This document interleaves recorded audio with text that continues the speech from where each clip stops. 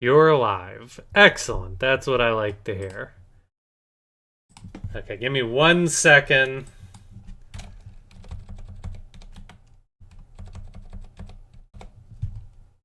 I'm still figuring this YouTube thing out. YouTube streaming's kind of weird. Okay, we're gonna switch to this screen. And I'm just gonna close out of this for the moment.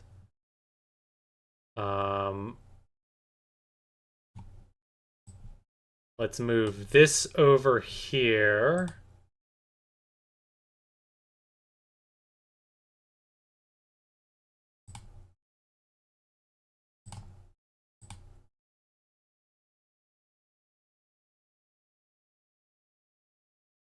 Okay. It gets Twitch chat on the left side. And let me get YouTube stream chat. We could put YouTube chat here.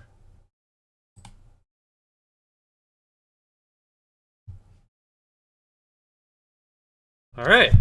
I think we're good. Inception stream. All right, YouTube folk, have you made the transition? Have you found your way over?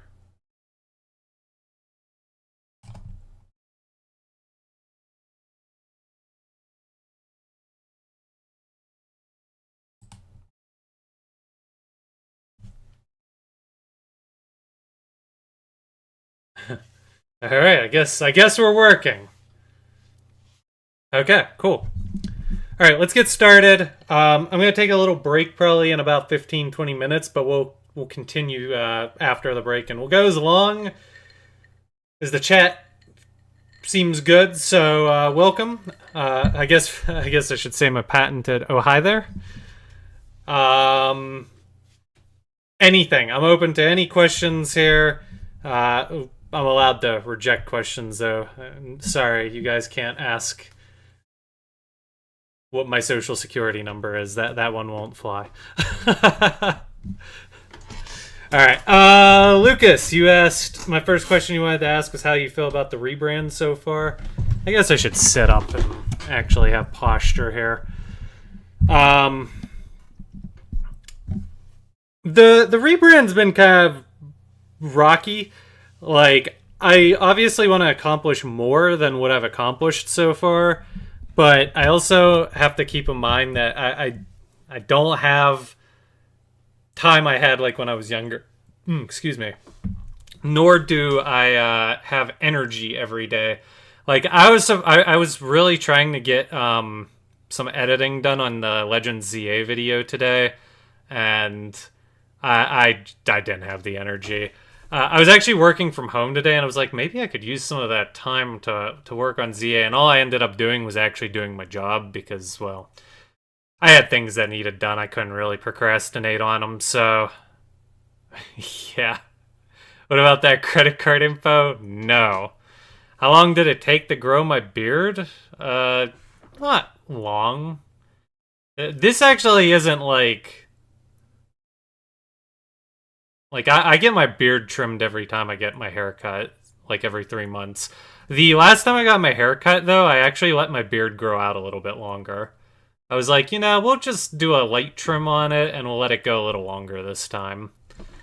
Facial hair out of the womb? No, I was like a baby a long time ago.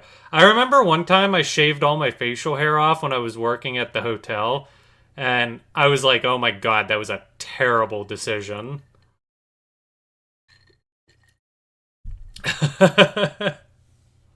Do I want to build a snowman? No. Are there any YouTubers or streamers that I'm currently watching and enjoy? Yeah, I wouldn't even know where to begin. I do watch a lot of YouTubers, and I follow more streamers than I actually watch these days. I've never been shy about advertising my two favorite streamers, TSM the Odd One and Saint Vicious. TSM the Odd One's a variety streamer. Saint Vicious primarily plays TFT and occasionally League of Legends. So those were always like my go-to streamers. They kind of got me through some dark times in life. YouTube, you'd have to be more specific on YouTube because I watch too many different types of YouTubers. Do I know remember where the Aussie joke came from? Yes, I actually did a Squawk with Scarm about it like 2 or 3 weeks ago, but I haven't uploaded it yet to YouTube.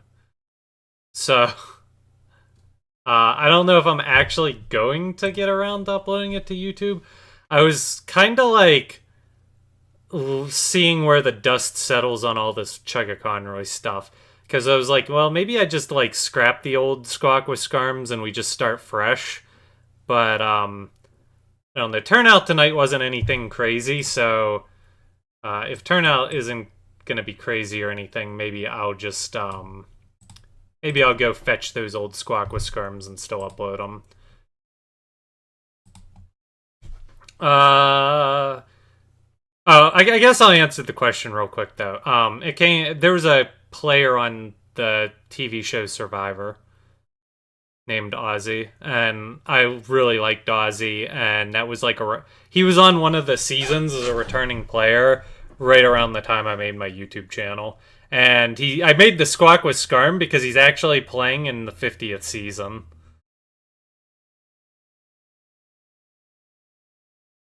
Not named after Ozzy Osbourne. No, he is not named after Ozzy Osbourne.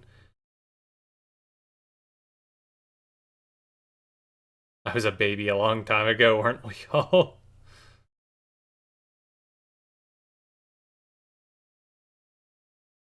Oh yeah, there is. I forgot there is a double Twitch chat here. I'll drop that. We don't need the second Twitch chat. I meant to turn that off and I completely forgot. Um, did I ever collaborate with streams back when I was popular? Um, I don't think I've ever really done much of any collaboration. I was a very independent person. I didn't really like collaboration. Like, I'm an introvert. I'm antisocial. When you guys watch me stream, I'm literally extending, like, my entire social battery.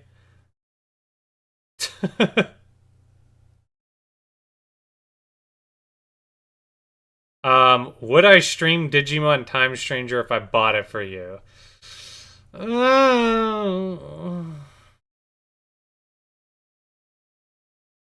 Here's the problem. Right now, I have a lot of immediate things that I want to stream. Pokemon, like, just... There's, like, so many Pokemon things I have on my to-do list right now. It would be cool to mix something up in there, like all the Pokemon. I don't know if I want to fit...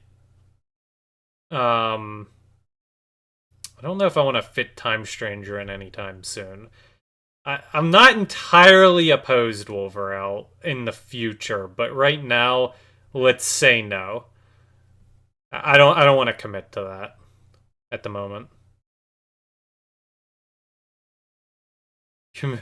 Naming my rival after Chugga is about the closest to a collab I've had. Pretty much.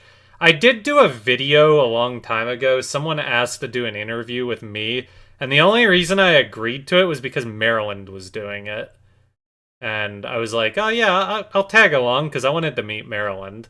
I felt like it would be kind of fun to talk to Maryland because, well, he was the inspiration for Super Skarmory.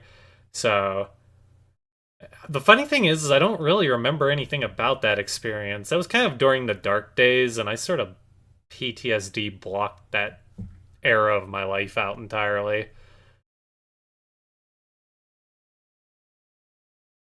Pokepia. I'm not actually streaming Pokepia.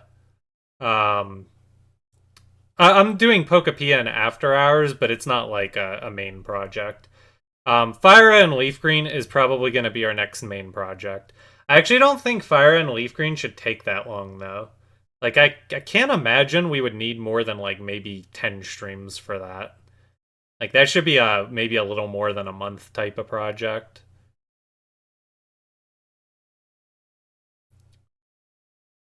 If the rival isn't Haley, what's the point? Let me swing over to you, the YouTube side and look at some of your guys' questions. As someone who's been on 15 YouTube for 15 years, what do you think is the biggest change? Well, first off, I've been on it for almost 19. Um, the biggest change, I mean, everything. Everything's changed about YouTube. YouTube used to have a lot of room for creative expression. Now it's very corpo. Like, my old channel looked really cool, and over the years it just became way less interesting. Oh, Haley, do you want to call? Haley's gonna join me, guys, so she can laugh and make fun of me.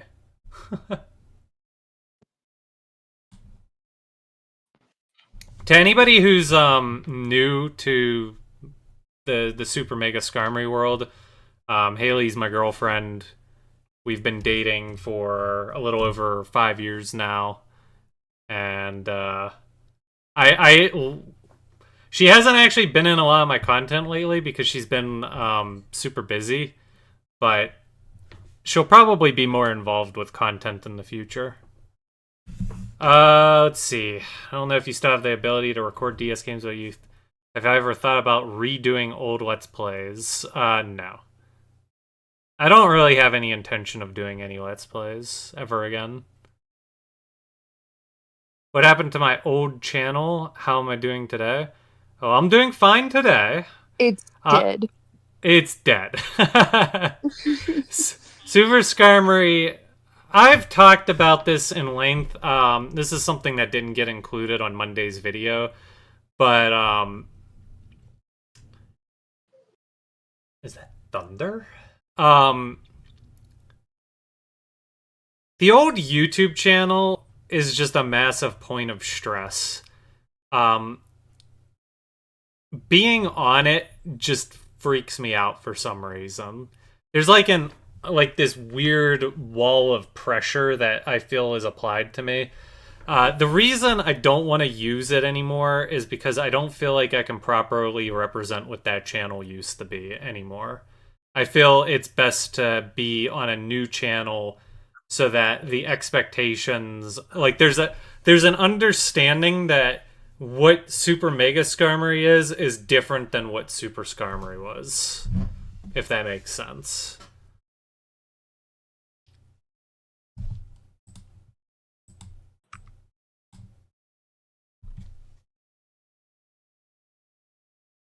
Do I still have any old save files on my old walkthroughs?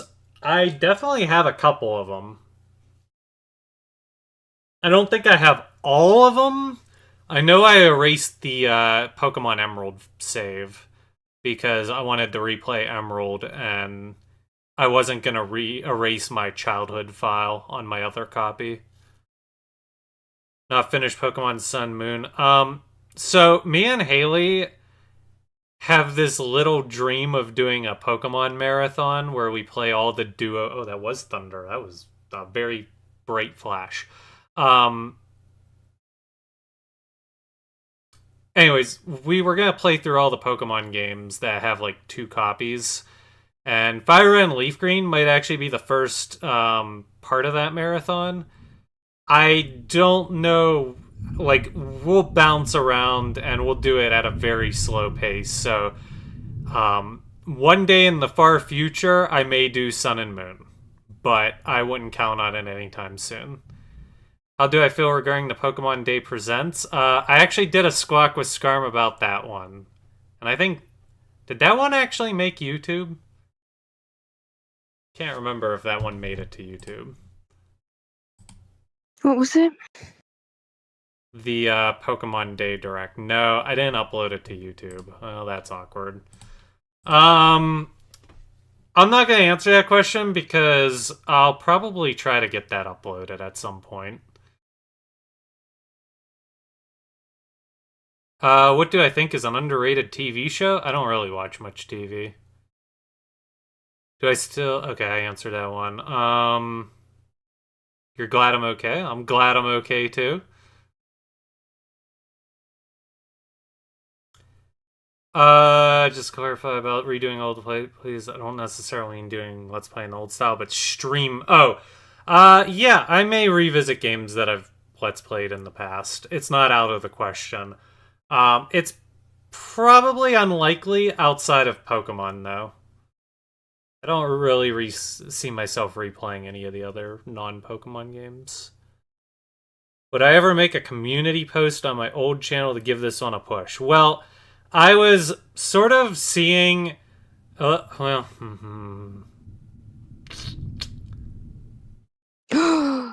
Her husband is dead. what? Belmont's Curse is definitely gonna be. It's not just a potential stream. I've pretty much already guaranteed I'm doing Belmont's Curse. Um,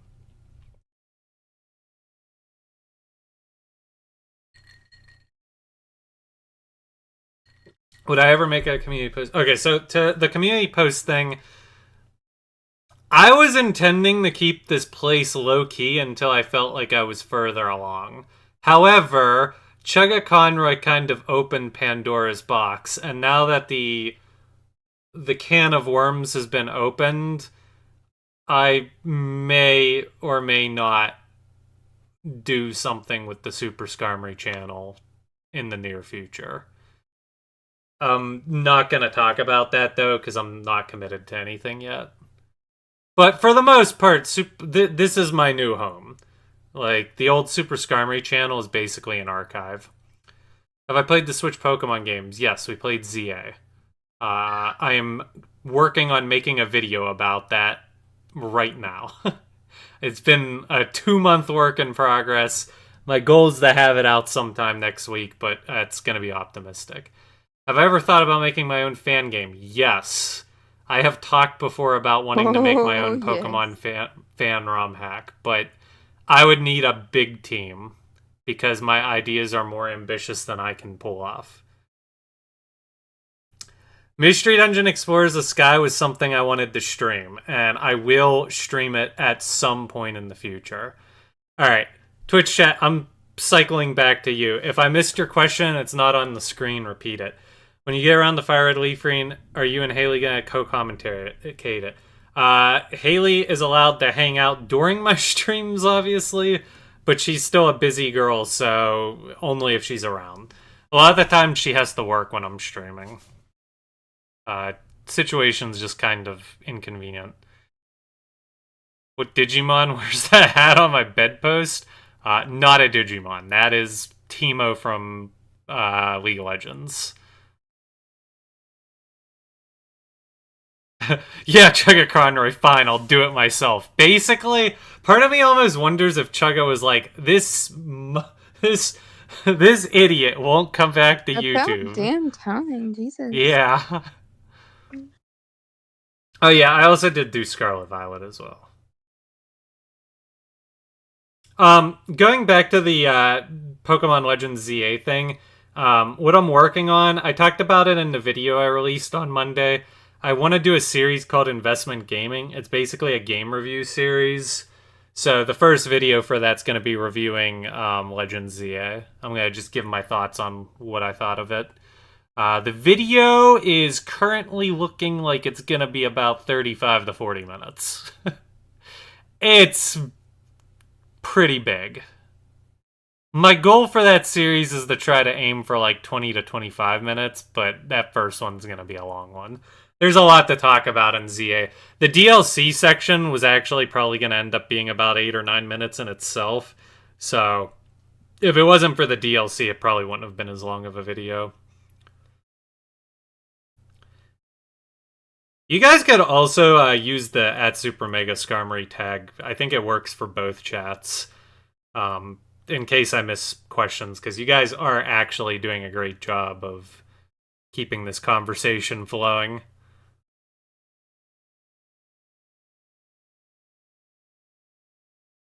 Why did you giggle like a squirrel plotting this still nuts, Haley? That's just Haley.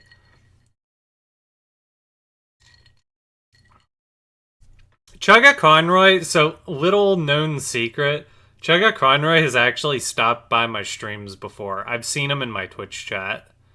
It's only been like a handful of times, but I think it might have only been like twice.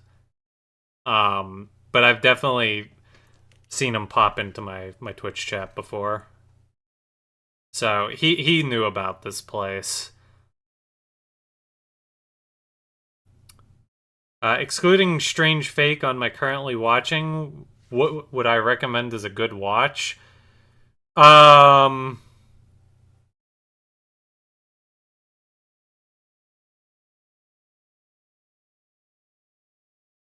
what's the hero anime right now? Sentenced to be a Hero. That's probably the most universally good anime that I would recommend at the moment. I actually like all the shows that I'm currently watching, but that's like the only one that I would give a hard recommend. One of them is total trash. I'm enjoying it, but I'm a raccoon. Am I gonna take community help for stuff down the road? If I can. I'm actually trying to talk with Corefish right now about having him Oops. help be an editor because he has actual YouTube experience. Beyond that, hard to say. I kinda was thinking doing Twitch highlights and or like stream highlights in the future would be a good type of content, but that would have to be like very community driven. But we got people like Angora who are currently like clipping things, so like if someone could gather clips and Corefish is willing to put them into a video or something, like we could do something like that. It's a huge work in progress though. Micromanaging people is sometimes as much work as like just doing the work yourself. Will I be doing Pokemon XD on the NSO? It's on my radar. It is definitely on my radar. I've never played it before, so I think it would be a good experience.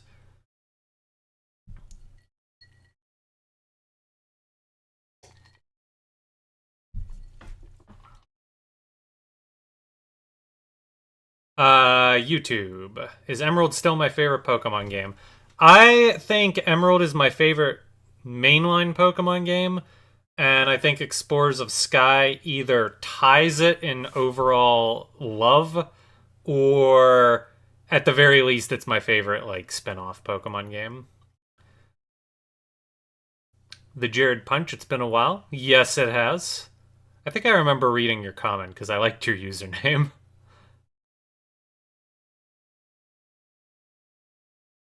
If they did another DLC for ZA, what is something you'd like to see them do? I don't think they're gonna make another DLC, so I don't even really think that question's Add really. Togekiss. I don't really think that question's even worth talking about because I just don't think they're doing that. I'm Add not really Togekiss sure. and Ninetales. I'm not really sure what more you could do with ZA. It felt like a pretty complete experience to me. Like I have put 200 hours into it and I'm like I'm done. Like I don't want to touch that game anymore. I'm ready to move on. Would I be up for doing Pokemon Champions battles with viewers? I don't know anything about Pokemon Champions, so I cannot say yes to that right now. It's been on my radar as something to look into, but remember, there is a hard cap on the amount of time I can invest into doing YouTube and stuff like that. Any chance for random toe content again? Most likely not. Most likely not. All right, I'm going to take a real quick 2 minute breather. You guys can reload on questions because I think I've gotten through everything on my screen. I will be right back. Drop me some more. Do I collect Pokemon trading card? No. I have like 5 old cards that I got from my piano school like when I was 10. I think I have 3 oddish cards somewhere. Order.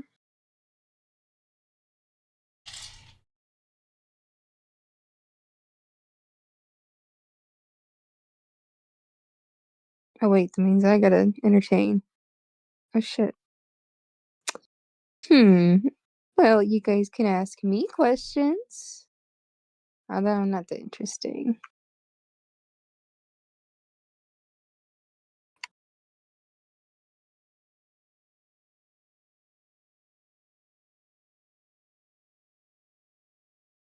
How was my day? My day was okay. You know what? It was actually great because I was supposed to be at work but someone ended up taking my shift, so I didn't have to go into work. So that's the only reason I'm here right now. How's the weight loss going? I would say it's going. I mean, that's very much an understatement. Overall, the journey's been very well for me. There's ups and downs. Some days it'll feel like I haven't changed at all. Other days it'll be super, super noticeable. Um, yes. Tell a joke, Ian. Um,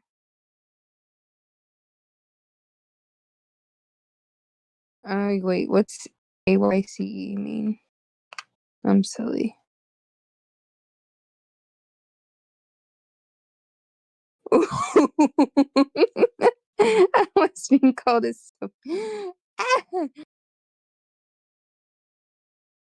Oh, all you can eat. That makes sense.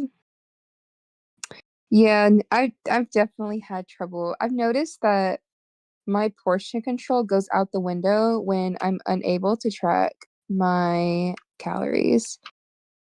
So if I'm eating at, say, a family's house, then it's a lot harder to track what I'm eating. And then because of that, I just kind of go ham, I suppose.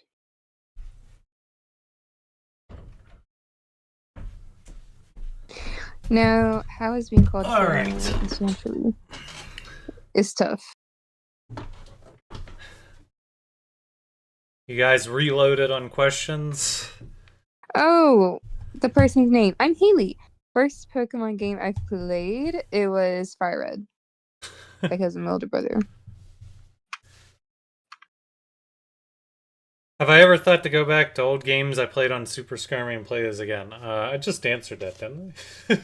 Am I crazy? We'll probably there's a chance on anything that's Pokemon.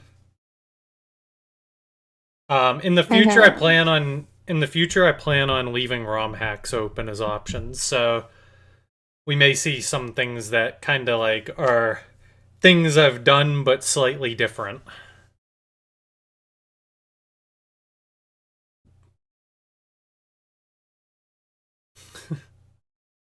Tell a joke, my life. Oi. I actually said Ian. Well, screw you No, too. I have played. Okay, wait, no, I have not played Chrono Cross Radical Dreams. Although I think that's going to you, but just in case, no, I'm I've not. assuming But that because of Ian, one I would. played Chrono Trigger. Yeah, I'm assuming that one would be directed at me too. I have Well, you said actually my not name. played. The craziest thing ever about a guy who loves Chrono Trigger is I have not played Chrono Cross. It has been on my to-do list forever, and when they released it for Steam, I was like, "Oh, I'll play it." And then there was like a lot of problems with the Steam port, and I just never bit the bullet and bought it. XD and Coliseum when? It's on my radar. No promises. Would I ever try to do Mario ROM hacks too? Maybe. I wouldn't say no. You guys have to remember there's only so much time, and I always try to reinforce that to people because, like, we've been playing Donkey Kong for what, almost 2 months now? And I think the end is in sight, and not everything we play is going to take that much time, but I imagine any project we do is going to be at least a month long project. Like, I might try to start extending my gaming segments a little bit more, especially on Sundays. But we still might only be sinking like 5 hours a week into any particular game. So anything that's like 40 hours plus can quickly turn into like a giga stream.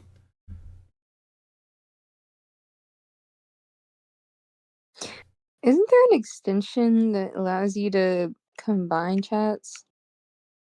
There might be. And if there is, I'll figure it out one of these days. But this is how Okay. I have it for now. Would I be up for playing Mm. Super Mario Galaxy or Galaxy 2 on stream? I don't know if I could get my Wii working on my computer. The only way I was ever able to hook it up was to literally take over a monitor, and that was not attached to my PC. That was like independent. So Wii games are probably not on the table. I'm That's probably a sticking exclusively to Switch, PC, or anything that can be like easily emulated. So like ROM hacks, stuff of that nature. What is something I'd like to see Pokemon do in the future? Another mystery dungeon game. It's been far too valid. long. Although the last couple ones they did seemed like they were kind of going in a poor direction. I never finished Super Mystery Dungeon, and I know some people liked it, but that game had a painful tutorial phase. Like, I got lost in the tutorial phase. I was just like, I can't play this game anymore. I'm so bored. Because I tried streaming it a long time ago. I suppose I wouldn't be opposed to trying to give that one another go. Does Twitch not like it when you combine chats on screen? I have no idea. I just haven't experimented with it.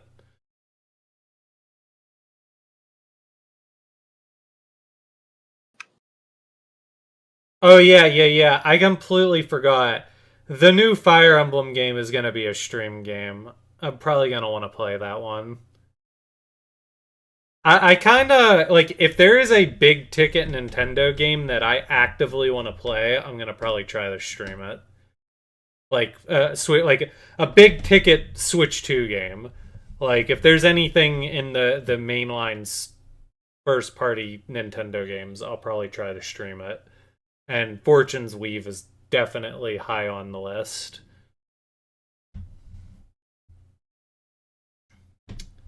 Um Oh yeah, there is Mario Galaxy 1 and 2 on the Switch. I forgot about that. You have to pay a lot of money for it though. If I could get it at like a discount, maybe I'll consider caving. I'll be right back. Don't talk bad about me.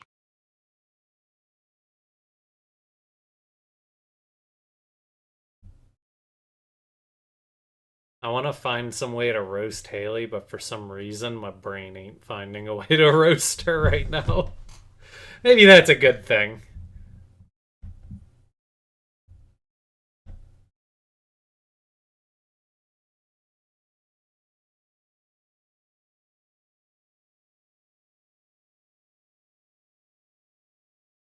What's my favorite boss and least favorite boss of the Chrono Trigger games? Favorite is Magus. That one's an easy one. Least favorite?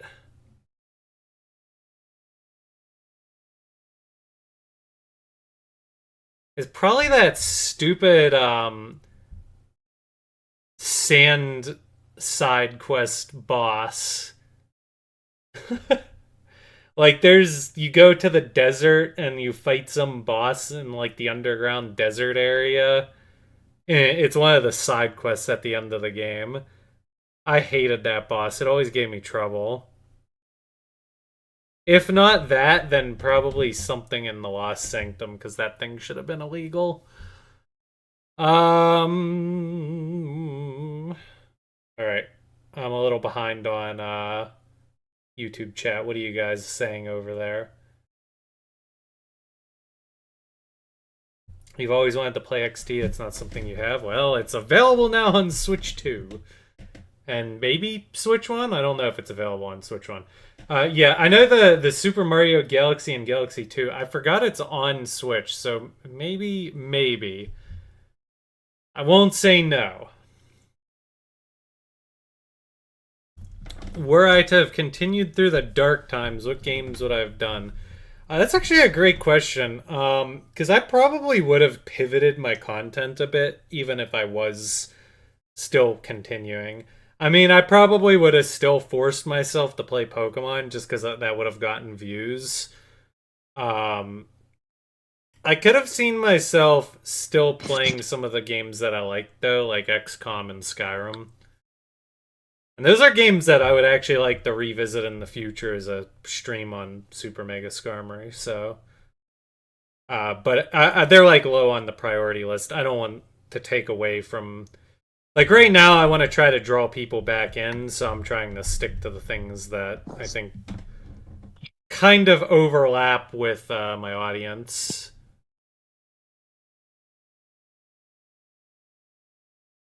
Pokemon Girls 5674. I remember seeing your comment. I remember you saying you're gonna try to tune in. Well, congrats on making it.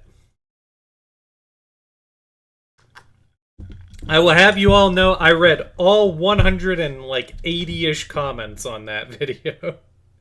Granted, 10 of them were probably mine, but um, details. Well, I had to read my own comments to write them, right? All the Mystery Dungeon games are goated. I did fully play Gates to Infinity, and I remember not liking it. But that was like when I was a very salty fifth gener at the time, and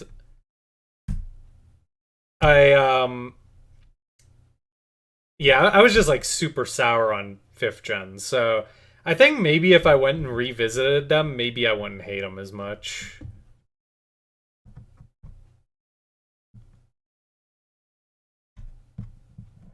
Do I feel like newer Pokemon games have too much dialogue? A little yes, a little no. Cutscenes. ZA definitely had some potential dragging dialogue, but I actually say this in the ZA video that I recorded. Um, but spoilers. I think ZA's commentary dragged, but I also wasn't binging the game. And I think like if you're playing the game like once every week or so, the commentary doesn't drag as much.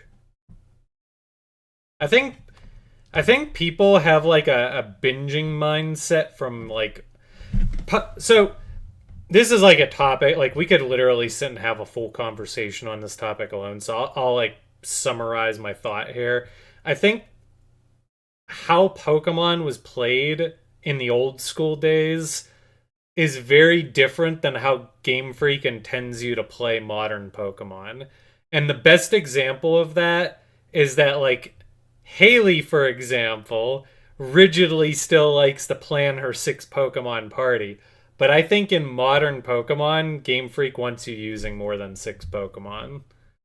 Um, so that's just like one example. And I think like binging Pokemon games in the old days was doable. Whereas I think nowadays Pokemon games are kind of meant to be, you know, consumed at a nice pace.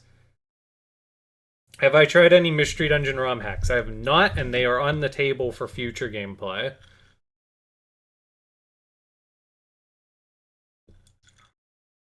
Yeah, I think taking games in chunks is a lot better. I think this could apply to anime too. I remember a long time ago, and not just anime, but like any TV show. I remember a long time ago reading an article about how like it's better for our brains if we watch a show on a weekly basis for memory and like remembering it. And that's why I actually try to watch more anime nowadays on a weekly basis. Like I try to keep up with like current season anime because then it forces me to watch on a weekly basis. And I always feel like I remember the shows I watched weekly better than the ones I binged. Excuse me. Yeah, Pokemon's long overdue for voice acting. That's a no-brainer. Would I be open to Mario Kart World or 8 Deluxe with viewers? I don't own 8 Deluxe. I am not opposed to Mario Kart World, but you also have to keep in mind we have to draw enough of an audience to do that, and I don't know if we're there yet. If the place grows though, and people keep tuning into streams and stuff, yeah, I'm open to doing things of that nature. This is I kind of hate to say this, but like my motivation is definitely tied to the amount of like attention I get from my community. So like if you guys are tuning in and active and my numbers go up, I'm gonna be like, let's do a fourth stream this week. Whereas if viewership dips and stuff, I'm gonna be like, yeah, we'll just keep going at the pace we're going, you know? So, um, basically my content is a lot more community driven, so you guys kind of, if you want, like, be the change you want to see. I am here to be at your beck and call. Do I like Lethal Company or Repo? I liked Repo. I played it with some of my friends like a year ago, and it was flipping hilarious. And I actually saved the VOD and intended to turn it into a highlight reel, but the highlight reel was literally turning into like a multi-hour highlight reel because it was so funny. And I still have the footage for it. Maybe one day I'll go back and edit it and try to turn that into something. It was actually really funny. Did I ever play Pale World? No, I did not. If they remade Mario Sunshine, would I play it? I wouldn't be opposed to it. I'm not opposed to trying Mario games out. I played Mario Wonder, but that was before I was like kind of reinvested in streaming again. And I don't really want to go back and replay Mario games. I see Mario games as kind of a one and done. I think the only two Mario games I would ever consider replaying are Mario 64 and Super Mario 3. I caught a shiny apple. Yeah, games with viewers I'm not opposed to. I actually would love to revisit Among Us as well. But we gotta get somewhere. We need to pump our numbers up. So Heaton's gonna stay on Windows 10 forever. I'm gonna stay on it as long as I can. What did I think of Liko compared to Ash? No clue. Is that the new ninth gen girl in the anime? Yes.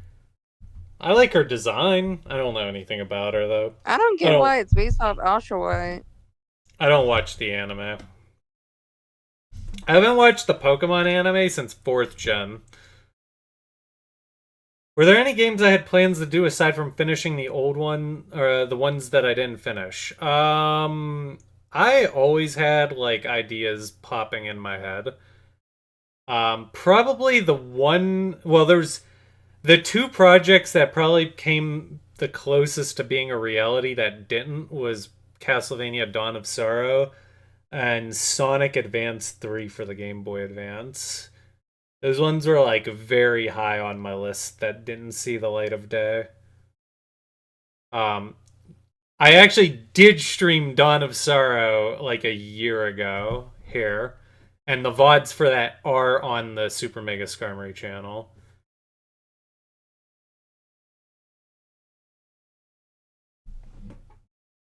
I think there were some 3DS games I had on my list too that didn't make it.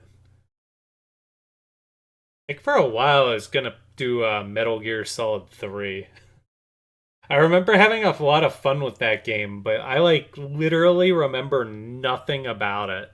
I just remember one boss fight that took place in a forest, and I think I remember one other boss fight towards the end of the game, and that's the only thing I could tell you about that game.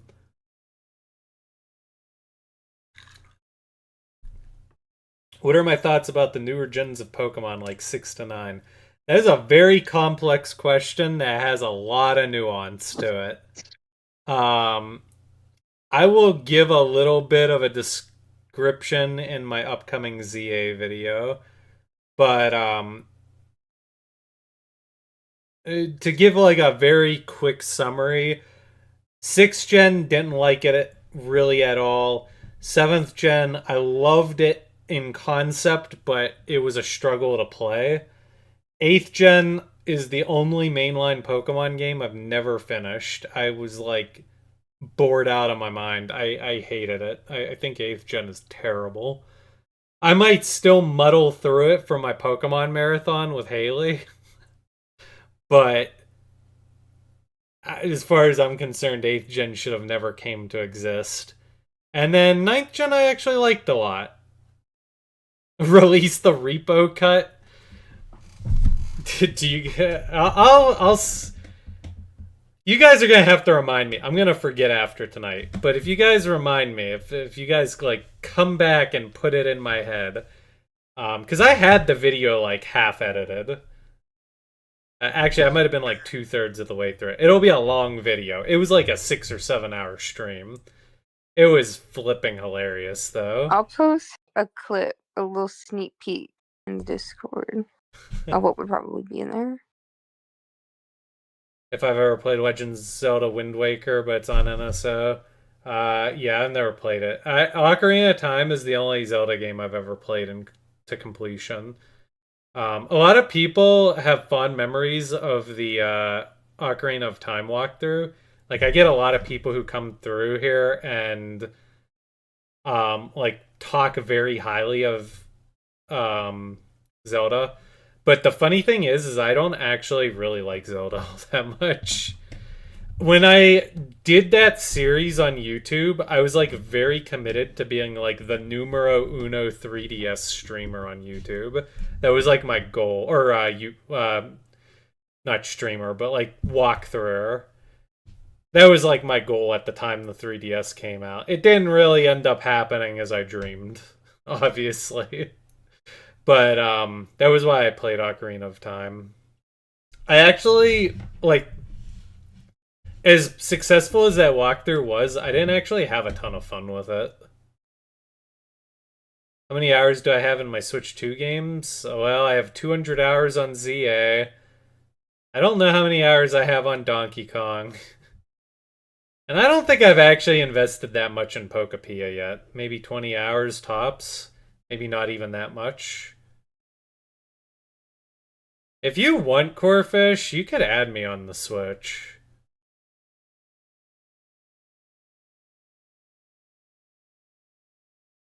I'd have to like look up my friend code though. Which Pokemon do I wish had better stats?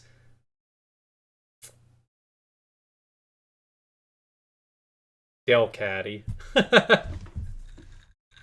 Delcatty is my impression. I love Valid. Delcatty, but that Pokemon is so bad. I did an Orash stream a long time ago, and I used Delcatty on my main team, and it was so bad. Holy moly, that Pokemon was useless. In the Discord's media channel, there's probably my favorite clip from Here, I'll show it Rico. on stream. Oh, well, I would like the one where it was just me alive, but I don't have access to that because someone won't release. We'll do it eventually. We are repossessing everything in this. I am absolutely losing it.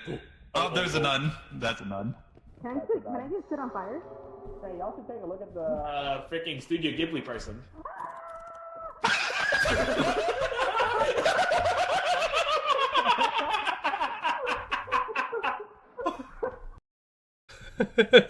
Well, like the thing is, it's a lot less funny once you know the context. Like everyone thought I was dead, but you hear me asking, "Can I set myself on fire?" And I deliberately walked in the fireplace.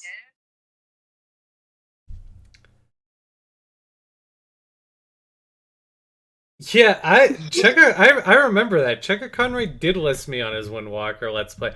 I don't know why. I don't know what I did.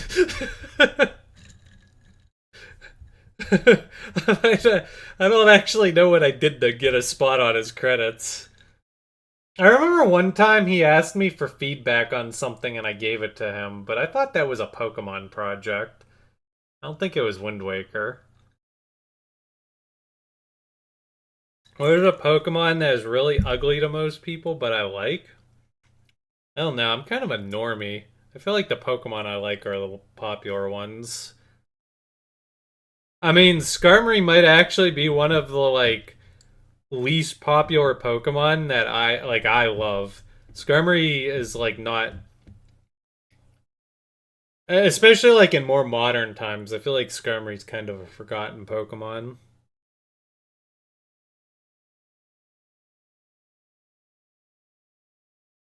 No, I've never edited for Chugga.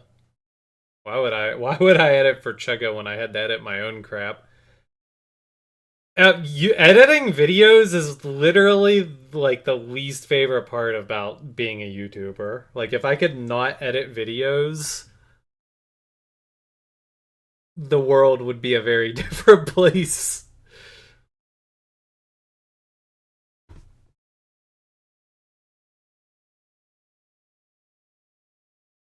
And I'm trying to think of like my favorite Pokemon, and none of them are like bad. Kind of subjective though.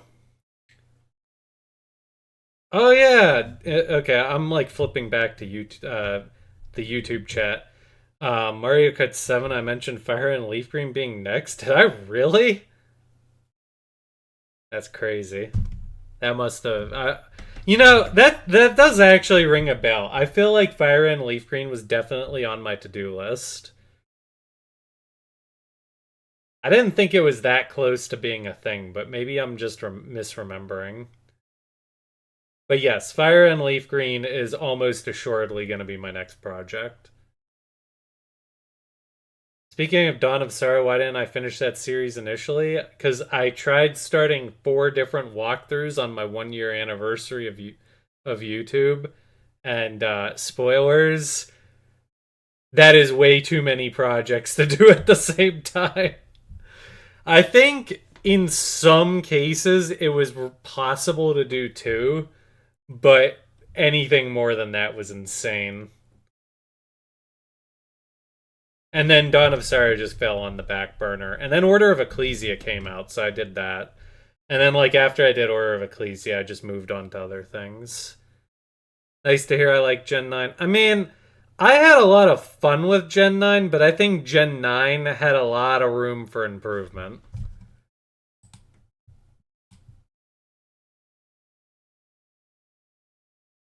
Gen 9 definitely needed some polish.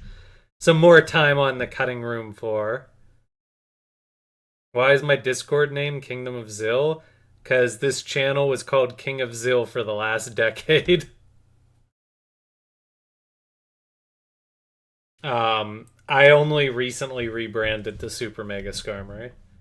Because Mega Skarmory wasn't a thing until about half a year ago. This was basically a side channel for me. I just like kind of tucked myself away and hid on it for the better part of a decade. I keep saying decade, but I think it's actually been like 14 or 15 years since I actually finished the nah, not 14 or 15. I think it's been like maybe it's been at least 12 years since I think I finished Black and White too.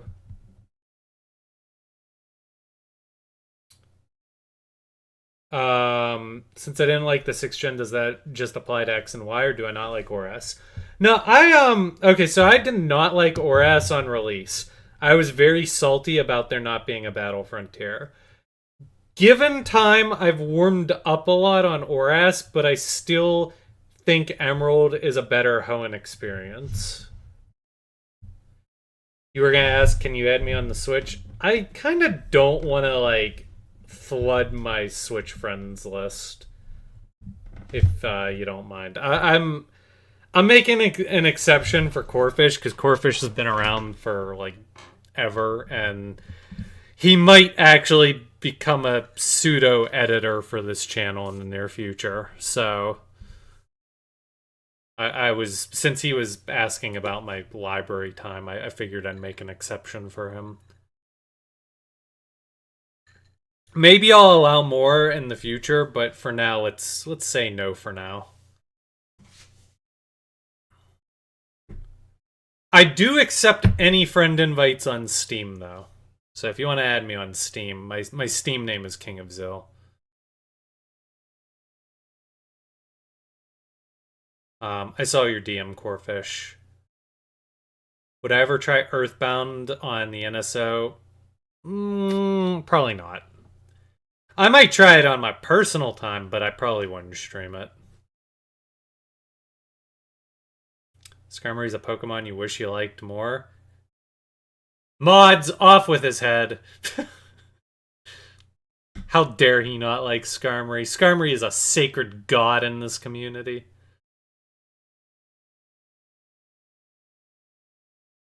Skarmory's not that difficult to get in ZA. It just comes a little late in the game, but I didn't have any issues integrating it into my team.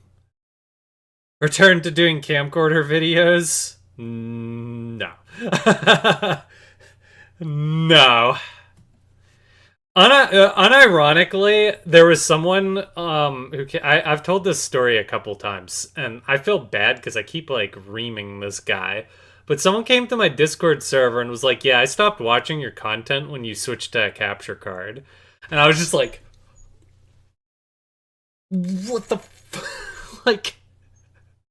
I'm trying to make my content better, and that turned people away. And I use that as like an example of just like how rough it is to be a creator, because you could like try to do everything right and there will still be people who just like nope out of your content because you did something that they didn't like. For like, it could be the silliest thing. It's like you guys like know that meme, the ick or whatever, like when girls are like, "Ah, he gives me the ick." It's like that, but for like a content creator. It's like, "Ah, he switched his recording device to higher quality. It gave me the ick." It's like, ah. Poof.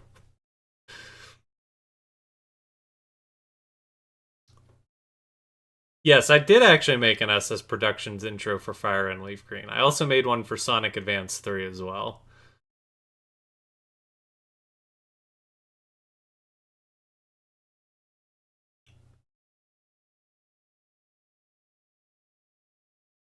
I take Battle Frontier never interested you. Yeah, and that's why I've kind of cooled off on hating ORAS into like actually appreciating it. Because I realized that the Battle Frontier was not actually essential to the Hoenn experience, even though I have very fond memories of it. I don't know. It's complicated. It's complicated.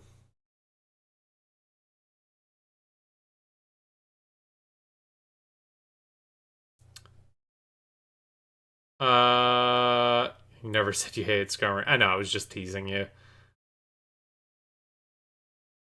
You planned on replaying ZA?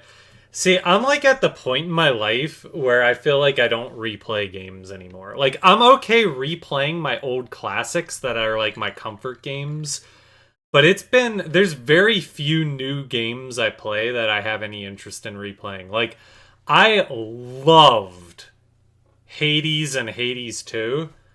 And I don't even, like, I was thinking to myself, I'm like, am I ever going to actually go back and replay these games? I'm like, I probably won't. Like, maybe, but there's just not enough time. Being an adult sucks. It's so rough. But yeah, like, I'm probably never going to replay ZA. I might replay Scarlet and Violet just because of the Pokemon Marathon. And because I never played the DLC. And I kind of want to try it out.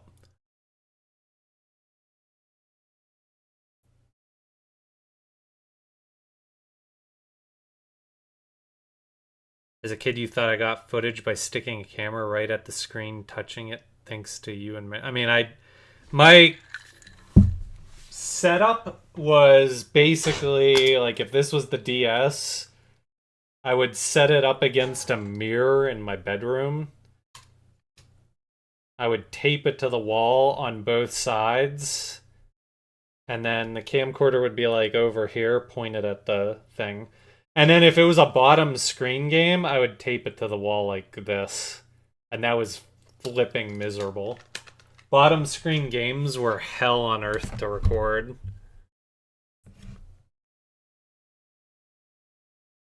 Did I ever finish the Sun and Moon Let's Play on my own time? No.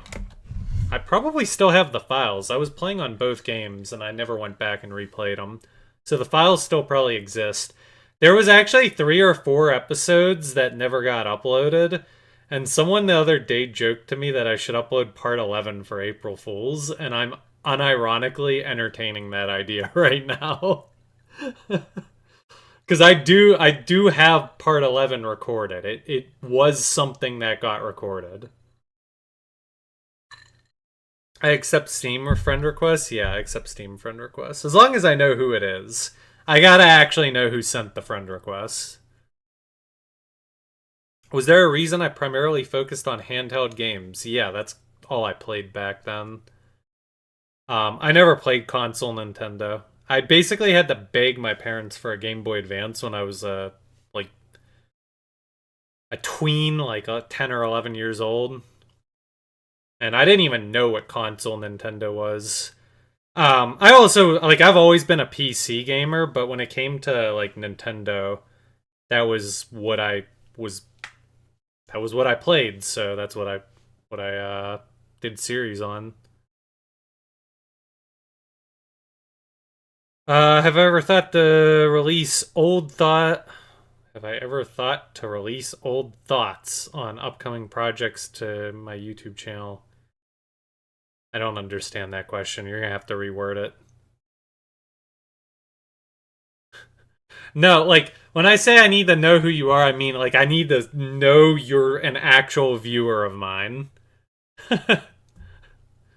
Would I ever emulate Castlevania Symphony of the Night on my PC? It is actually on my to-do list right now, but it would be on a personal level, not for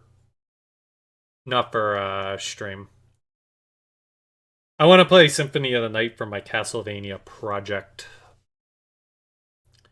I have I've talked to Haley about this a lot, but I have like this mental split right now where I am trying to make sure I have my personal gaming in its own box and my content gaming in its own separate box.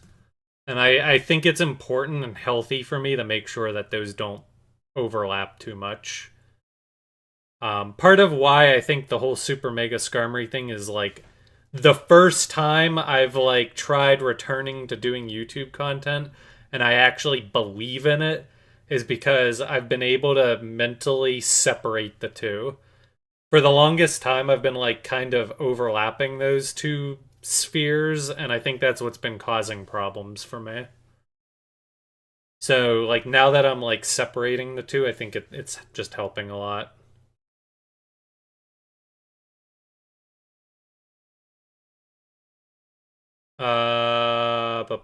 What about the game corner being shut down in ORS? I mean, it was lame, but what are you gonna do about it? Being an adult sucks. Yes, it does. The thing you value in Pokemon is the journey from beginning to end. I know there's people better than me, that's why I don't play competitively. I actually don't like competitive either. Competitive has never appealed to me.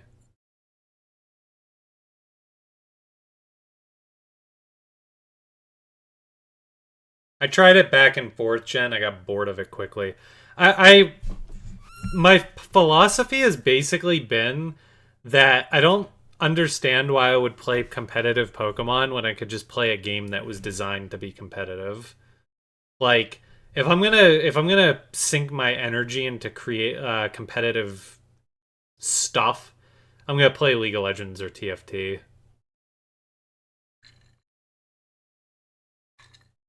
Have I ever thought to upload projects you never released to Super Skarmory? No, because those projects never came to fruition.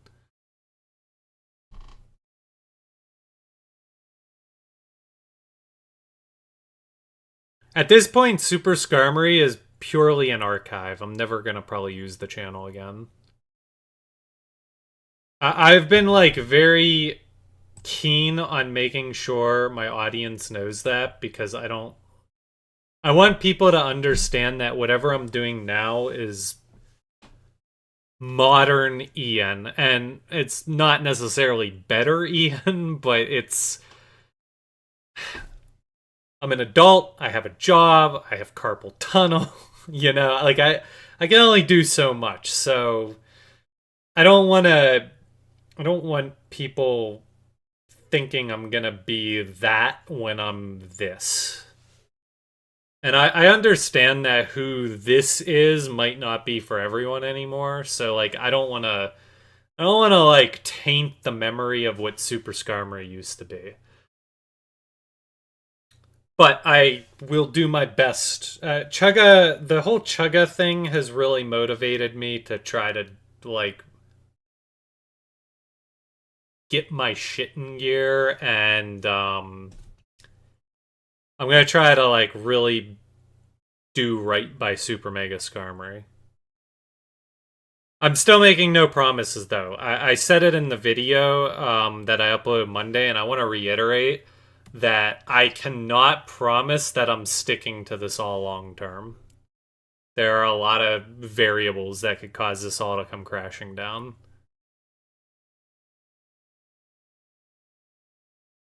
So part 11 would be troll. I'll look into it. I'm making no promises, but it would be a funny April Fool's video. And it would be probably good advertising. I will do it if I think I can have the Legends ZA video ready by then. Well, I will consider doing it if I have the Legends ZA video done by then. Because I really want the Legends ZA video to kind of be like something that I'm like, this is what I want to be. You know? Like something I feel proud of and isn't just like a live stream. Because like live streams are low effort content, right? Rank the Metroid Castlevanias. Personally, or just like what I actually think quality-wise? Because my personal rankings would probably be Circle of the Moon, Order of Ecclesia, Aria of Sorrow, and then I would say Dawn of Sorrow, Portrait of Ruin, and Harmony of Dissonance are all basically equal. But if I was like ranking based on like what I actually thought were the best games, it would probably be Aria number 1, Order of Ecclesia 2, Portrait 3, Dawn 4, Circle 5, and Dissonance 6.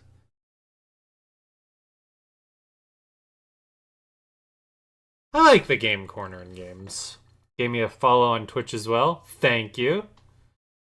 Twitch is actually a better medium to watch my live streams. I've been trying to do the dual streaming to YouTube because I like the live tab being a place to store my gaming VODs. Like I kind of like that the live tab is separate from the video tab. But Squawk with Scarm will probably always be only live streamed on Twitch in the future. I made an exception for today's Q&A because I know that a lot of people are tuning in for the first time and whatnot. So I wanted everyone to have an opportunity to tune into this.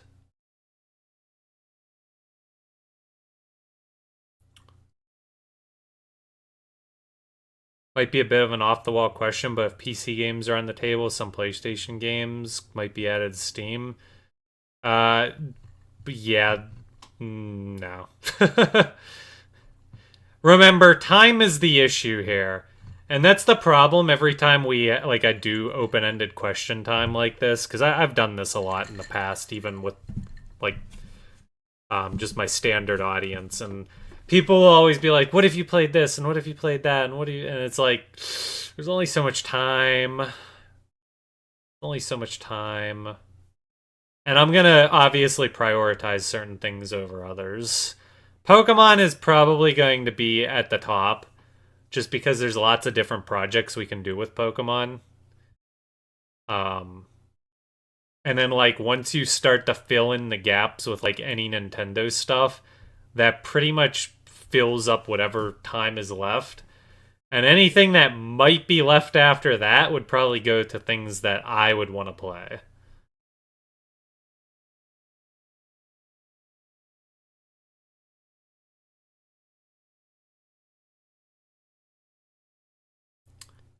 Gotta take it one day at a time. Yeah, I'm taking it one day at a time.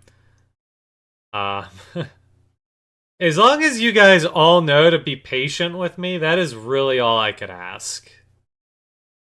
Because I want to do things, I can't keep up like a full-time YouTuber. Like I am, and that might hurt me because I know YouTube is like a very fickle system these days. When I was a YouTuber back in the day, algorithms and crap weren't a thing. I mean, I'm sure there was algorithms, but like people watch my new Super Mario Bros. Walkthrough because I was the only person who had a new Super Mario Bros. Walkthrough.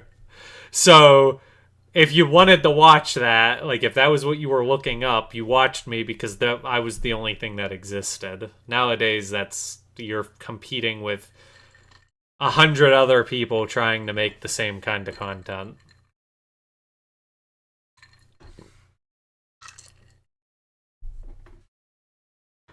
So, but I'm gonna try to do my best. Yeah, like Digimon Time Stranger.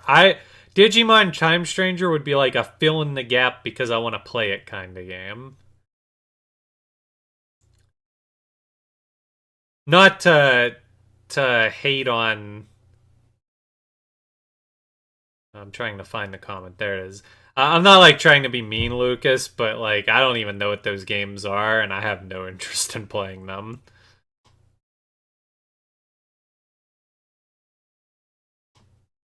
I am very dedicated to making sure the content that I play is stuff that I want to play. Because I think if I'm not enjoying it, it's not going to make for good content.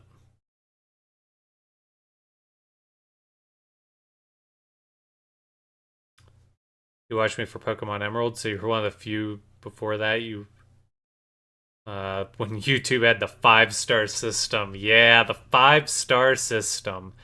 I actually don't disagree with getting rid of it. Most content really is just a thumbs up or a thumbs down. I don't disagree with or don't agree with getting rid of the thumbs down counter so that anybody could see it.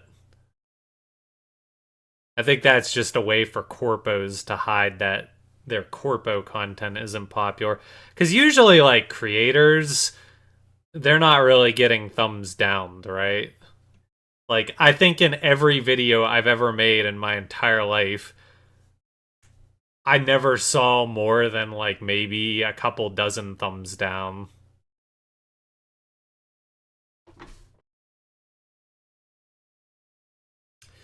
Yeah, YouTube, I definitely see that shorts have an impact, and I want to find a way to integrate shorts into my content.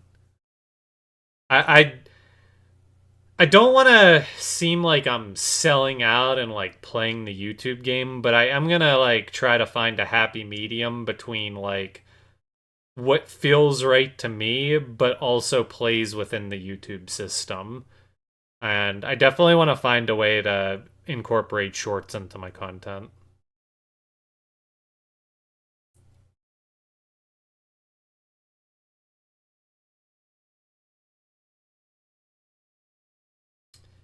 Uh, do you want some extra art integrating both my past Super Skarmory and King Azil? Do I want some art? I'm a little confused by the question.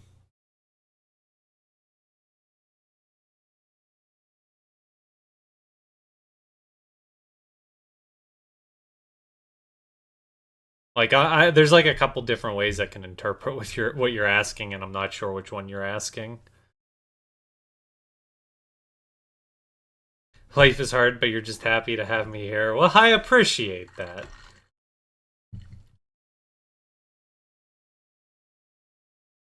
But yeah, I wouldn't be doing this if I wasn't having fun.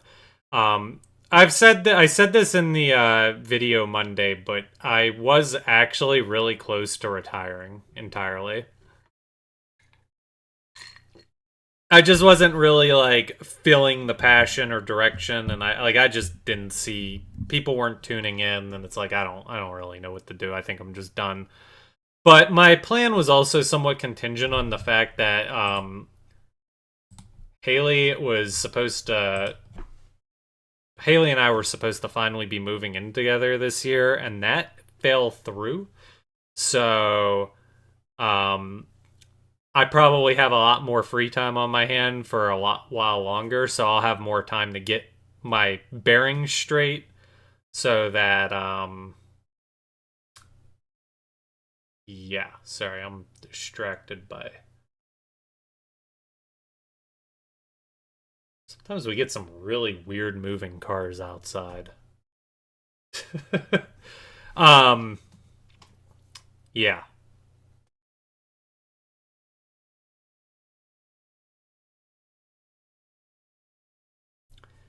Completely valid. You're just a PlayStation fan? Yeah. Probably no PlayStation here.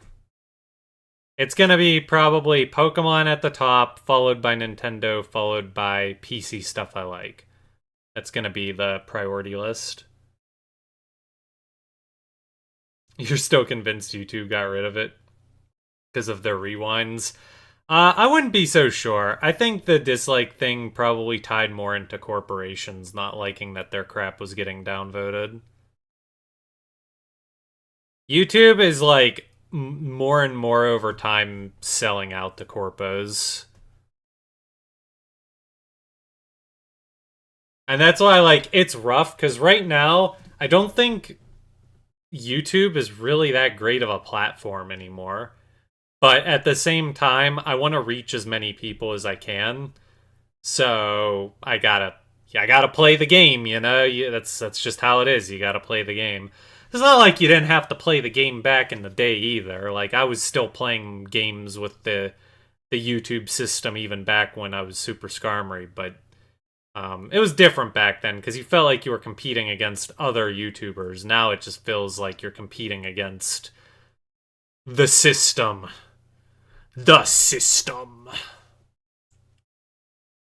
Yeah, there is a plugin for Chrome that runs the dislike button. I'm familiar with it.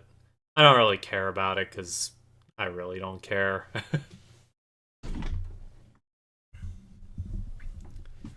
So I can possibly continue content even after Haley and I do move in together. I've said it once, I'll say it a million times. As long as I feel like people are tuning into my streams and enjoying it, I'll keep making content. At the very least, streaming covers a couple bases for me. It allows me to kind of like get a little bit of socializing in, and it also allows me to still play games that I was going to play anyway. So it's kind of like covering a couple different avenues at the same time. My words, English is hard. I'm also tired. I really haven't gotten much sleep this week. I got a little I got a little crazy with well, one, daylight savings time sucks and I still haven't recovered from that. Two, I got a little crazy working on the ZA video. I think that's the most passionate I've felt editing a video in about a decade, so and I still haven't gotten like even remotely anywhere with it. There's still so much that needs done. Personally, I would love to make content with Haley and I living together. I actually I haven't mentioned this at all, but Haley and I are kind of a package deal. She hasn't been super involved in my content lately because she's been super giga busy, but I want Haley to be a part of my content because I think me and Haley have a really great vibe. And I I obviously care about my girlfriend very deeply. So like being able to integrate my girlfriend in with what I'm doing is it's fun. It's fun.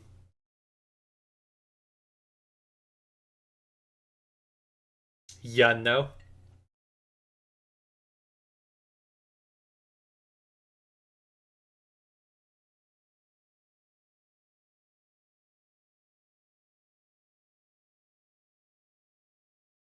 in attempting to jog my earlier thought. Oh. Well, now my thoughts are completely lost. I don't even know what we're talking about anymore.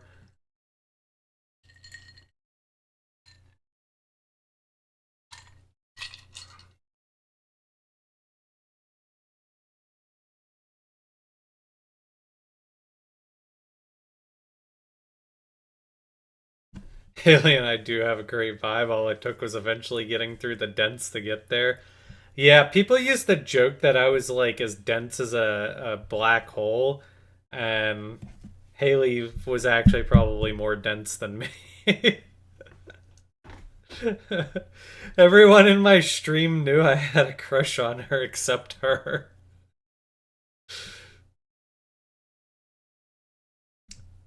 Yeah, Haley has done streams with me a handful of times. She might come here in May for a week, and if she does, we'll definitely do a stream where she's here. We'll do a Haley stream.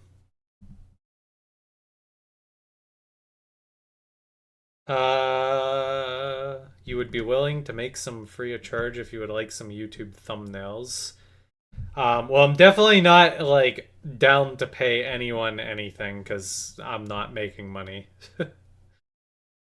And even if I was making money, I wouldn't be making enough to pay anyone in this economy. I'm not opposed to accepting help from people, but um, right now, Corefish has offered to help me, and I don't really want to micromanage too many people. I got a million things I need help with though, so like if you like keep coming to my streams and there's like something you think you can contribute, if you wanted to like take a stab at it, then I would be open to seeing. I've always been very particular about stuff that I have though. I like put a pretty high standard on my quality, and I've tried accepting help from people in the past on like art and stuff, and a lot of the times it goes poorly because people can't match my like standards.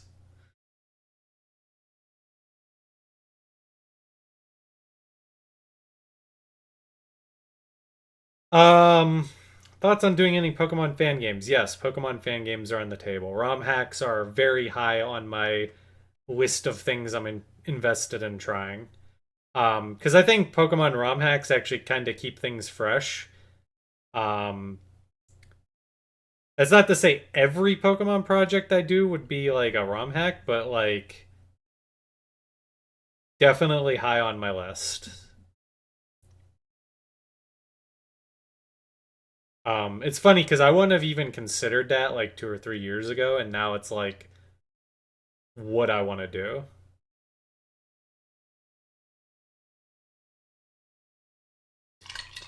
If I can remember, why did I have a 10-minute time limit on YouTube? Because YouTube had a 10-minute time limit. The time limit when I started YouTube was 10 minutes and 50. I think it was allegedly 55 seconds, but I think I uploaded a 56-second video one time and it went through. That was just like a hard cap on the site. I think YouTube partners at the time might have been excluded from that, but I was not monetized at that point in time. You have subscribed to me on Twitch. You have actually, if you're Battle Neon, you have followed on Twitch. Subscribing on Twitch means you paid me money. Which I do accept subscribers on Twitch, but I have not, there's not really a lot of incentive to subscribe to me on Twitch.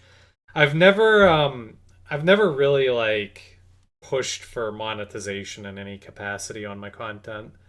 Like I make my content out of the goodness of my heart for free. Like I'm not here to make money off of anything.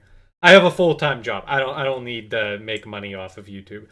But if people wanted to throw some dollars my way, I don't say no to it. I do in the future though want to find better incentives for subscribers so that like You know, if I'm putting in a lot of work into YouTube, it's nice to make some spending cash, you know, like get a little reimbursement for your hard work. But I don't want people to feel like they have to spend money on my channel.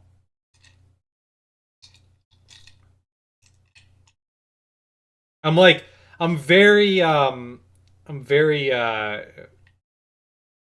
what's the word I'm looking for?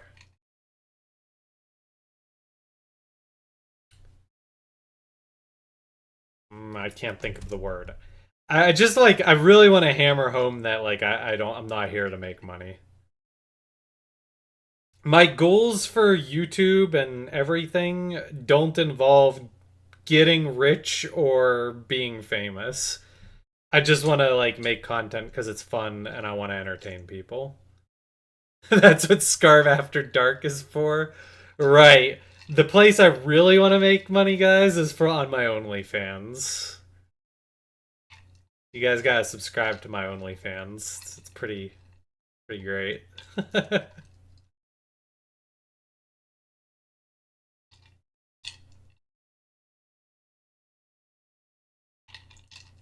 If I ever get around to co-op games with my girlfriend could make entertaining content, yeah, not opposed to it. Unfortunately, because we are not living together, stuff is a lot harder. Plus, Haley's very busy. She's got a lot going on in her life. It's amazing she even makes time for me. I don't know how she does it, but she makes time for me anyways. I think if I'm gonna do like co-op type stuff though, I'd want to just do like, you know, multiplayer stuff in general, like maybe more community-wide stuff. You want to be a story writer, but you need help drawing characters, and let's just say I don't want to touch AI content to do it. Yeah, AI is like a very tough world right now for artistes. I think AI, I have a very controversial opinion. I know that AI is very unpopular among creatives, and it has a very bad reputation on the interwebs. But I am not afraid to share that my opinion on AI is that it can actually be a very helpful tool for creatives. Um, I am I've dabbled in it and I've seen a lot of potential in it for helping me out with projects. But I definitely understand people's concerns, and I understand it's kind of like opening Pandora's box. And but the problem is Pandora's box has already been opened, so it's kind of like if it's been opened, I feel like I'm an idiot not to try to at least understand it and take advantage of it. It's okay if you don't agree with my opinion. I understand it is actually probably not the popular opinion. What kind of job do I have? I have a boring desk job in accounting, and I love it. I love my boring job. I actually genuinely really like my job.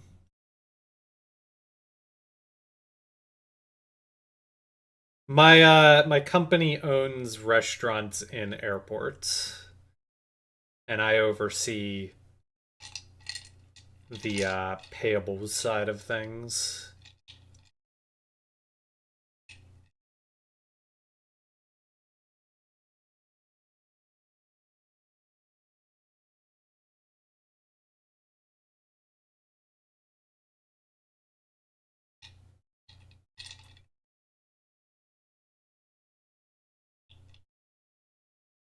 Last question, since you're from the UK and it's late during dark times, oh my. If you're from the UK, why are you awake? I feel bad for the UK people, or like I know I used to have a lot of European viewers. That's why I actually made my Sunday streams in the afternoon. I wanted to have a stream slot time that like European people could watch at. As for your question, during the dark times, do I feel like it affected my ability to enjoy certain games? Absolutely. Um, well, hmm. Yes and no. I think it just dragged me down in general. Like, I didn't talk about it a lot on the video on Monday, but this isn't like really a secret. I think most people, I think if I were to see a professional for help, I probably would have been diagnosed with some kind of depression. Um, I probably still am some sort of depression. I don't think I necessarily overcame my depression. Um, but I don't think I let it drag me down as much as it used to. Um, so there was definitely like a period in my life where, or the thing is, sorry, I'm like having 18 different conflicting thoughts right now. Because I've definitely had like big highs with gaming even during the dark years. Like there was a lot of profound games that entered my Hall of Fame during the dark years. Um, but I also remember like lots of periods of time where I just was like not gaming at all. There'd be like a lot of times where I'd sit around and I still have this even today, but nowadays I think it's different. Back then it was like, oh, I just don't like I don't feel like playing games because I'm depressed. Now it's like I don't feel like playing games because I just worked all day and I'm tired and I just kind of want to sit back and relax. And my issue is I'm a thinker.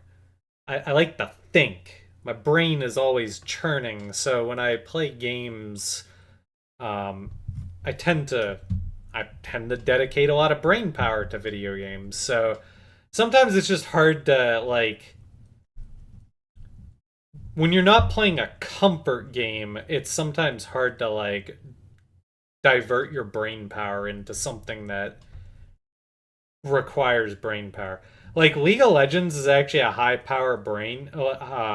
brain power game, but like League of Legends is also a comfort game for me, so I could like boot that up and play it without really like feeling stressed out about it. But Pokapia right now is the premium example of like I gotta put my brain into it. And I think that's why sometimes I just like I haven't really played Pokapia a lot lately because I'm just like, ugh, I gotta think about it, you know? Anyways, hopefully that answers the question.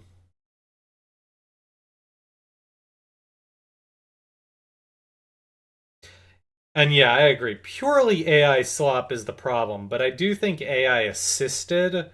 I think AI as a tool can be very nice.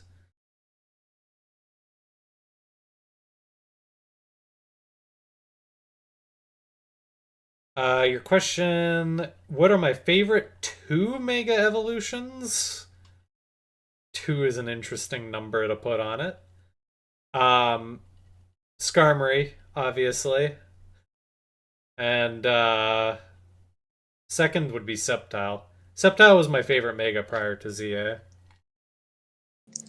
Valid. Which Sceptile was one of my favorite Pokemon before Oras, but the Mega Evolution combined with Dragon type was like, oh yeah, this is the sauce right here.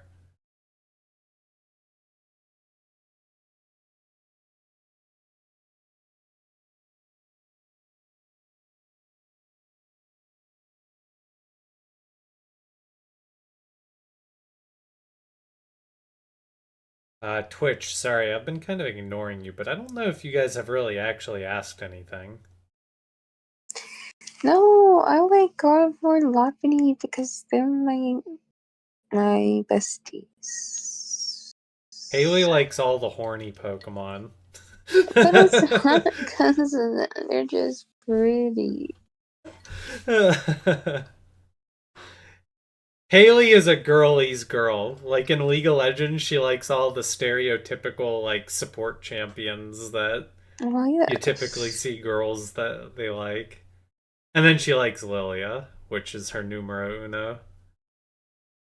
Mhm. Oh yeah, Stardew Valley. That's a valid comment. That's that might be one of those things that's tough to cross the barrier from personal to content.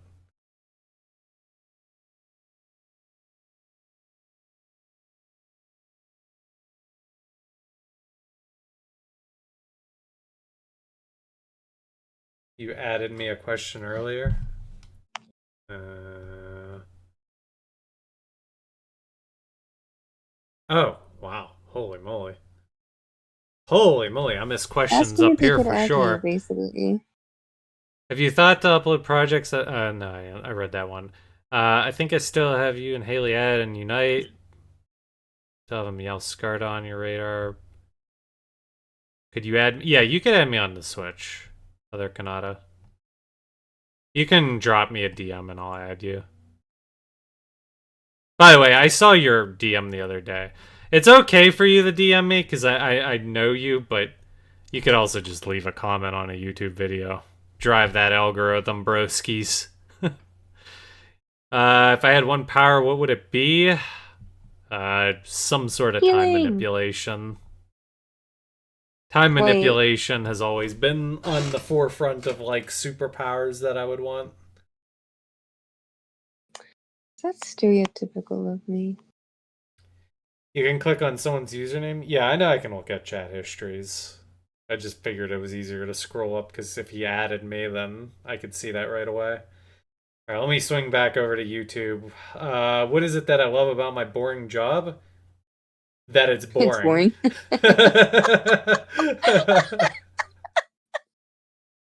I like it because it's boring. I actually like something that I don't have to think too hard about.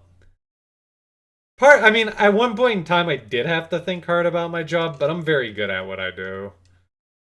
Not that my job is hard. It's kind of entry level stuff, but I do high volume of my job, and I'm good at it, so.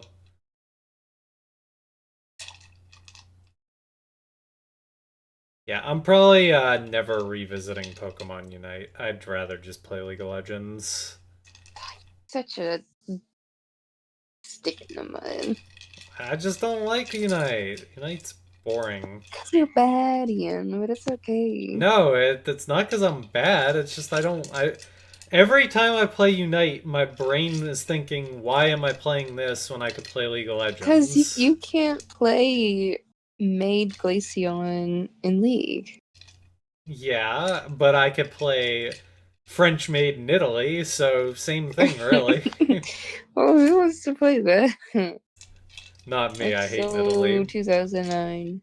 That's how you know I'm not Hotshot GG, guys, because I don't like Nidalee. Favorite Mega will always be Rayquaza. That's not a bad choice. I always feel bad, like I separate legendaries out on my favorites list because I don't really view liking legendaries has always felt like cheating to me. I do really like Dialga though, for obvious reasons.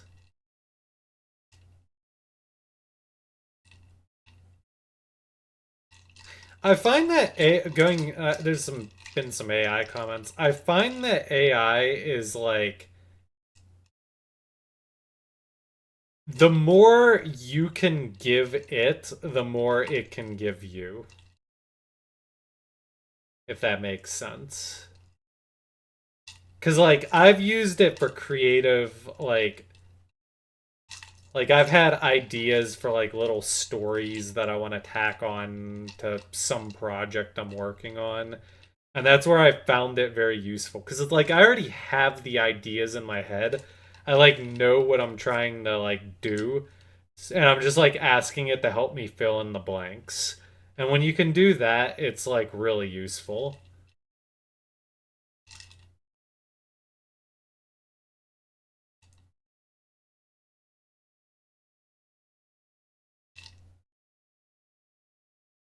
Your own dark times in 2017, yeah. 2017 was probably the peak of my dark time. Actually, well, I don't know. My dark times are complicated. Truthfully, my dark times probably ranged from 2014 all the way to Haley. Huh? Huh? What? My dark times. I'd probably peg that as 2014 all the way to probably 2020. Hmm. But I mean, there was like ups and downs within the dark times. It wasn't like all dark. We're talking about time manipulation. Would you go back and finish any old projects? You know, this is probably something that should be said in a therapist chair and not to my Twitch chat, but I spent many a moons wishing I could go back in time and change my life. Uh, that was like that was like how I went to bed for years during the dark times. So many things that I regretted, so many things that I wish I could have gone back and done differently. Like I wish I could have just got a do-over. But now that like I've gotten my life together and well, okay. Now that my life is trending upwards. I shouldn't say I got my life together because that would be very a very optimistic way of putting it. But now that my life has been trending up, I don't feel that way anymore. I've kind of come to accept my past for what it is and use it to pave the way to the future. I also really like a lot of the things I have in my life right now, and I wouldn't want to go back and F with the timeline because then it would mean that maybe I wouldn't have met Haley. Maybe I wouldn't have met the people at my current job. I mean, maybe I could have had a better job, or I could have been a. I probably could have had a been. better girlfriend. I could have. No, I wasn't gonna say that. I'm not an asshole like that. No, I was gonna say, what was I gonna X. say? Oh, if I stuck with YouTube, I probably could have been like a millionaire. That's my the financial aspect is probably only the only real regret that lingers, where it's like, man, it would be nice in this economy to have a little more spending cash, but I'm also well off enough that like I don't think that's enough of a reason to go back and invest in Bitcoin. But it would be cool.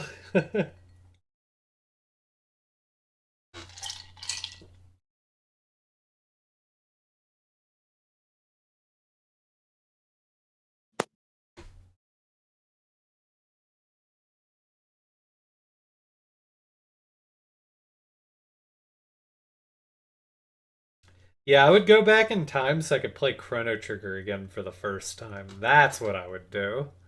I would go back in time and stop my brother from selling all those DS games. I thought you were gonna say from showing me Super Scarry's YouTube channel. Yes, October 4th, 2020. That's the day I want to go back to. That was my best round of golf ever, guys, until this year where I finally surpassed that. I was looking back at my spreadsheet like half a year ago, and I'm like, huh, this score on October 4th, that's a oddly familiar date.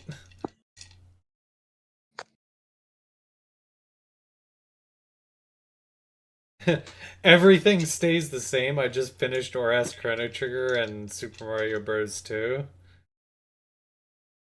I mean, yeah, it probably would have been nice to finish those projects. But it didn't happen. Guys, we're gonna keep this stream going, but I'm gonna go get a bowl of popcorn here shortly. And I feel bad for eating in front of you all, But the questions have been good, and I tend to eat popcorn on Friday nights sometimes in the after hours. So I'm gonna be fat from popcorn?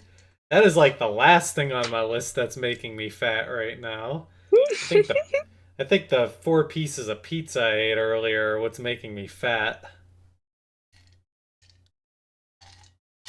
What kind of popcorn topics? I'm still continuing the Q&A.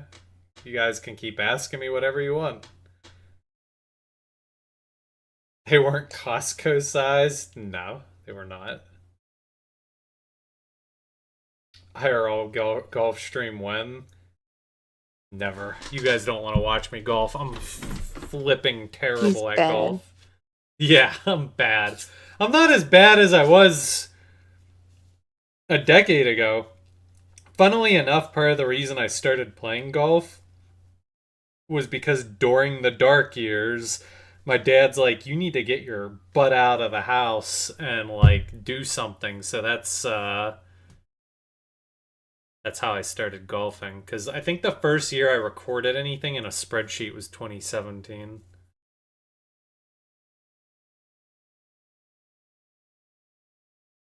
I'll answer the question for Haley Android. Haley met me on my stream.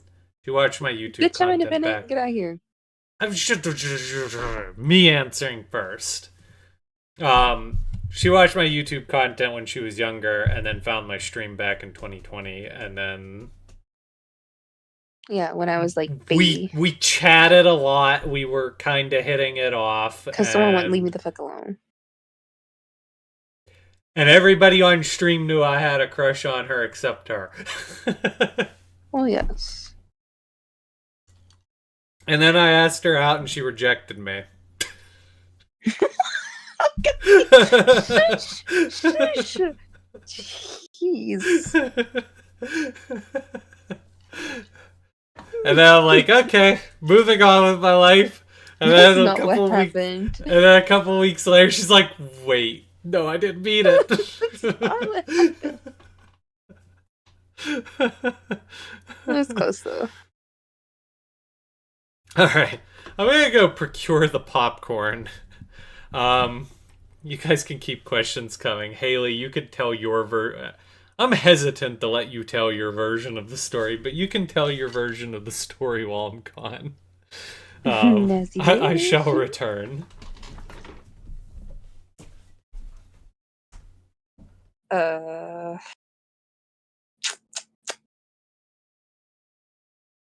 don't know. Is that even an interesting story? I guess it is. One day, okay, well, to backtrack, yes, I did know him as Super Scrummy when I was very, very young and new to the internet. My older brother watched him because he was big on Pokemon. My older brother is the one that got me into Pokemon, and he was like, if you ever need help, go watch this guy. And I was like, okay. So I was very young, very much head in the clouds, didn't really understand a whole lot at that point. So as I grew up, I would occasionally tune back in to watch a walkthrough to now or then. I'm kind of a fake fan because I only really watch his Pokemon content. But I definitely stopped watching and around whenever I graduated high school. In 2020, that's when I was on fall break, and of course, COVID and all. So during my fall break, I was replaying Pokemon Black because that was the first Pokemon game that was mine from the get-go rather than a hand-me-down from my brother. And I was watching Ian as a nostalgia trip. And then I was wondering, whatever happened to that guy? So that's how I found his Twitch stream. I followed him, joined his stream like 2 days later. Hello, Mr. Corfish. That first stream, I'm pretty sure we stayed up talking until I don't think I went to bed until 7 a.m. the next day. Like we would talk for hours. And mind you, this is when Ian was unemployed because of COVID. So I can't tell you how many times we would stay up talking until the sun came. And this was limited to stream, but eventually he grew the balls to DM me on Discord. And we would talk there outside of stream too. And okay, someone mentioned earlier about Ian worrying if I was catfishing. At the time, my profile picture was actually a picture of me, so he could kind of see what I looked like. Although I think that picture was fucking embarrassing as hell. I don't think that was a good picture.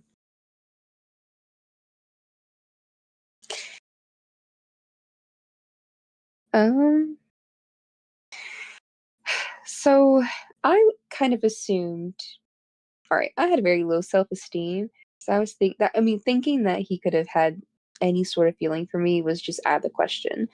I do think it's worth mentioning that throughout my time, even coming back to his stream, I literally never thought of him as Super Skarmory. Like, I forgot that was just a part of his history.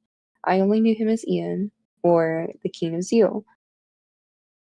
I mean, of course, I had that detail, like, in the back burner, but it's just kind of something I will randomly remember, like, oh yeah, he did used to have this YouTube channel, and then that's that.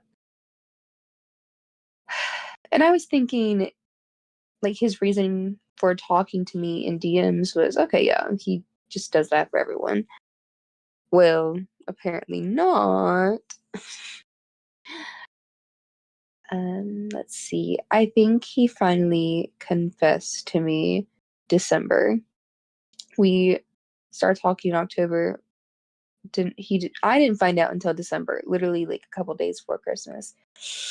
That's not to say he didn't try, but unfortunately I have the lovely factor called ADHD, and I could never stay on one topic. So anytime he would gain courage to talk to me about it, I think I would dance around She would for change whatever the reason. topic every 3 freaking seconds. And I'm like, oh, this conversation's going in that direction, and we're talking about the weather. It drove me freaking mad.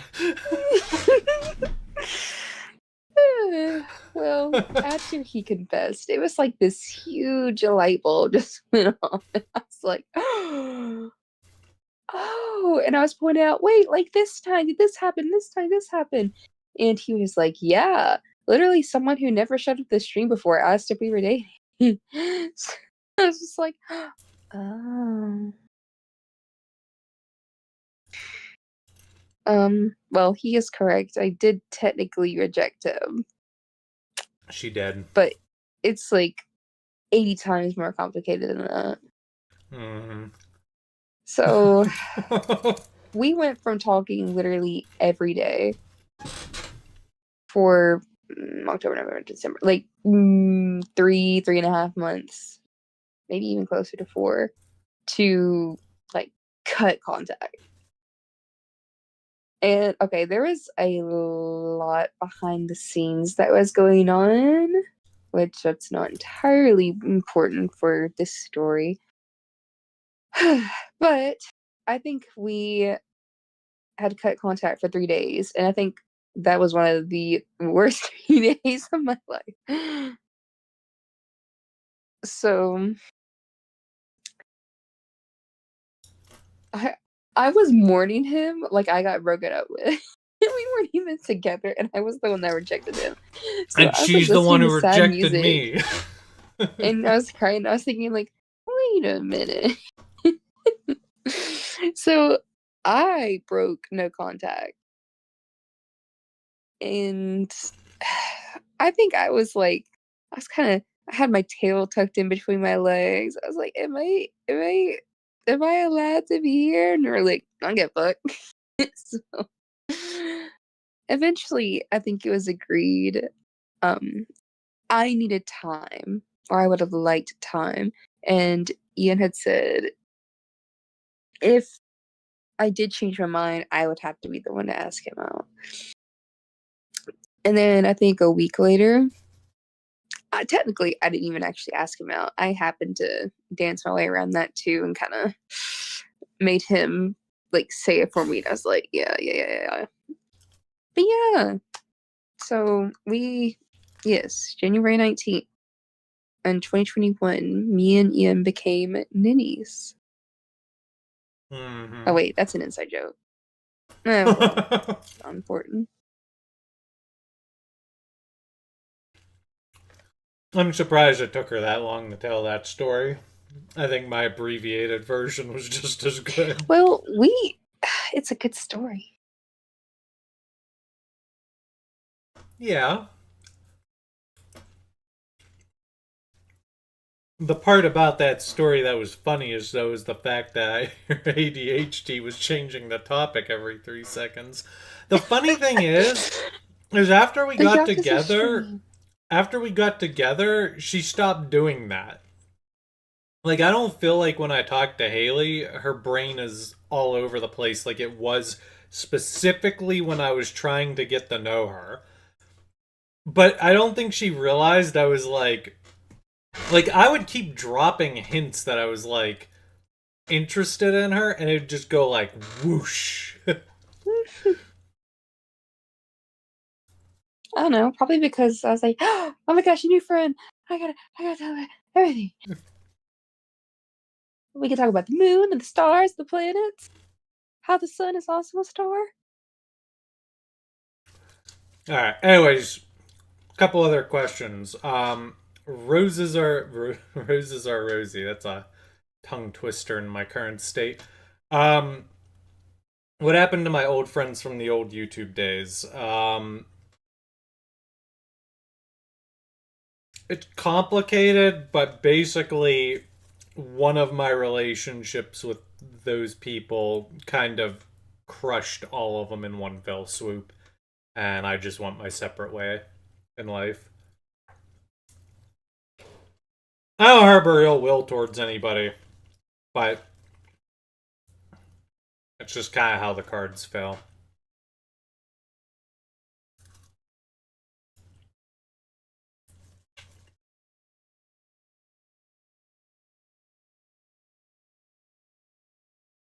People usually ask about Majora's Fan. He added me on the Switch as a friend like 7, 8 years ago, presumably because he had my friend code from the 3DS.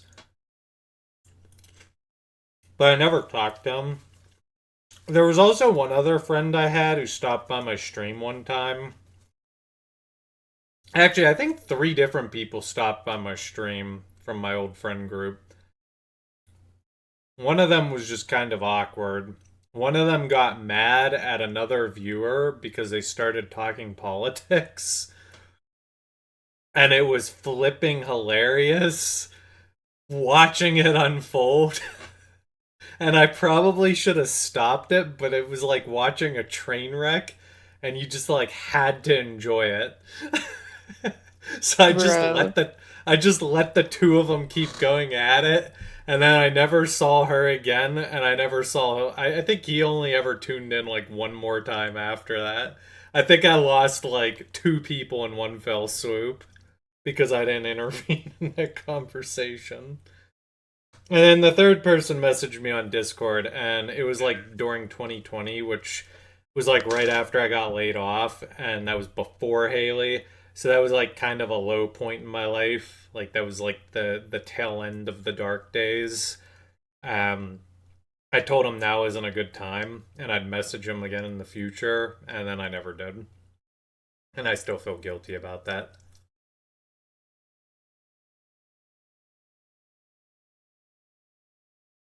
But if any of them messaged me like today, I would totally be fine talking to any of them. I hope they're all doing well.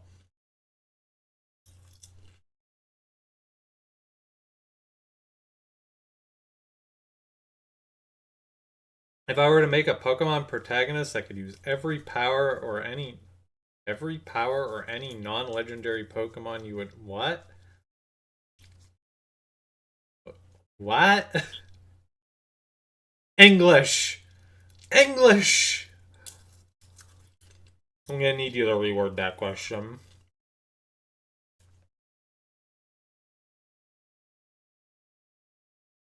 It was my favorite Pokemon team I've ever made. Honestly, it might be my ZA team. My problem is My every Pokemon team lord. I ever make, there's always that one odd man out Pokemon that doesn't really fit. Like, I seem to always only be able to make the most out of 5 of my 6 Pokemon.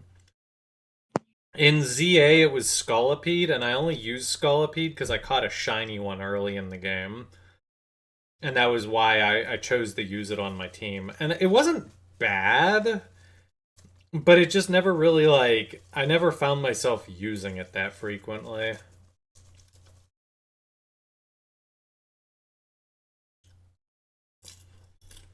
If we're talking any team we've made, it had to go with my signature. But if we mean, I mean, ooh, that's a hard one for like mainline games. Probably Platinum or Auras. Mm. As an autistic Or person, you find it very difficult to read heads, so you relate to Haley. I think Haley just didn't pick up on my hints because she just kind of had the impression that some Twitch streamer wouldn't have taken interest in her in a romantic way. And I don't blame her for that. It is actually kind of a weird, like, the way. desperate. Shut the fuck up. Oops, pardon my French. I've been trying to avoid F bombs on YouTube. Um, like, it is a, like, I was like trying to. Part of the problem was I was trying to get the know Haley because I didn't know a lot about her. And I wanted to make sure I wasn't like doing something that was gonna get me in a lot of trouble. So, and she was kind of holding her cards close, and that made it even more difficult. Guys, stranger danger. Gosh. I get that. But hey, I was patient. It's not like I was any sort like I wasn't trying to rush anything along. You just I kept think changing it's the also topic worth on me. mentioning. I told them I told him this earlier, but I mean, you didn't just go off vibes of like me chatting. My profile picture was me in real Yeah, I saw life. your profile picture and I thought you were the kind of Stop. yeah. Stop. I have personal tastes and you met them, okay? It's not How that could you difficult. tell? The fucking filter was pink. You looked cute. It's Excuse such me. a old picture.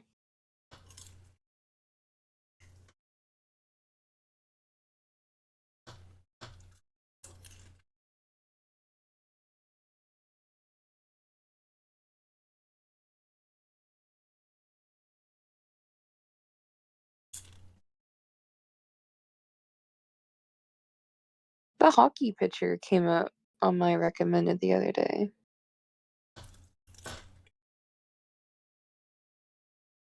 Yes, Majora's fan co-commentated Mario Kart 7. He was also involved in Ocarina of Time. Majora's fan was kind of my right-hand man during my very early Super Skarmory days. And then we had like a bit of a falling out, and then we had like a bit of a reconnection period, and then I wouldn't say we had a falling out, but like my entire social network collapsed. And that was for the better. I needed it to get my head on straight. That was like the last time I talked to him, and that's why like I kind of feel bad because I don't have anything against him. I would like if he showed up tomorrow in my DMs, I would be like really happy to talk to him. And I probably could find a way to reach out to him, but I don't want to like step in places that I don't know if I'm welcome or not.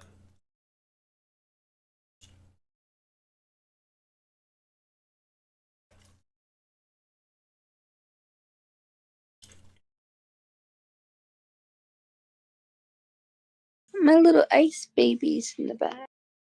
So yeah, we're not on we're not on any speaking terms, so it's not that we're friendly, but I would be friendly to him, if that makes sense. What is my favorite drinks of the adult beverage variety? I drink rum and coke. That is Shush. my... Not whatever you had that one night. Are you talking about the Huntington night? Yes. Okay. They had fruit gushers, Haley. You don't understand.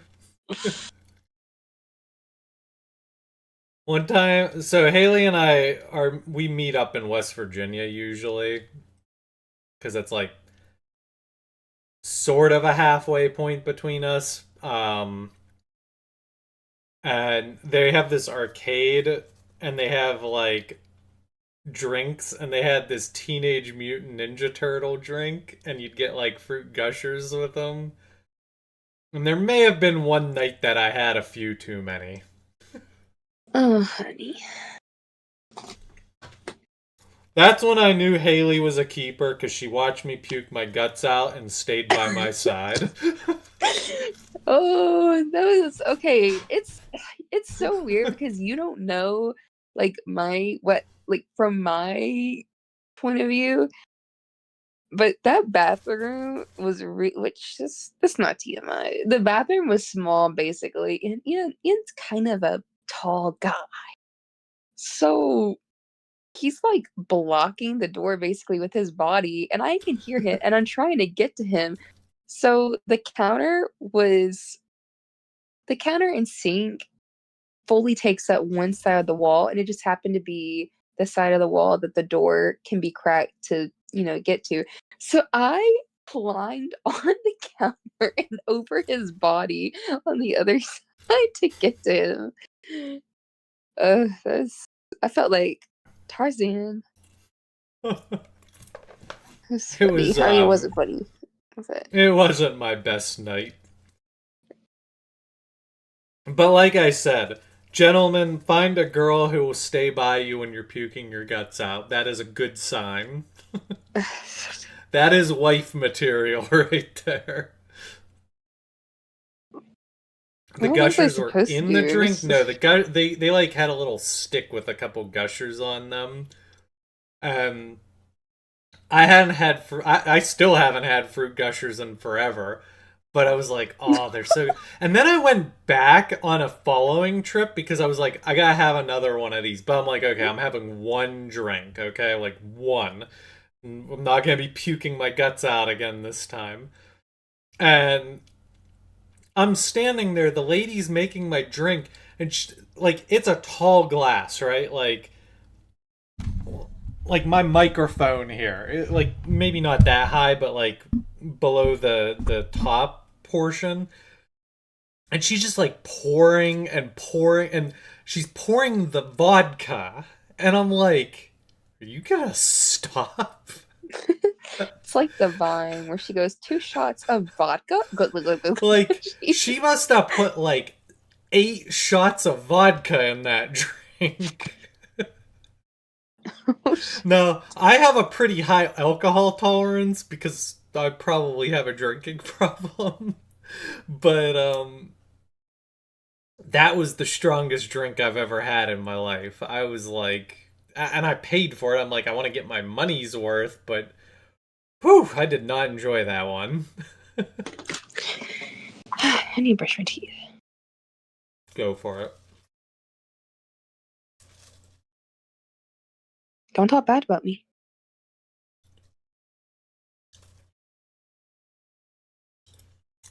I could never talk bad about Haley, guys. Except all the times I have. Have I? Do I read the Pokemon Adventures manga? No. No.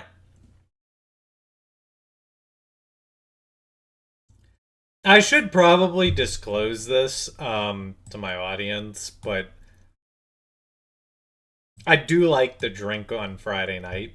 And I've tried to coordinate my stream times so that like I get the bulk of the good content in before I get a little too slushed up. So, if I seem a little buzzier than usual right now, it's because I have had uh, um, 2 or 3 drinks tonight. You're home from work. Happy to see you didn't completely miss stream. How am I doing tonight? It's been a great night.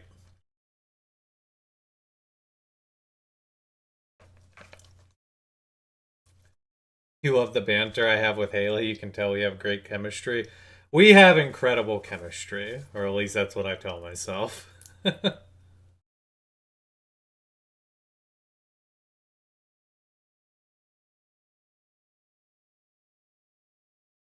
That's part of the reason I like having Haley involved in my content, because I think the two of us really vibe together well. Sorry, I'm a little behind on YouTube chat. If you could pick 3 Pokemon to be starters in a new game, which Pokemon would they be? No restrictions. I mean, if we're like talking any Pokemon throughout any game for any reason, it would have to be Pokemon that have 3 stages, because I feel like my brain couldn't allow it outside of that. So, Tinkatank, or Tinkaton, or whatever, would be probably numero uno. I would probably keep Trico.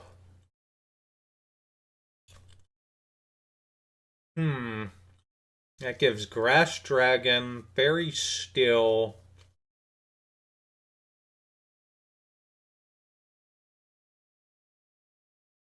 Hmm. Hmm.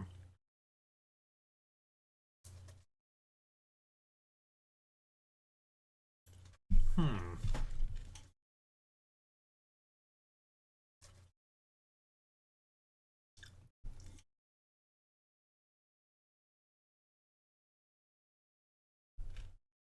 Hmm.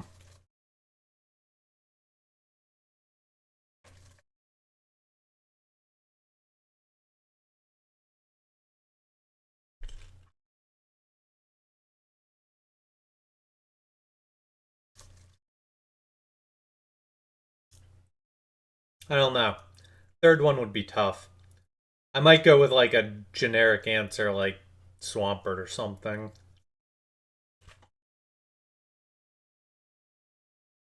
I'd have to really think about that one to figure out the third one.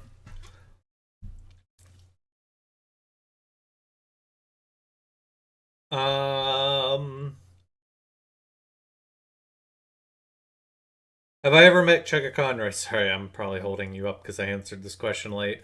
Have I ever met Chugga Conroy? After that, you're gonna head to bed. Blah blah blah blah blah. I've never met Chugga Conroy in person, like face to face. I used to attend the Magfest convention in at the National Harbor in Maryland. I think it's technically classified as Maryland. I don't think it's part of DC. Um, I used to go to that convention a lot, and probably 2018. I think I went to the Throne Controllers panel, so I saw him at that. My buddy Xeon actually met him this past year at Magfest.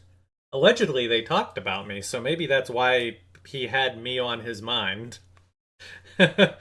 um, I did not go to Magfest this past year. I went only one time recently, and that was not this year, but the year before, 2025. Me, Haley, and Xeon went. And I'd like to go again next year. And if I do go, maybe I'll try to see if I could actually meet up with him.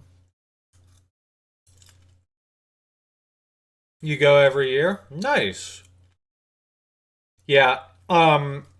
If things go well in the next year, I'll advertise that I'm going, and if anybody wanted to meet up, that is if I go. I will only go if Haley can go with me. Otherwise, I'm not going to spend the money going.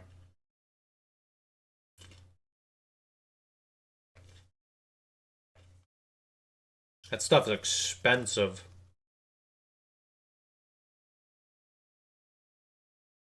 Sky Palace Hub, you have not missed the AMA stream because the AMA stream is still going in popcorn form.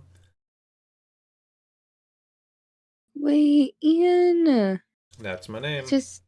I just thought I do have stories to tell. Oh God, we'll be here all night. The Professor and the Sleeping Espion. The who to the what? The Professor and the Sleeping Espion. The professor? Yeah, on Monday. Okay, does chat really need to know that when I'm doing an AMA though? Save that for like Oh no, when that's when you leave. So I need you to hurry up and leave. I'm not leaving anytime soon. Oh well, go fetch. I've only taken like one sip of my current drink. It'll be a while. Don't drink faster. You do that, don't you? God damn it, Haley.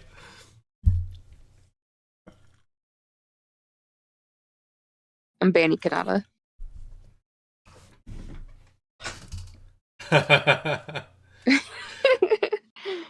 I prefer not to drink. Yeah, I actually think nobody should follow in my footsteps. I don't recommend that habit to anyone. It sort of became a coping habit for me during the dark years. I've always kept it exclusively to Friday nights, though. So. But it's definitely my worst habit. And I don't really like the habit, but it's a habit, and I haven't really been good at breaking said habit. What can I say? I just enjoy a couple drinks on a Friday night. But yeah, I highly recommend to anybody that better to stay away. Hang to bed yourself. Great to see you making stuff again. Your content is always a warm comfort, and you can't wait to see what comes next. Glad you could tune in. I understand it's late, so if people have to tune out, no hard feelings. It's amazing I have this much viewership at this hour of the night anyway. But I will keep going for at least a while longer.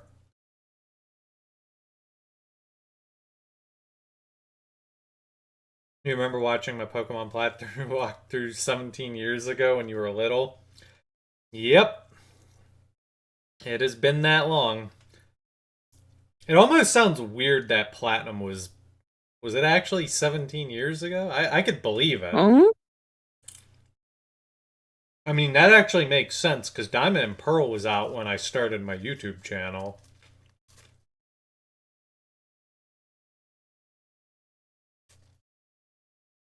When Gen 8 got rid of Mega Evolutions, did I think that was a good or bad change? I mean, 7th Gen got rid of it. I've talked about this topic a lot, so I'm not gonna dwell on it here, but Pokemon makes a lot more sense when you realize that, like, it's a big company, so marketing has a lot of power within the Pokemon company. So when you see new Pokemon games, pay attention to how the game is marketed. Gimmicks, Mega Evolution, Z moves, Gigantaxin,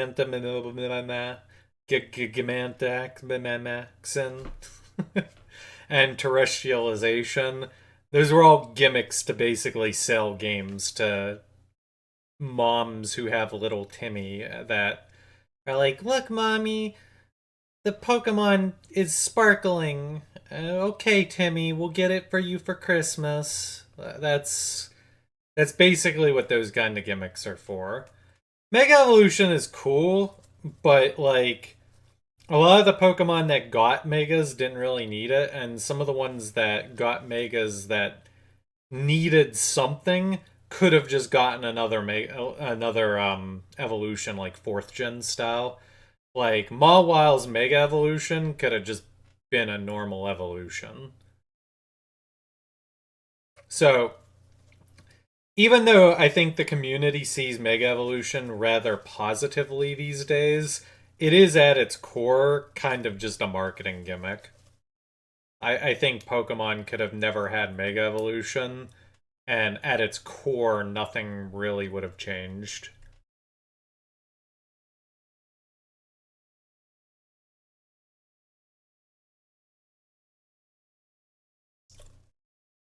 Um, Diego, you want to say you've been a big fan of mine since you were a kid? Glad to hear it. What's my current favorite game series? That's tough. Because, like, I have a lot of, like, really favorite games or, like, parts of series.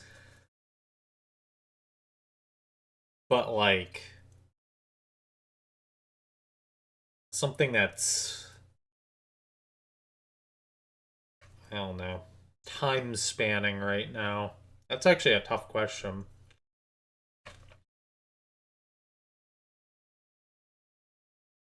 I mean, in the last couple years, Fire Emblem and Yakuza really hit my radar, but I've only played two Fire Emblem games and one Yakuza game, so I don't know if that really counts. I would say like Hades is like the hardest core series I've touched on in recent years, but that's only two games, so does that even count? I revisited the Need for Speed series recently, which was part of my childhood. There's an argument to be made for that, but EA does a terrible job of managing it.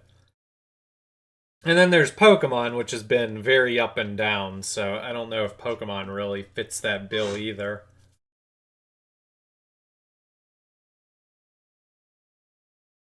Have I created a roadmap of games I plan on streaming in the future? I know my next game, and that's about it. I have a lot of things that are kind of on my radar, but I think I'm playing it by ear at the moment.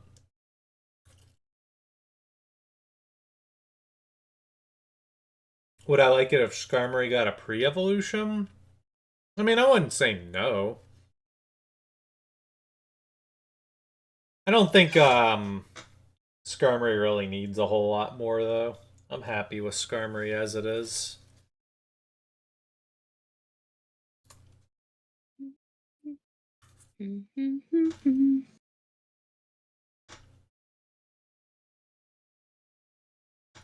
Really helped shape who you are today. Yeah. I gotta be honest, I was not expecting to get the amount of viewership and comments and all of that on that video I uploaded Monday. Like that was honestly really mind-boggling. Like I think like I got mentally broken from the whole thing, but in a good way. Like usually my mental breaks are bad, but it was like a good mental break where it's like I just could not process how much kindness was directed my way. And as someone who kind of feels like they did like fail, and there was like a few people in the comments who were like, "You didn't fail," you know. It's like, yeah, I know like if you objectively look at what I accomplished on YouTube, I know I didn't fail in a lot of ways, but like I know my own life and I know like how I handled things on a way that nobody watching me can comprehend. And from my perspective, I know I failed in a lot of different ways. So like when I see all these people who are like super happy and like saying such kind things, it's like it's a lot. It's a lot to process because it's like I feel like I let people down and other people are telling me you were the greatest thing ever and it's just it's a lot to take in. But I'm really glad that I impacted so many people for the better. Um, Speaking of repo, I just saw Xeon booted up repo. I was talking with my friends recently about playing repo again, so I'll have to revisit that idea with them. Um, but yeah, back to the original topic. Yeah, uh, it's just a lot. It's a lot to mentally process. I always wanted like when I was 13 and I started my channel. Like it was my dream to help people. Um, I made walkthroughs because I mean I thought that I could help people play video games. That was like what 13-year-old me was thinking. And Super Skarmory grew into something that was bigger than me. Like I was like, I created a monstrosity for better and worse. Sorry, my chair is like in a very squeaky spot. Um, dear God. Okay. Oh, it's just doomed. This chair is gonna squeak. Sorry, it's an old chair. um, but yeah, it's nice to be reminded that like I think I accomplished my goal a lot more than I thought I actually did. But at the same time, I still have a lot of things I really wish I could go back and redo. I'm definitely not proud of how everything played out. It could have gone a lot better. I could have helped more people. I was actually gonna You say have that to to one help of the. yourself, though, honey. I know, I know. There, one of the people who commented something like "You didn't fail." I was like thinking of a couple different ways to reply to it, and one of the ways I was gonna reply was like, "I know I helped people, but I could have helped more." Like, I know. I don't know. It's like it's like a philosophical question. Like this is like an ethical type of question that is like probably a higher level thinking type of question, but it's like if I helped 1,000 people, but I could have helped 10,000 people if I was better, like, No. did I not fail? Like, that's just like a question that you can mull over. Because that's kind of, I think from my perspective, that's kind of how I see it. It's like, yeah, I did good, but I could have did better. Mm-mm. I sound like an angsty superhero? Maybe. It's not true.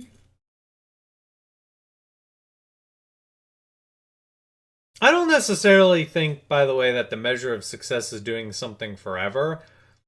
That's not necessarily why I think I failed. I failed because I disappeared off the face of the earth, you know? There are ways I could have handled my burnout better. I could have. You were a child. Well, by the end, I was in my 20s. Yeah, a Some child. something brain hasn't fully developed yet, I know. But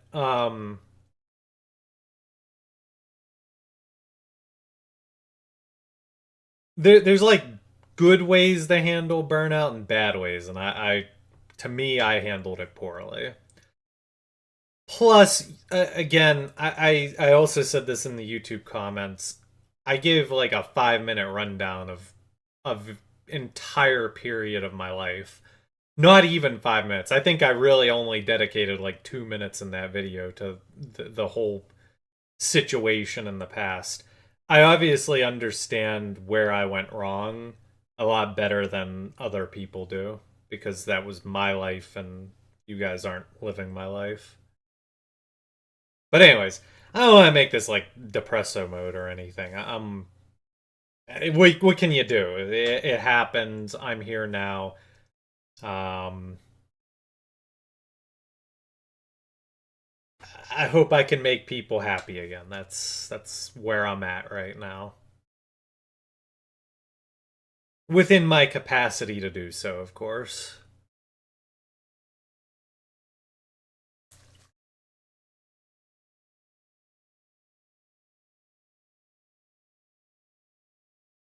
I left more good in the world than there would have been without me. Yeah, but it could have been more, damn it. More. At the cost of you, you I'm a greedy person. you mongrel. Yeah, but I could have sacrificed myself. That's not how that works. Your productivity would have ran out eventually. Yeah, I know. But that's why I said, like I said, it could have been handled healthier. I could have, like, told my audience I was breaking down, and that's why I'm disappearing instead of just Well, they're all disappearing. children. They probably wouldn't understand that. You say so.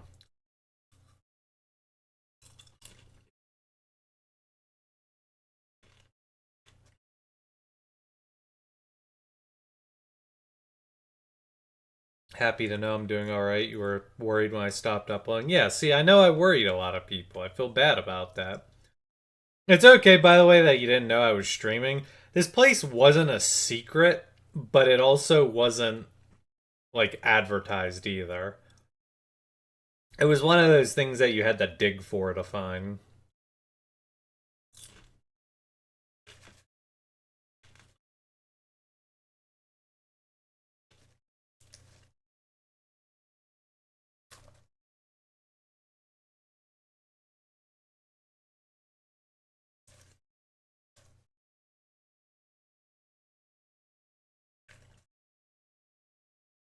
Have not been keeping up with YouTube side of chat.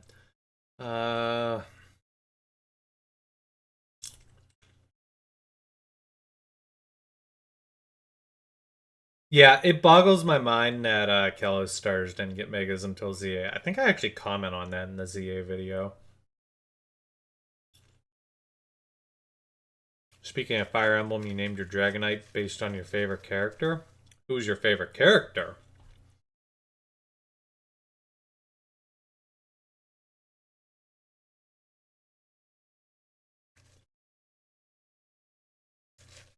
Never commented on my old videos, probably because you didn't know how that worked, but it's very nice to interact with you now. Yeah, a lot of people say that. I get it. When people are younger, sometimes they don't know. I've always been a lurker. I don't comment on anyone's videos that I watch. Except one roller coaster tycoon YouTuber I really like. I sometimes comment on his videos. Cause his community's smaller. It's funny because I'm a YouTuber, but I don't do like the things that YouTubers want their viewers to do. I don't comment, well, I do subscribe, but I don't do the liking and commenting part very much.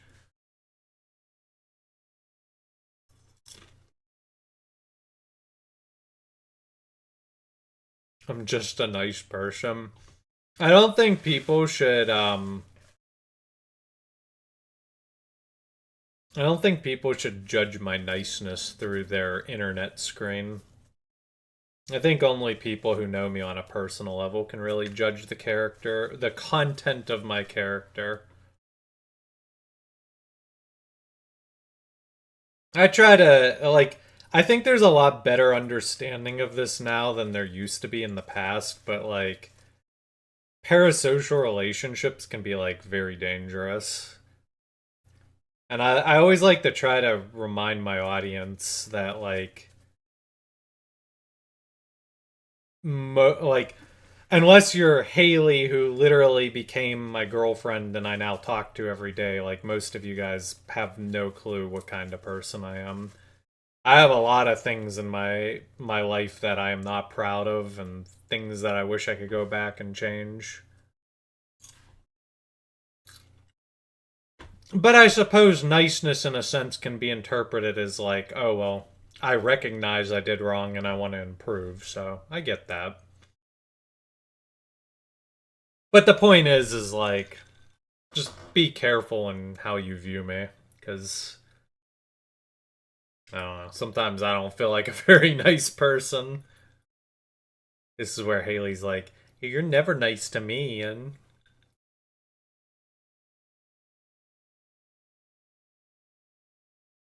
or maybe Haley fell asleep. This is where Haley was supposed to chime in and be like, no, Ian, you're the greatest. Did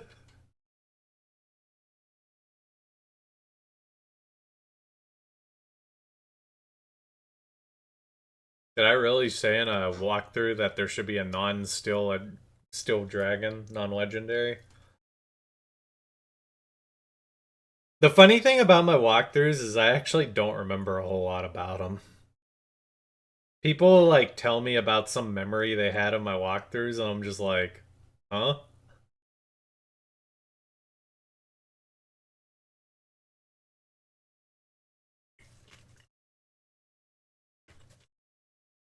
Oh, you like Veil and Fire Emblem Engage? I like Veil too.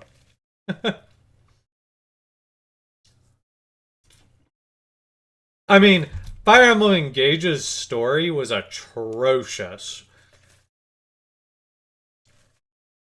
But I did like Veil.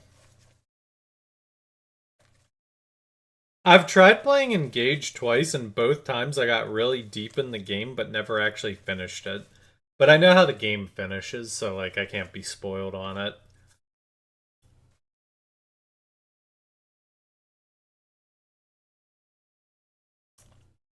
My favorite Mystery Dungeon game? Explorers of Sky. I think Explorers of Sky is like the definitive answer. I don't really think anything else compares to it.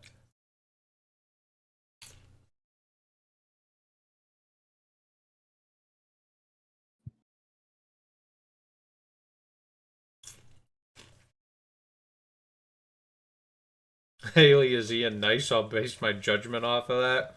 Oh god, it's doomed. Haley would definitely say I'm not nice. Haley does have to work tomorrow. She might have dozed off, or she might have went to like get ready for bed. There was actually a very long phase early on in our relationship where Haley would fall asleep to my streams.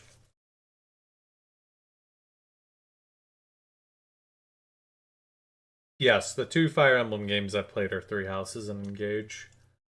I want to go back and play the 3DS games, but I just haven't had the time. There's so little time, man.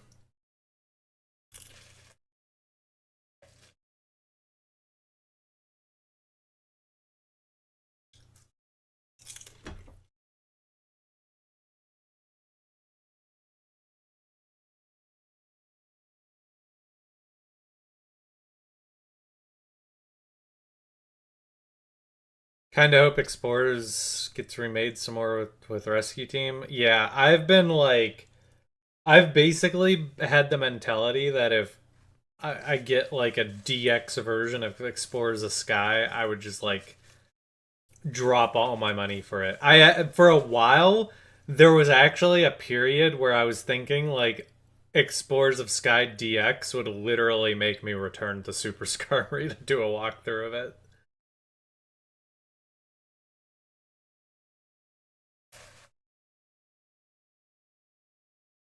But that never happened.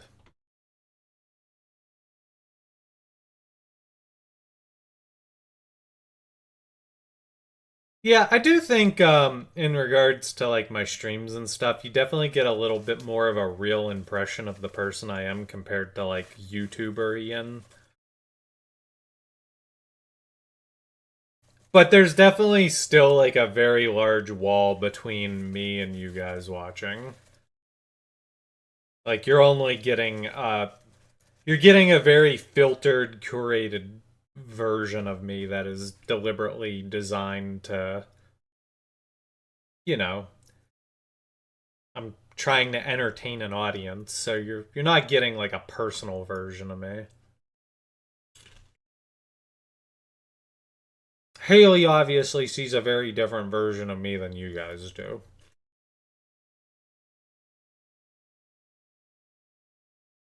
How often does she tell me to tell her a bedtime story? She used to ask me all the time, but I think she finally gave up because I never would tell her a bedtime story.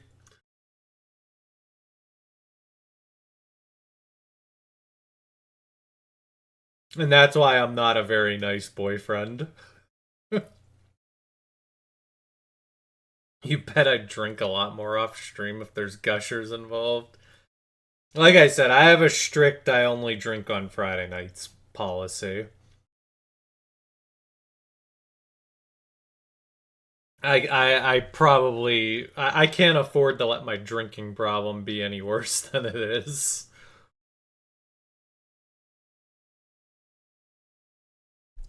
Wonder why they haven't done Explorers DX. I don't think the other one sold poorly, but it might have not sold well enough. Hard to say.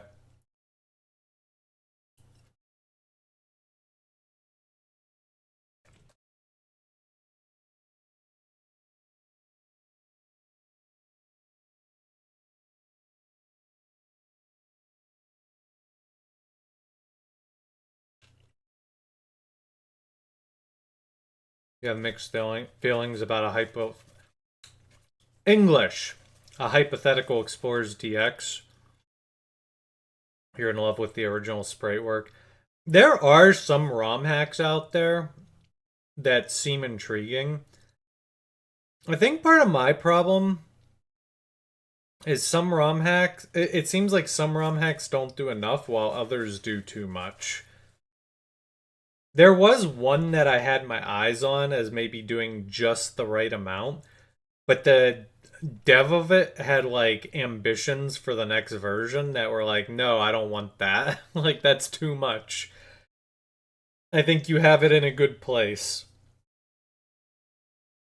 And I have talked about it before, but I would like to stream Explorers of Sky at some point. And I think if I do, I would try to find a ROM hack that sort of fits a vanilla plus kind of mindset. Like, I think that's what I would be trying to target.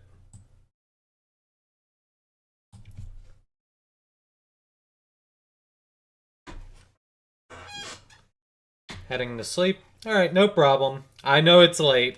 No problem if anybody has to tune out. You can always come watch the VOD later or ask me questions in a future stream. I figured tonight was meant to be a night for new people to get a chance to connect with me again. Because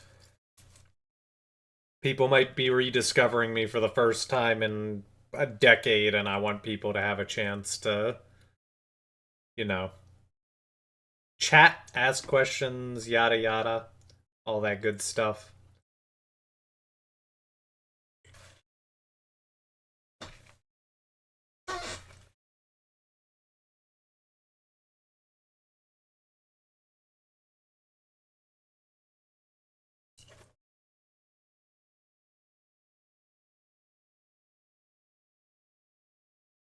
You look back on content creators you followed back in the day and you feel disgusted with who they are.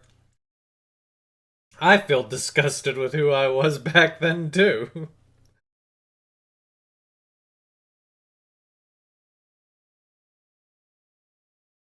Honestly, I did a lot of dumb shit. I don't think people... Again, I know myself better than you guys know me, but like... Definitely did some very weird things back in the day. I think I get a little bit of a pass compared to some creators, though, because I was a teenager when I was doing YouTube. Usually, like, YouTubers were at least in their 20s or something. But I just remember, like, two Super Skarmory forum stories that were kind of messed up. One of them was there was some other YouTuber who I think was like trying to be a knockoff me. And the Super Skarmory forums basically, like, we basically waged an internet war between our communities. And needless to say, the other side lost. But in hindsight, it's like I shouldn't have been waging war on some smaller creators' community in the first place.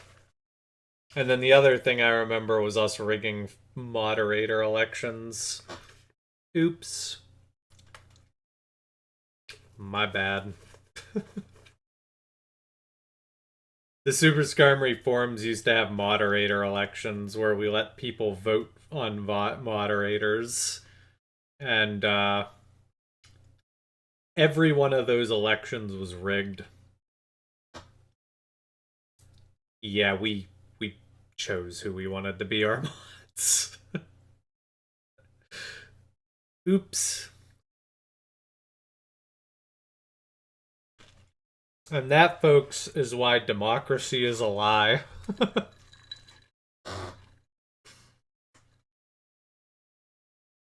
In hindsight, I learned some very valuable lessons from that experience.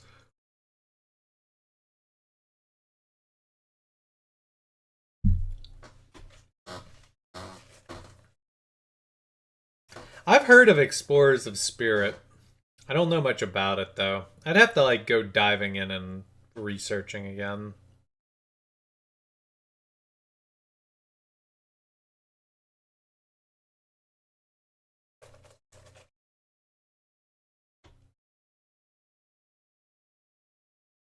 You'll have bad taste, I'll pick myself. Yeah, I mean, I think some of the elections might have not been rigged because we got the result we wanted from the vote, but there was definitely like a couple of them where we were rigging it because we wanted someone in particular.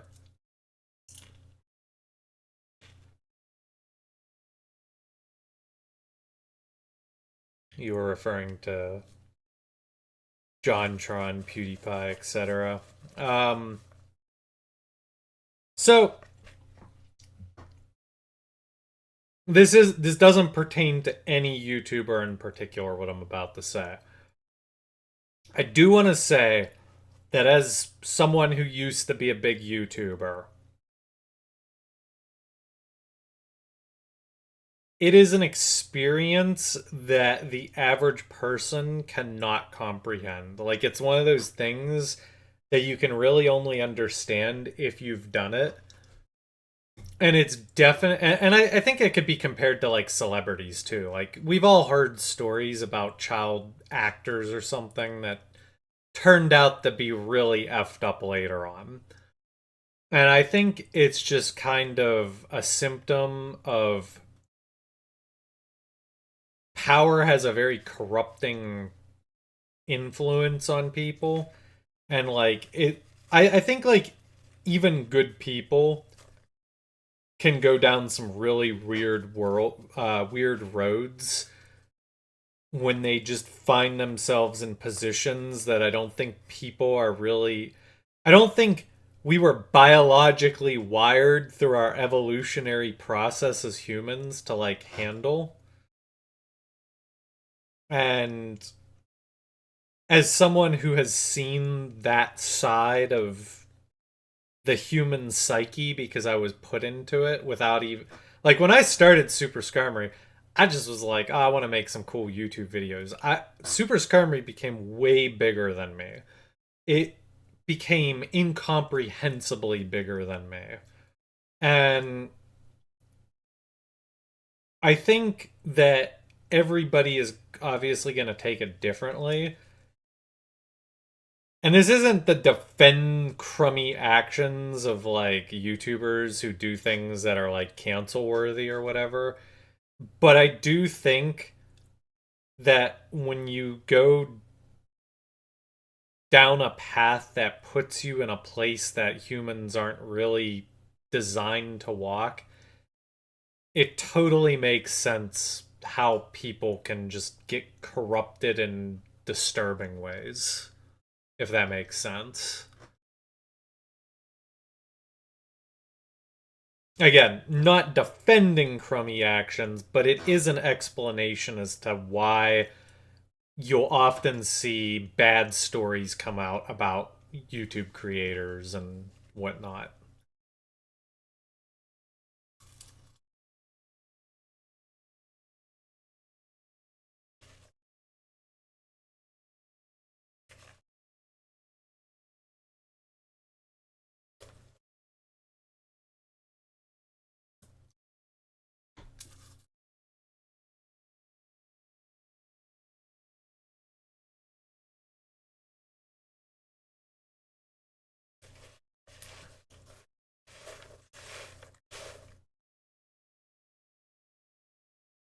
It's complicated. Again, it's one of those things that, like, I don't think most people can really comprehend it because they've just never been in that position. I actually wish I had closer relationships with other, bigger YouTubers because I'd love to pick some of their brains about their thoughts on what I just said. Someone who was, like, in that position.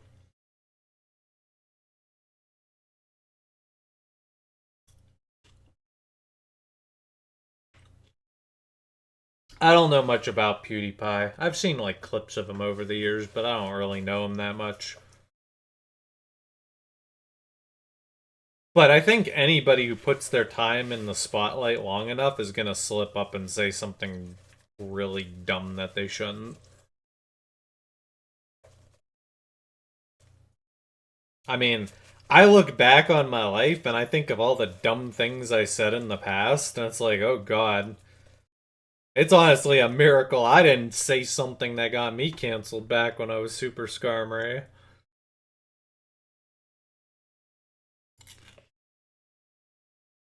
I mean, I filtered my commentary very heavily, but like I specifically kept my commentary very game focused, so it was hard for me to say something stupid. That's also why I have like a strict policy on no politics. Because it's like, if it could even remotely touch a political level, it's like I just don't want to. I don't want people talking about it here.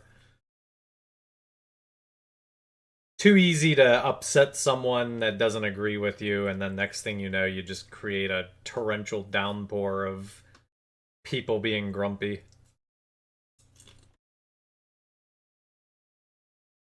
Do I like the Angry Video Game Nerd? I actually used to watch him back in the day. I liked him.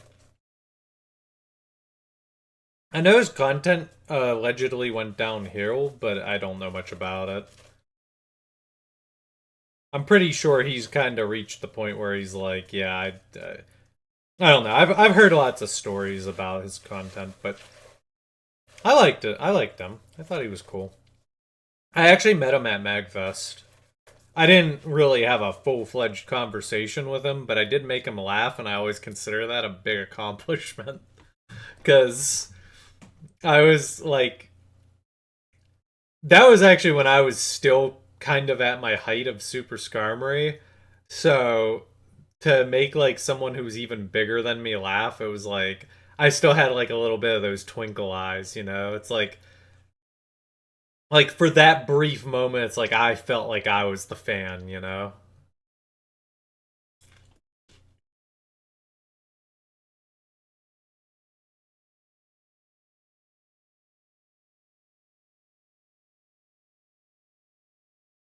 Got mad at a shooter game, said a word against a certain community, apologized, never did it again. They kept wanting to cancel him.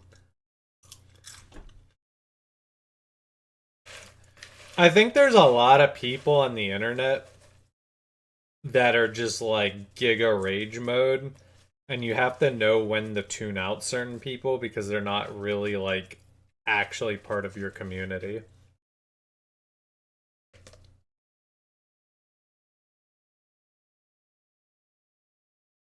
Again, that's like a very complicated topic.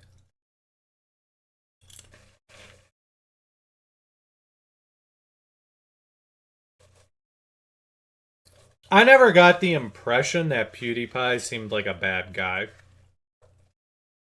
But again, I only saw clips here and there, and I don't know him, so I mean, nobody really knows who any of these creators are unless you actually know them on a personal level.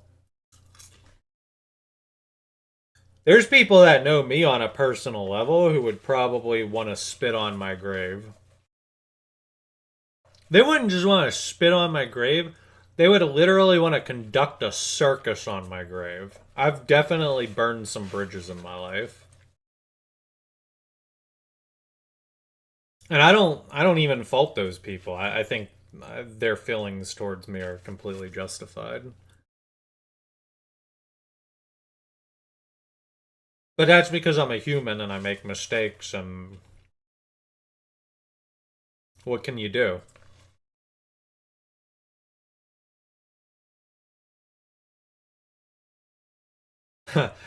I will say if a story ever comes out about me about pet abuse, then I got replaced by an alien imposter.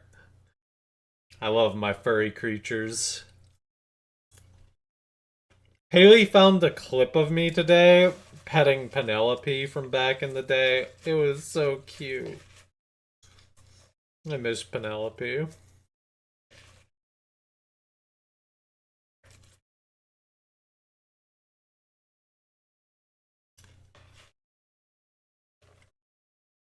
He had a plagiarism problem? First I heard of it.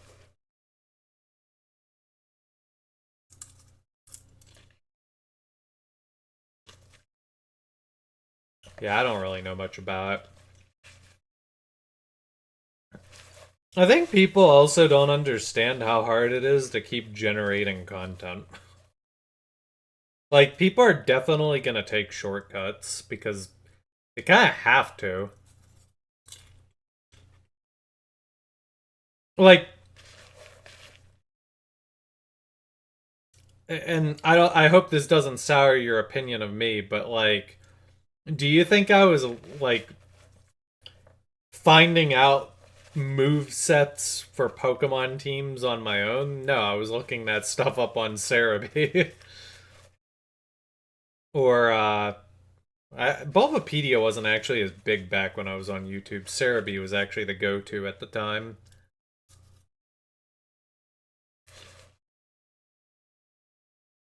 Sometimes I used a website called SciPokes, which is apparently still a thing.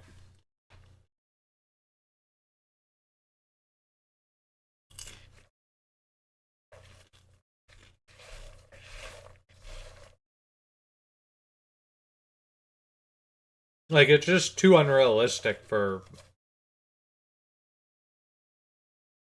people to keep up with consistent content and always be like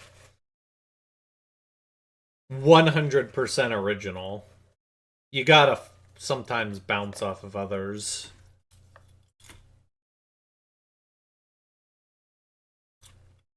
Yeah, if he had a team that was plagiarizing and it wasn't even him, then that's really not his fault. I don't think you should ever sour on someone for that.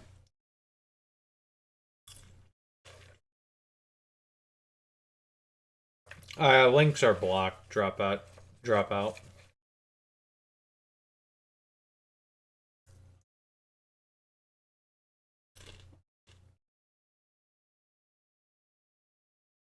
What kind of furry creatures do I currently have? We have 3 cats. I actually have a Squawk with Scarm episode that I have not uploaded. Our one cat passed away about... it's probably been about 2 months now. And, yeah, I did a little tribute video to him. I'm gonna release it one of these days, I just haven't gotten around to it.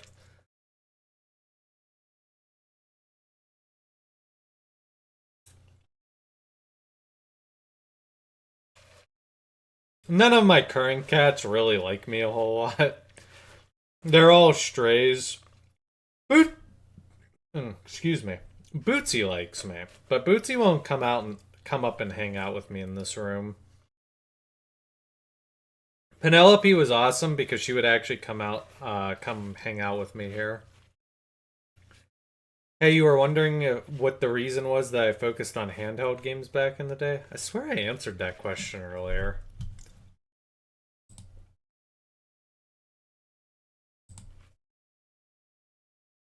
Oh yeah, okay. I'm glad I'm not crazy. I'll answer it again though. I'm guessing you missed my response. I focused on handheld games because that was what I played back then. I've always been a PC and handheld Nintendo gamer primarily. I didn't play console Nintendo, and I didn't have like a PlayStation or Xbox either. And back in like the late 2000s, PC gaming was kind of at a low point. Unless you were like playing MMOs or something.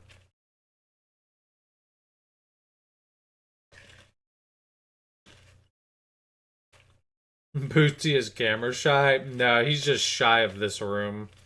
I've tried to get him to hang out up here, even out like non-stream related. I really like Bootsy. He's a stray, but he's very friendly. Like the one stray we took in is just miserable and mean and hates everyone. But Bootsy's a very friendly cat. The only problem is when he uses a litter box, he decides to literally decimate the entire surrounding room. And it's kind of a problem.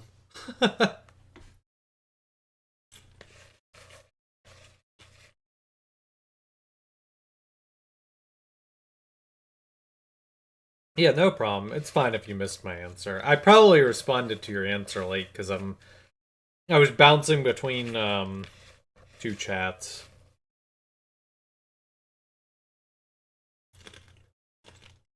I don't think high-sided litter boxes are gonna solve any issue for him. He is a menace in the litter box. No, like with the litter, he just like kicks it everywhere. It's like a mission for him.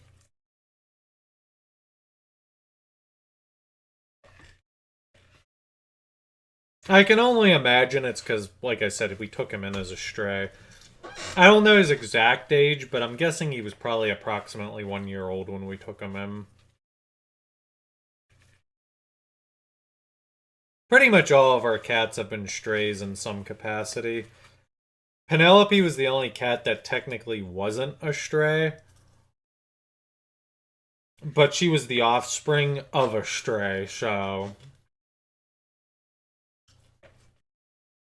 she was basically a stray too.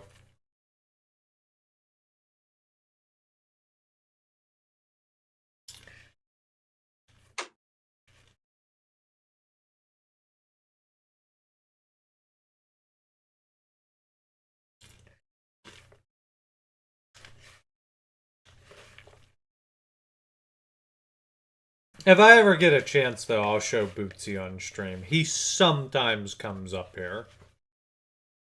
He'll, like, come near the room. Usually if my mom is up here. See ya, Lucas.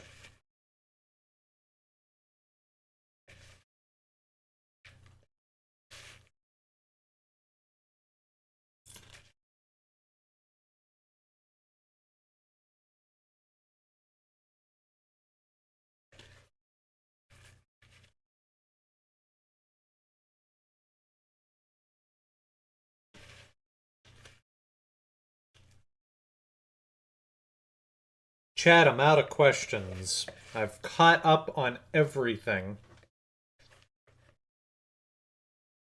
Do we have any more for me, or are we all, like, nodding off to sleep?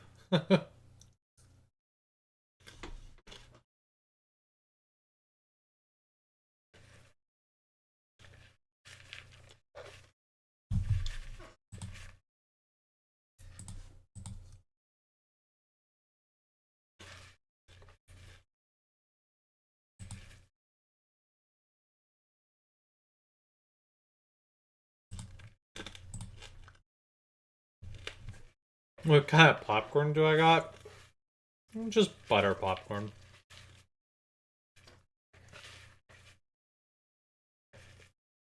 Sometimes my mom makes it on Friday nights, so we do popcorn streams in the late hours of stream, where I just sit around and talk to everyone.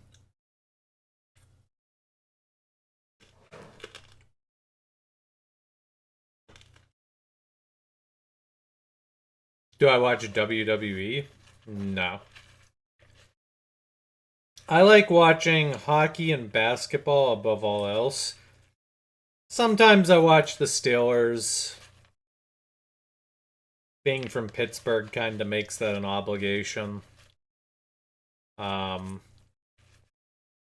I was younger, I was a big NASCAR fan, but not only is NASCAR a terrible product, but I think I kind of just grew out of it in general. My mom is a big baseball fan, but I find it very hard to care about a sport where my team is the Pirates. Ugh, Pirates.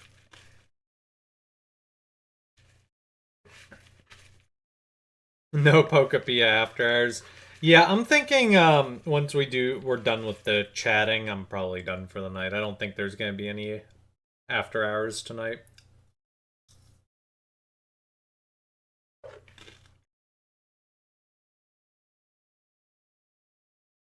Do I have any physical hobbies? I mean, I like not really. I don't really have much more time once like gaming chews up Between gaming, streaming, and yeah, that my time is mostly chewed up at that point. I obviously like watching sports and anime, and after that, there's not really much time left after that. I said after that like 18 times. You can tell my brain's shot.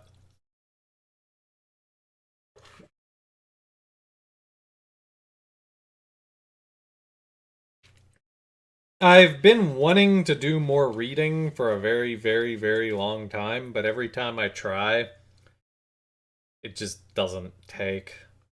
I've even tried like switching more to like manga and light novels for like anime type stuff, and that hasn't really been enough to suck me in either.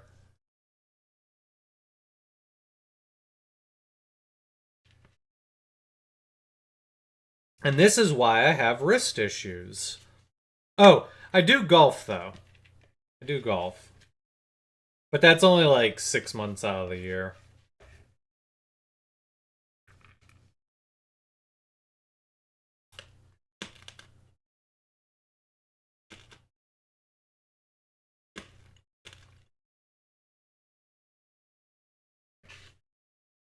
My preferred genre of anime, rom-coms. I'm a hardcore rom-com kind of guy.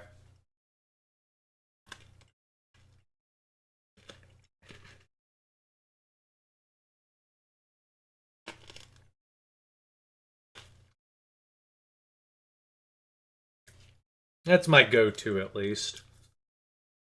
I'll branch out to other things, but on any given season I always check out some of the rom-coms. And then I usually settle on like 2 or 3. My least favorite?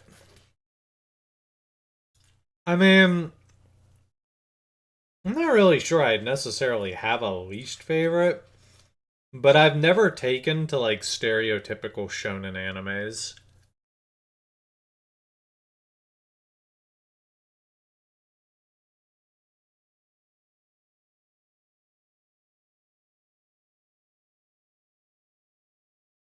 Like, for some reason, I just don't even like try those out.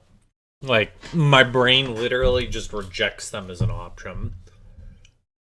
And I don't really know why. I mean, it's hard to talk about least favorites because, like, least favorites I just don't watch, you know? And then it's like, well, is it even really, like, a least favorite, or is it just I don't watch it? And, like, I might like a shonen anime if I watch it, but I just choose to normally not get invested.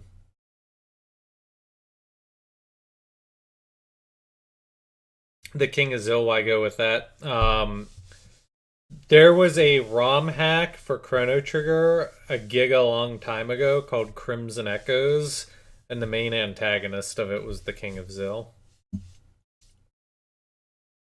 It was meant to be like a bridge story between Chrono Trigger and Chrono Cross. That's where the name came from. I wanted something that alluded to Chrono Trigger, but was also like unique enough that it felt like my own independent thing.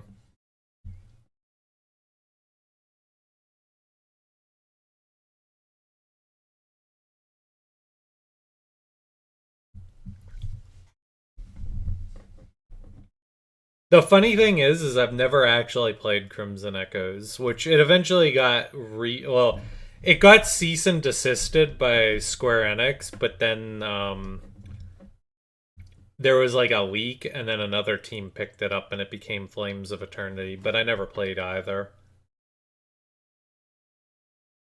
You're thinking of trying out golf this year? Good luck. It's a hard sport.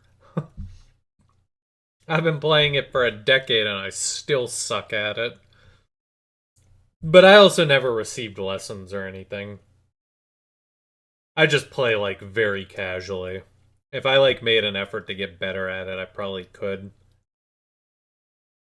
Also, if I actually lifted weights and hit the gym once in a while, but that's a separate story.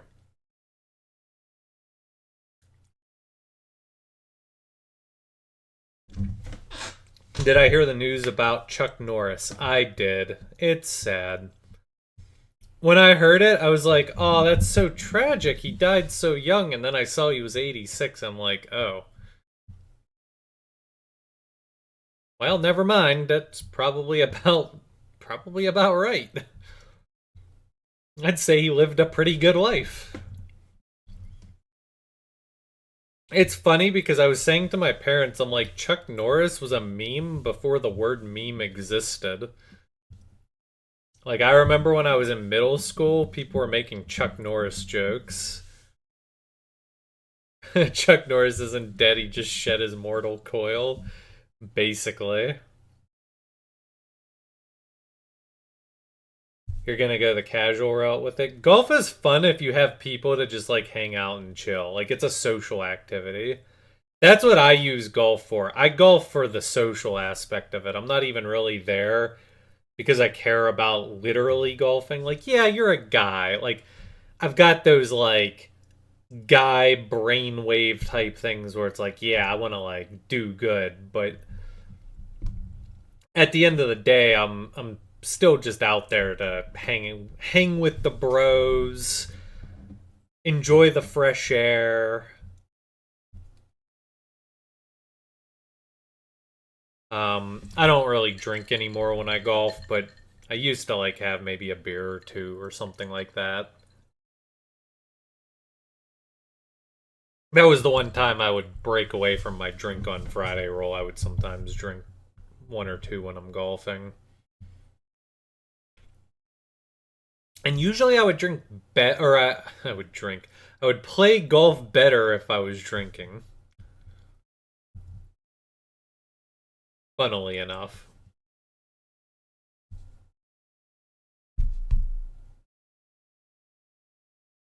Do I enjoy any card games? I used to play a lot of Hearthstone back in the dark years. Like, Hearthstone got me through college. The funny thing is I quit playing it because I wanted, like, I had all these things I wish that they would have implemented and they never did. And then, like, as soon as I quit, they, like, started implementing all the things I always wanted them to implement.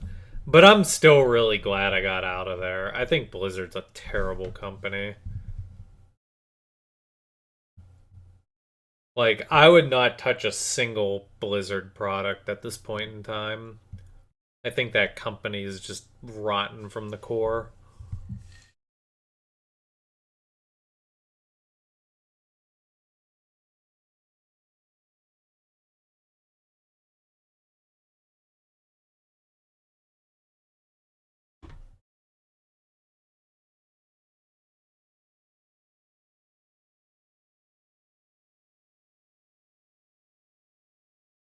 The funny thing is I never actually understood what shonen actually meant. I just heard the term being thrown around and I sort of, like, recognized what got classified as a shonen anime.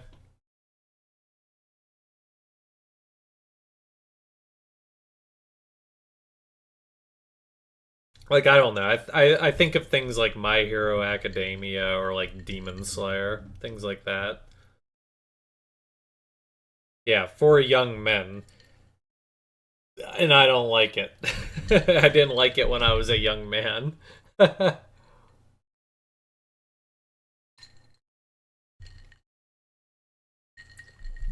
don't think I'm really a young man anymore.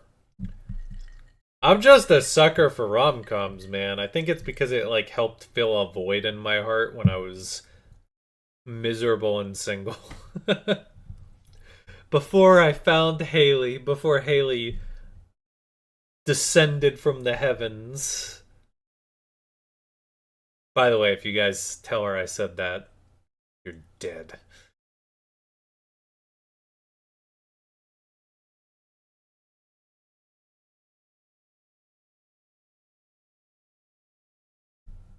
Last time he played Hearthstone was 2016, and I'm quite happy to never play it again. That's how I feel. You remember when I challenged and defeated Raynad in one of my stream highlights? Damn, anybody who remembers that is actually impressive. I'm surprised anyone actually remembers that. I'm still proud of that, by the way.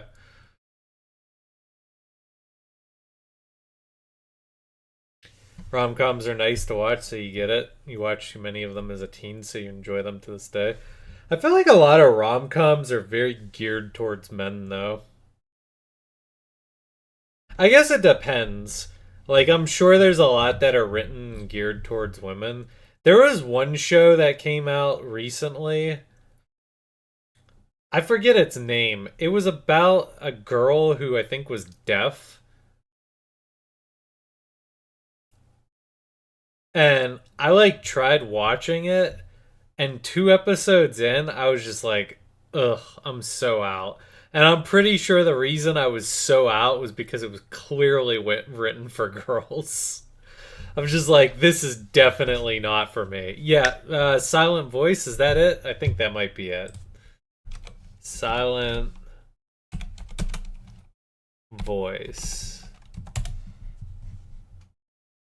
No, I don't think that is it.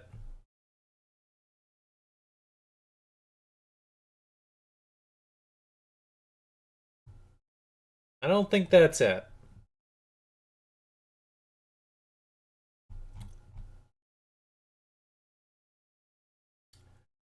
Deaf. Deaf. Yeah, not death.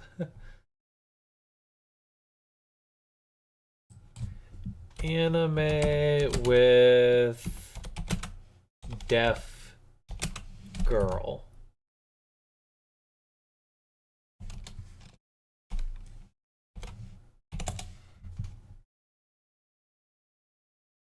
A sign of affection.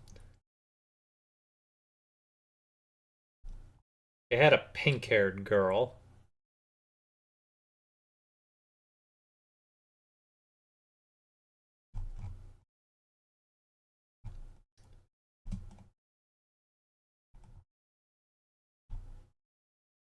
Yeah. It was definitely a sign of affection.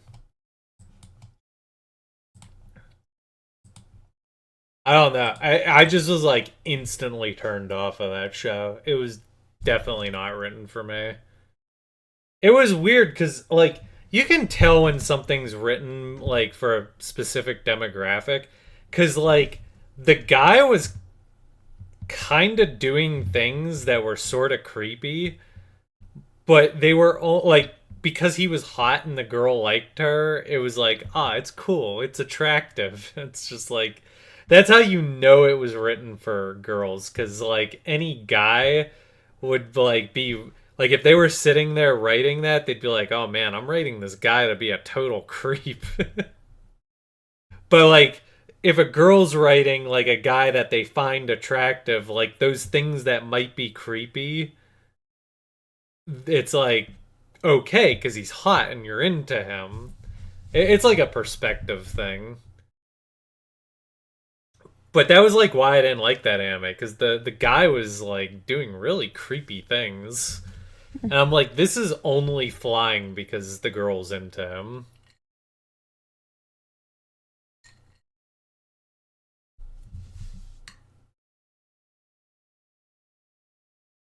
I definitely think both genders struggle with writing the other sex. I mean, it makes sense. Like, it's hard to put yourself in the mindset of somebody that you doesn't like have like you're trying to write someone that is nothing like you basically. I mean, I spent the better part of my 20s really trying to comprehend like and understand how people who aren't me think differently than me. Like that is a very tough skill that a lot of people have to develop and I don't think a lot of people do. Like I think that's like a part of development that some people just never really truly attain. It is tough to put yourself in the shoes of a different person.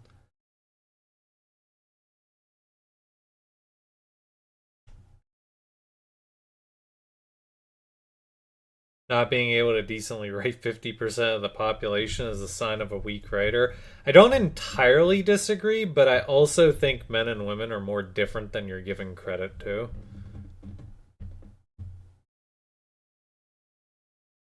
I think our society sort of has a myth right now that like the sexes are very similar when there's actually a lot that separates us. But I don't think that's a bad thing. I think it could be turned into a bad thing, but I don't think it has to be perceived as a bad thing.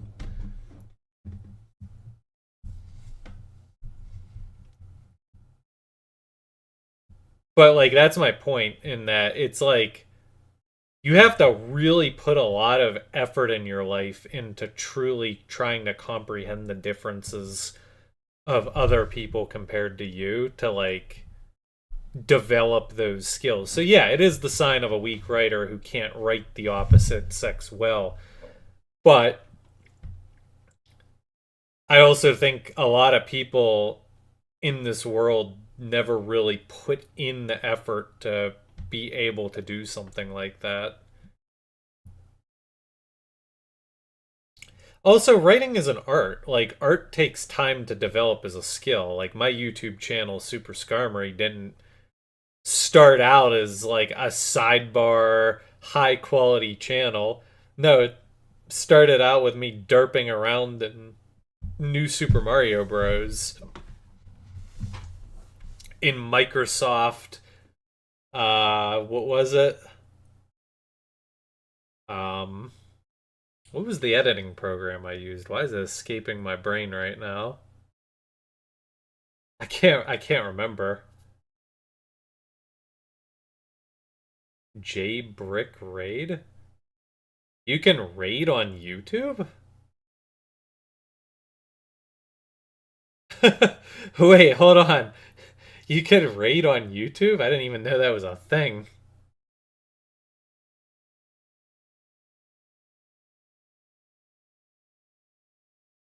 Yeah, it's rare though. That's news to me. Thanks? Question mark? I don't know if raiding a Q&A stream is particularly the most exciting thing on planet Earth, but I suppose I appreciate it. You know, part 11 of Sun and Moon is gonna be insane. It's gonna be the greatest thing you've ever seen in your life. Streamers just put a link in their chat. Doesn't really sound like a raid. That just sounds like a you're advertising someone.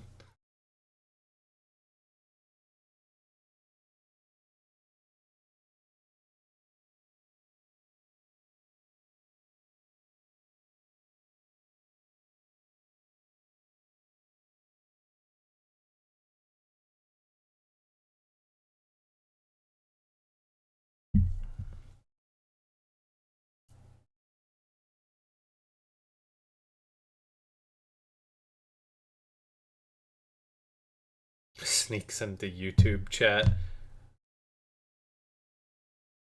You can do that?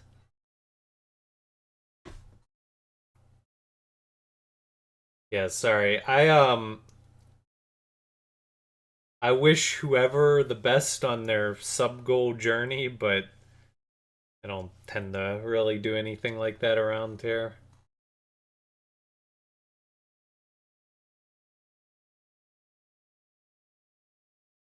I'm also not really sure I really have the viewer count to be assisting people in sub goals.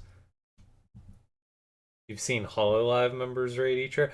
Dude, there was I don't know how came across it, but there was I follow one VTuber and she covered some video from a Hololiver. It was like a music video and it was so good. I've been like obsessed with that song.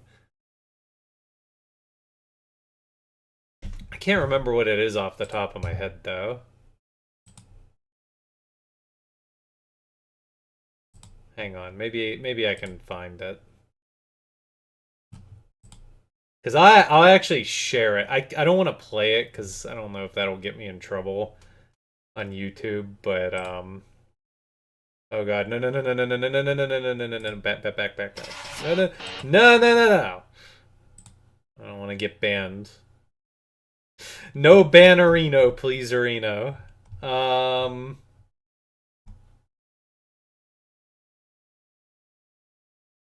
I didn't save it on this playlist. It's such a good song. Oh, here it is. Distortion. Muna Hoshinova.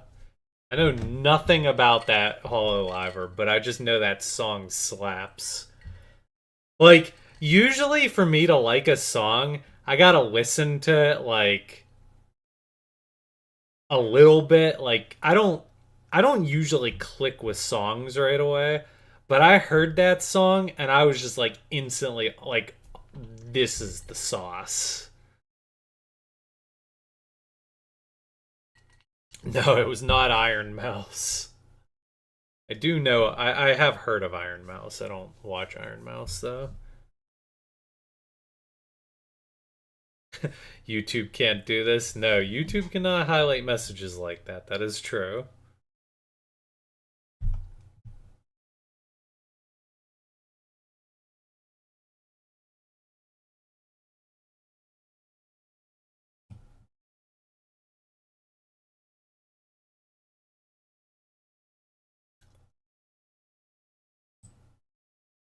But yeah, Distortion, Muna.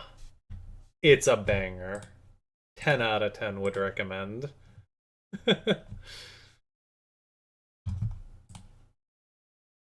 Would recommend. Alright, what else do we got?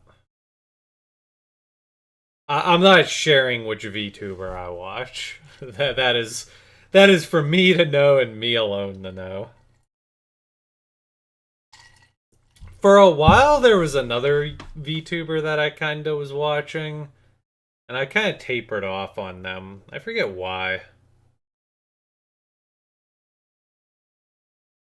think there was just like too many dumb takes and I kinda just checked out.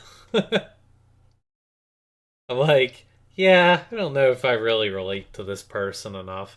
Which, I guess as someone who wants to, like, grow my own brand, it's like...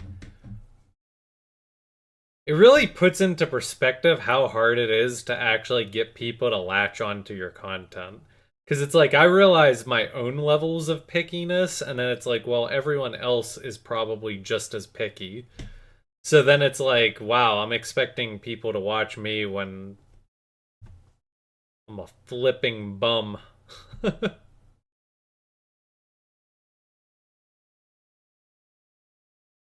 Micro crochet. How is it pronounced? It's like one of the weirdest words in the English language. Crochet? It's crochet, right?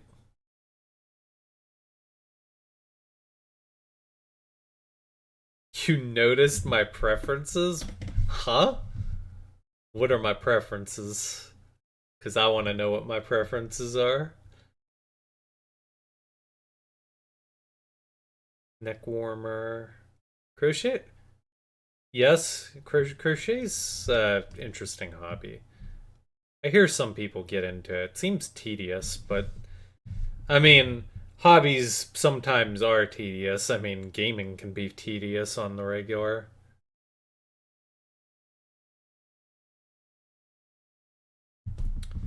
Mori Calliope. That's a name I recognize too. Wasn't there I will say Amelie. She used to be like one of the OG like English, like she would do English covers for anime songs. She was like a premium example of someone who had first mover bonus. She did a Demon Hunter song recently. And I could have sworn Mori was in that. Because I like that song. Where is it? Amelie like never uploads anymore. It's kind of sad.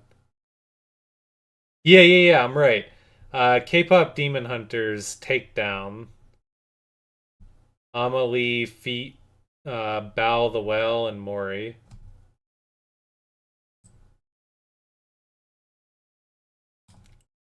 This song right here. I really like this. This was probably one of my more favorite songs that I heard her do recently. I kind of always wanted to watch K-pop Demon Hunters just to like see what all the buzz was about. I don't really think it's like my thing per se, but I still thought like I still feel like it would have been cool to watch.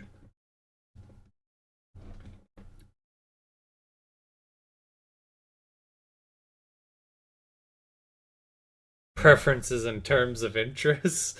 What are my interests? Enlighten me. What do you know about me? I mean, it's not like I don't disclose my interests, but I feel like I keep some of my cards close to my chest. You guys don't know everything about me. Haley knows everything about me.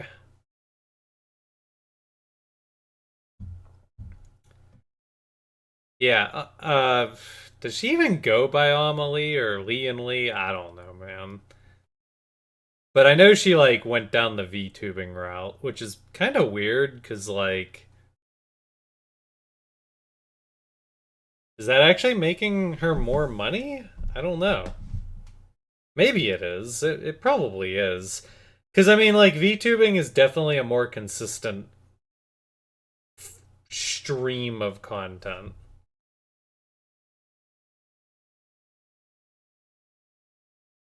The music is good, but a mess story. Yeah. Look, I don't have too much room to poke fun. I went and saw the Hatsune Miku movie like a year ago, and that thing, that story was so dry. But man, when those beats dropped in the climax of the movie, it was pretty sick.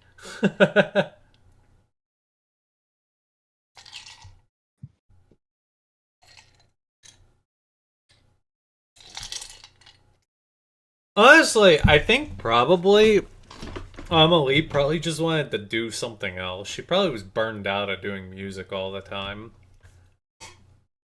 I mean, I'm just like theorizing here. I have no clue if that's true or not.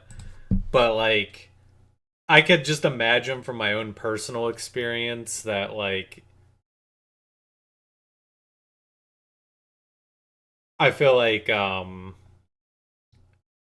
if I did that long enough, I would want to like find new avenues for content. I think it's actually kind of impressive because she did seem to transition very well to it. A lot of creators really struggle to transition to new content, and she seems to have done it very well.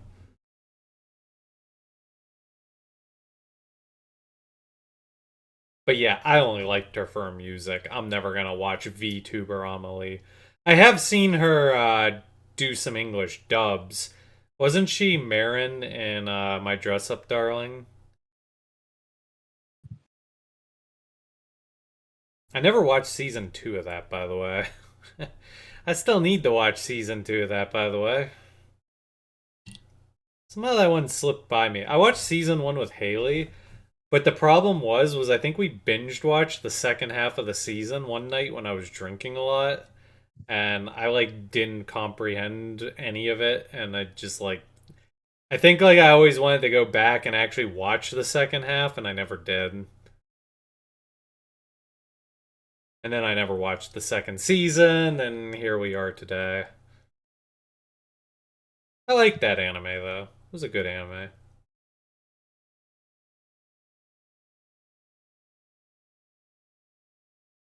I mean, she doesn't seem to put out a whole lot of new music.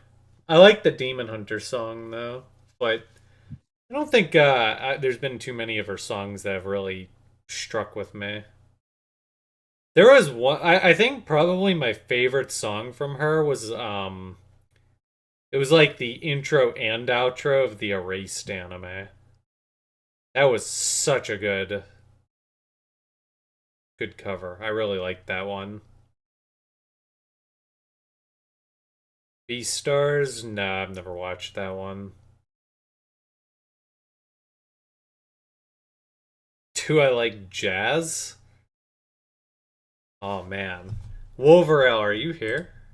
This is one for Wolverell. I don't think Wolverell's here. Wolverell likes SimCity music, and I wouldn't say I'm really a jazz connoisseur in the slightest, but I do like jazz in my SimCity. Yes, it is indeed 1 in the morning. I probably kept everyone here up a little later than they'd like to be, unless you're a West Coaster.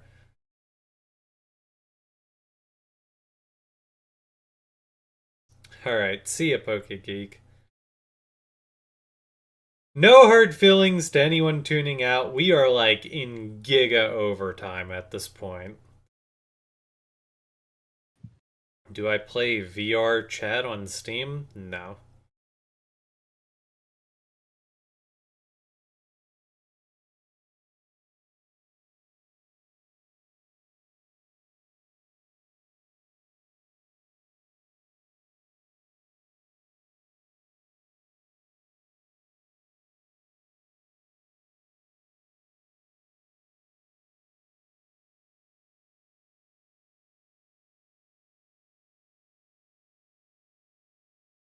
You're just starting to tune in to stream. Well, maybe you shouldn't tune in at 1 in the morning. That is a dangerous game.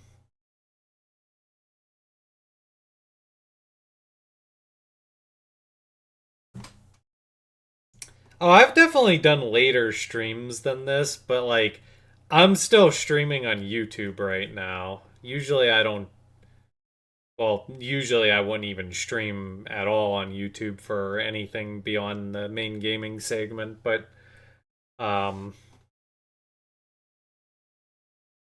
I'm like still taking streams seriously right now. Usually by 1 in the morning, my brain is checked out and it's like, all right, we're just screwing around, and anybody here is just hanging out to hang out, you know? Like there's a level of like, okay, I've kind of stopped caring at this point. But I'm still like internally trying to care right now. Tonight was an awesome stream. It didn't end up being as big of a crowd as I was expecting, but it also wasn't like a bad crowd. So it was a good stream. I think I remain motivated to really try to do good things with this Super Mega Skarmory channel moving forward. I really got to get that ZA video out. I think investment gaming is going to be like my magnum opus. It's going to be like my bread and butter for trying to make like good content. Only problem is I'll only probably be able to get a video out for it every 2 or 3 weeks, and that's if everything starts being a finely tuned machine. I think even once a month might be optimistic. First time you met me, I was up to like 4 or 5 a.m. Yeah, I mean, I've done streams that late before. It's not like unheard of.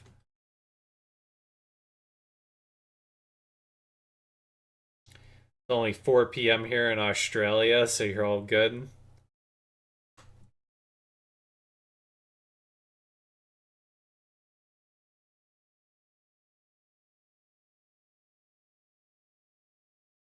Is anybody watching anything in the current anime season?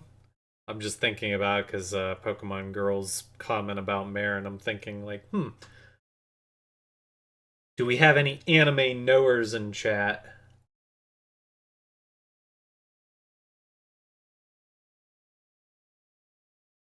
You're gonna hop on Skyrim, just gonna have me go in the background. Yeah, see, the problem is viewership's trailing off, and if you guys aren't talking, then there's no content. Because right now we're basically doing AMA. It's okay, though. I could never deprive someone of Skyrim. To speak on my picky tastes, is it just because our choice of genre and is complete opposite? I mean, I wouldn't say my tastes are that. Like, I have my go-to, which is rom-coms, but I'm not, like, opposed to trying other things. My favorite anime ever is not a rom-com.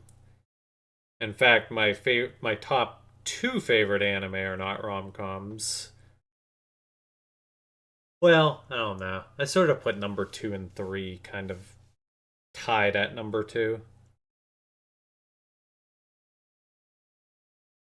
Free run, yeah, I still haven't dabbled in free run. Still haven't dabbled in free run.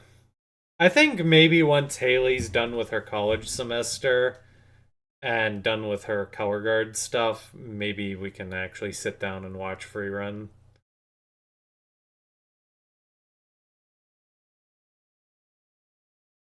Still catching up on old anime. Dude, I just like gave up on old anime.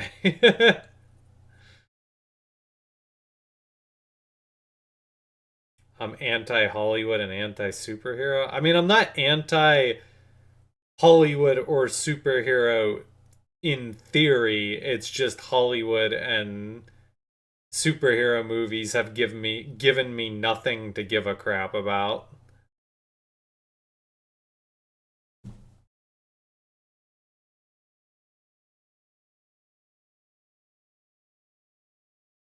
We've hit peak coziness. You could coast to this energy. Well, that's good. I really want to find out if I can actually use Skyrim music in the background on YouTube. I feel like Skyrim music is like the perfect ambient background music, but I'm kind of afraid to use it. Working on your backlog, haven't been able to watch any of the new anime coming out. That's a shame.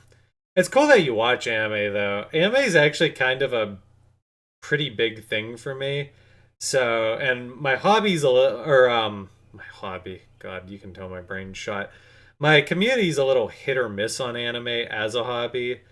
Like, I've got a few people who like it, but I also got like a lot of people who won't touch it with a 10-foot pole.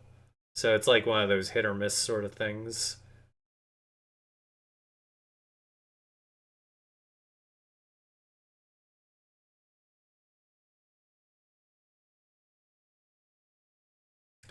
Do I still hang out with community members? No. The Cards Against Humanity thing was 2020 was a weird time because I was unemployed. It made it easier to like do other things with my extra time.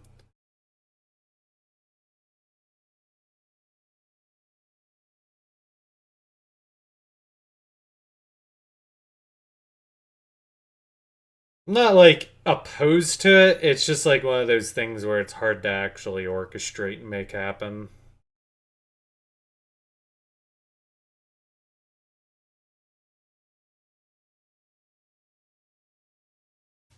Every once in a while, Hollywood drops something that's like actually worth your time.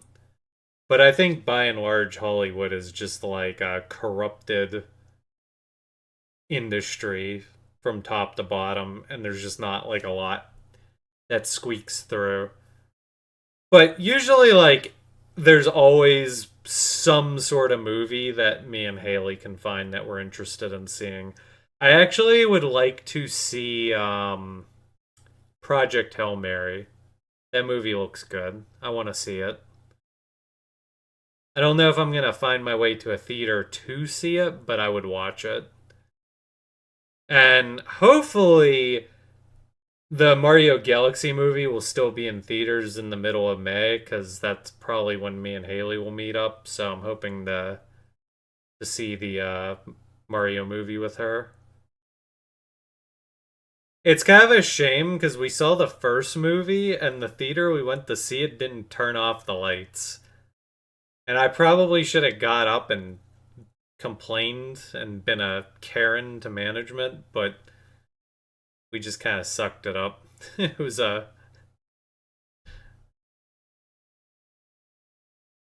I'm in no way boring. It's okay. I actually prefer to be like chill. If I'm a little more on the low key side, that means I'm kind of hitting my mark. Longtime fan of mine, awesome Agron. You know, I actually feel like I remember your username. That one rings a bell to me. I don't know when you were last here, but I definitely feel like I know who you are.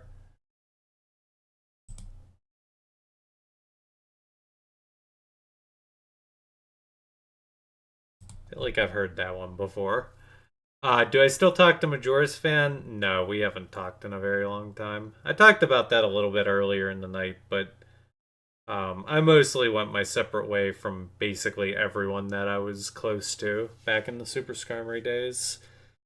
My longest standing friends at this point are Xeon and Argo. Argo used to go by Real Master 9000. Xeon was probably around the fringe of me leaving the Super Skarmory era and transitioning. And Argo was kind of like at the start of the King of Zil era. And they're probably my two oldest friends at this point. Aside from my one buddy Cop, who's a high school friend. He doesn't really count though, because I didn't meet him because of YouTube. You're pleased with the turnout tonight? The turnout tonight was okay. It could have been a little bit better, but it could have been I can't it could have been better, but I won't complain about the actual turnout. I mean, I've talked about before, my goal's kind of eventually to like consistently be hitting in the ballpark of 30. And we've peaked on YouTube and Twitch at 20 apiece. So that was like 40 between the two. So I'd say it was a pretty big success tonight. It'll be a success if we can maintain that. That would make me super happy. You want to see more Repo? I'll try to get the boys together again for Repo. Because I want to do it, and I know they want to do it. It just might be hard to organize it. Everyone's kind of like in different places right now in their life. My friend group sort of... My modern friend group sort of got scattered. I've heard good things about Project Hail Mary, Just Jay.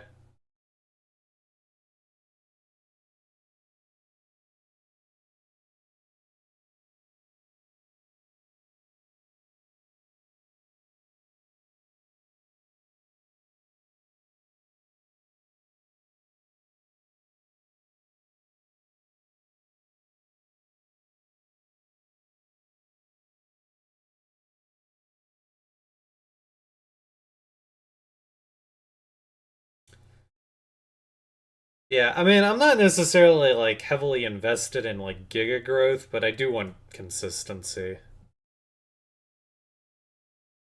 I basically have like levels and tiers of like goals right now. Like tier 1 would be to just be able to consistently have like 30 people a stream watching me concurrently. Like that would be like the tier 1 dream, and if I'm there, that's like literally all I could really ask for. And for like my YouTube videos to get like a couple hundred views. I think like if I'm there, I'm happy. The next tier above that would be like to be able to somehow get Twitch partnership, which would be 75 concurrent viewers and then like maybe 1,000 views on my YouTube videos.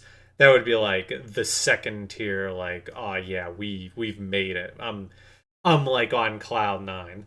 And then the third tier would be to get 100,000 subscribers on Super Mega Skarmory and get the play button that I never got for the Super Skarmory channel.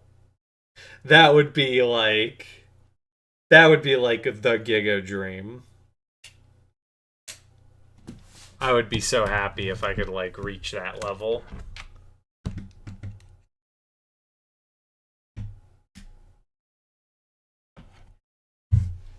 When do you think we'll get Elder Scrolls 6? Sorry, I know you asked that question like forever ago and I haven't actually hit on it because I've been reading Twitch chat. Elder Scrolls 6, who knows? I don't really care. I basically have written off Bethesda as a terrible company who got lucky with magic in a bottle with Skyrim.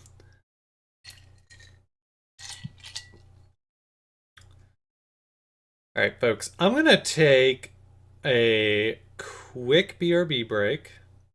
Oh, how was the chicken parm? The chicken parm was delicious.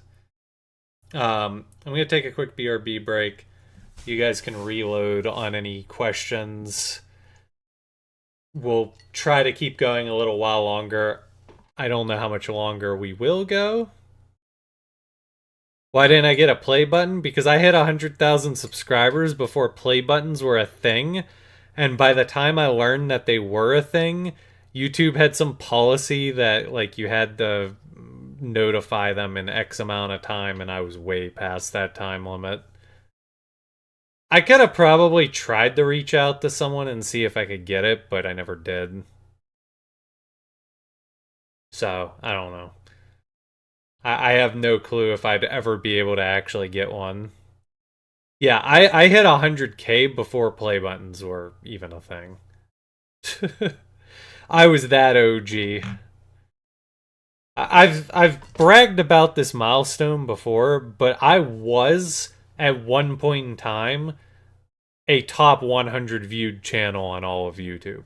All of YouTube. Because YouTube used to have like awards that they'd put on your channel, and I have a screenshot of it somewhere. I think I hit that in 2010.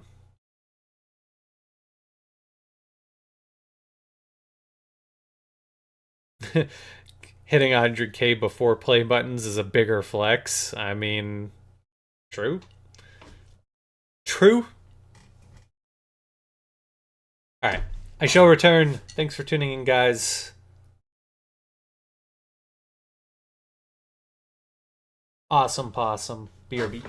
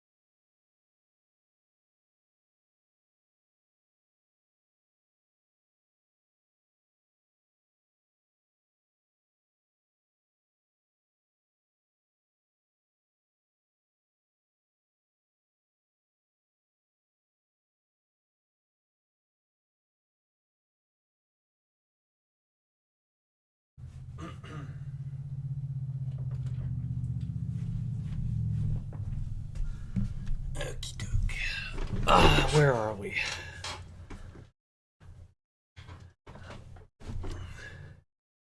Stinks that I never got a play button, but it was accomplished. Impressive I accomplished far before it was a thing. Yeah, I don't disagree, but I kind of wish I had my play button. It would be nice to know that, like, I actually had something tangible to show off. I don't know, maybe one of these days I'll actually try to ask YouTube.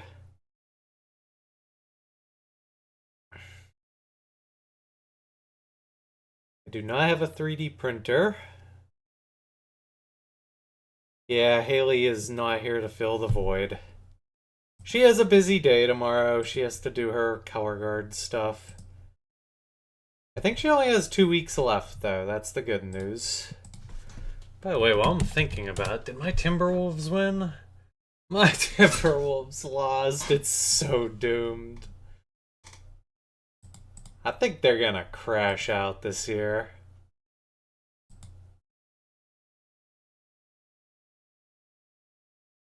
I think it's a crash out angle. Maybe they play the Lakers in the first round and beat them again, though. Do do do do do.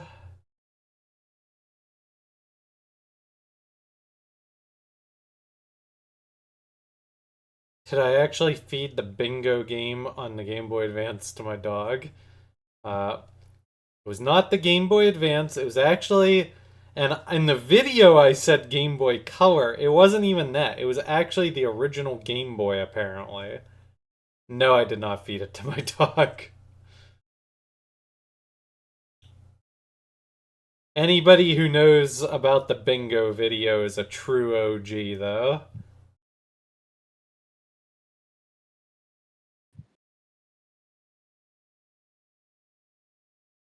Do I still have it? I do still have it. Ugh.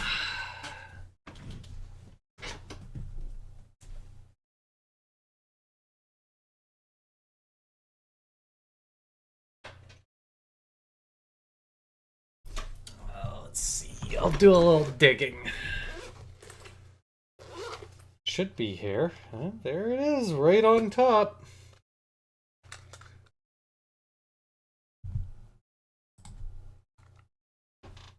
There that bad boy is. Bingo. Panel action bingo. So you want to know something funny? I actually kind of like it.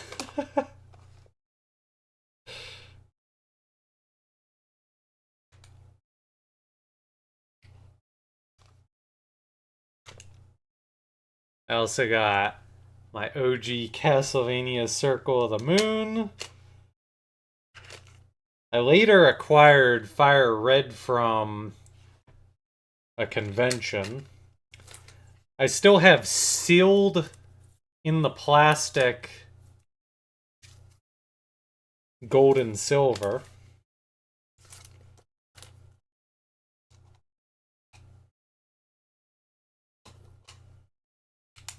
I have a Harvest Moon game. I don't even know where the hell I got that from. Oh yeah, my Mario Tennis Power Tour. That's a classic.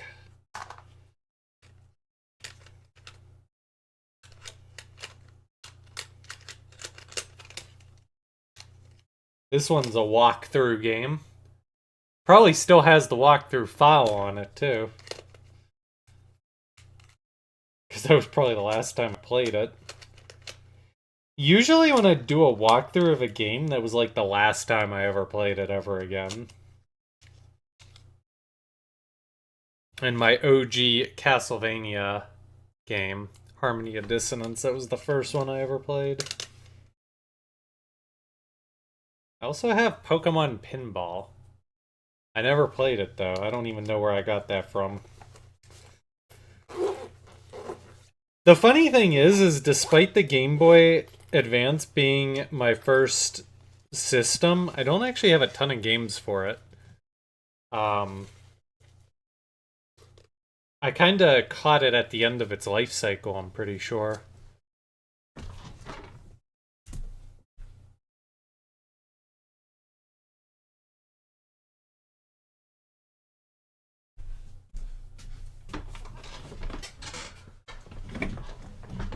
No Pokemon Emerald? I think well...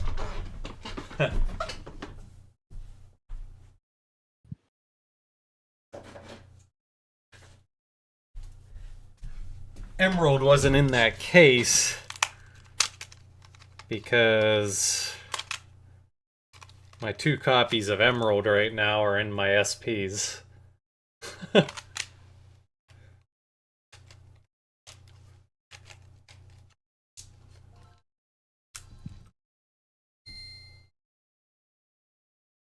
I learn how to play what after? You'll have to re-ask that question.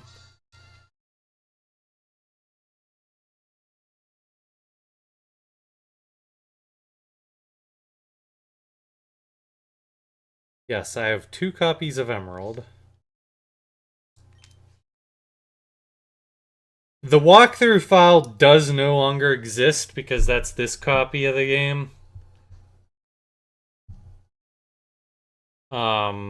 I saved all my main walkthrough Pokemon though. I don't know if they're on this file or my other one.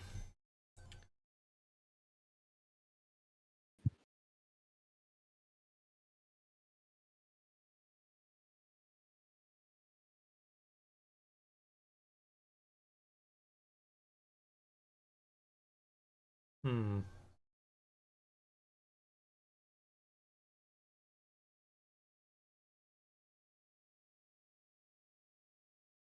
Yeah, I don't think it's on this one.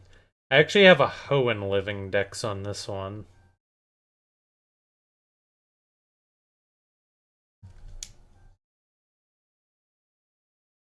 Getting the gold trainer card was a massive achievement for me.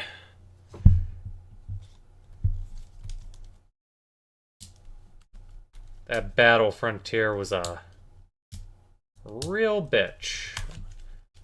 This SP's apparently out of battery, so I'll switch it around.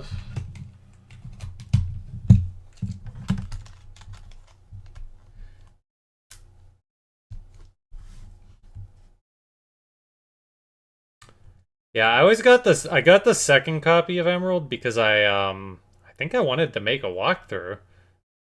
Like, I think that's why I got the second copy, so that I didn't have to get rid of my OG copy.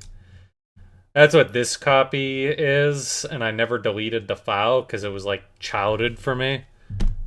I only had 3 of the gold symbols on it, which is kind of ironic in hindsight.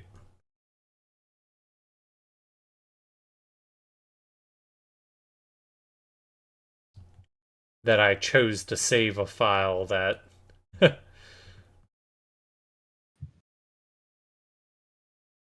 the PC boxes, they're so disorganized.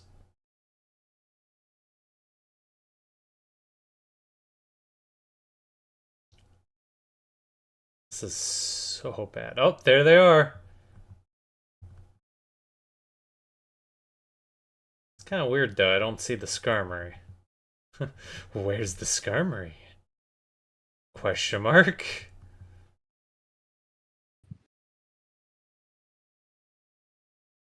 I don't know how well it'll show up on my webcam.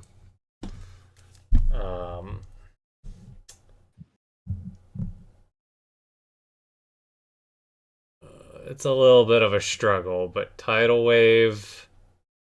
There's Torkoal, Absol, Manectric, Breloom. I don't know where Skarmory's at. There's a Skarmory in this box, but it's not the walkthrough one.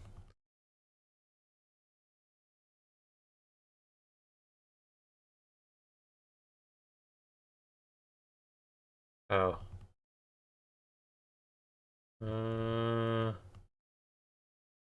It might be this one. Maybe. It's level 50. That lines up with the rest of my party.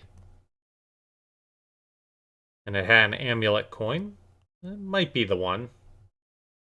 I don't know why I would have put it in a different PC box, though. That seems kind of weird.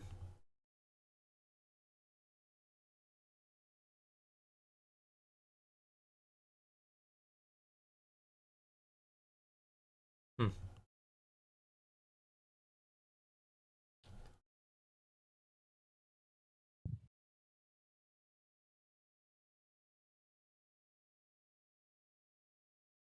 I can't be bothered at this point. This Emerald playlist is still incomplete.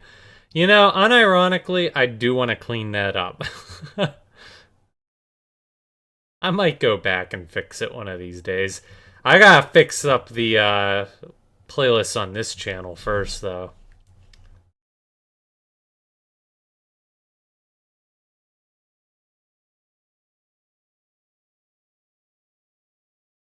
Alright, well, that's enough Pokemon Emerald.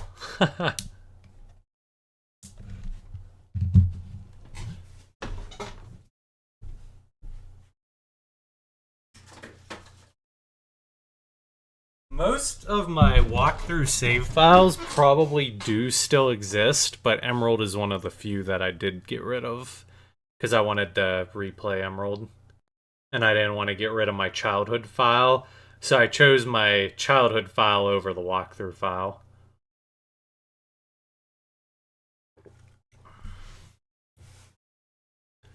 Which Pokemon walkthrough team was my favorite to make? That's a tough question because I think all my walkthrough teams were flawed.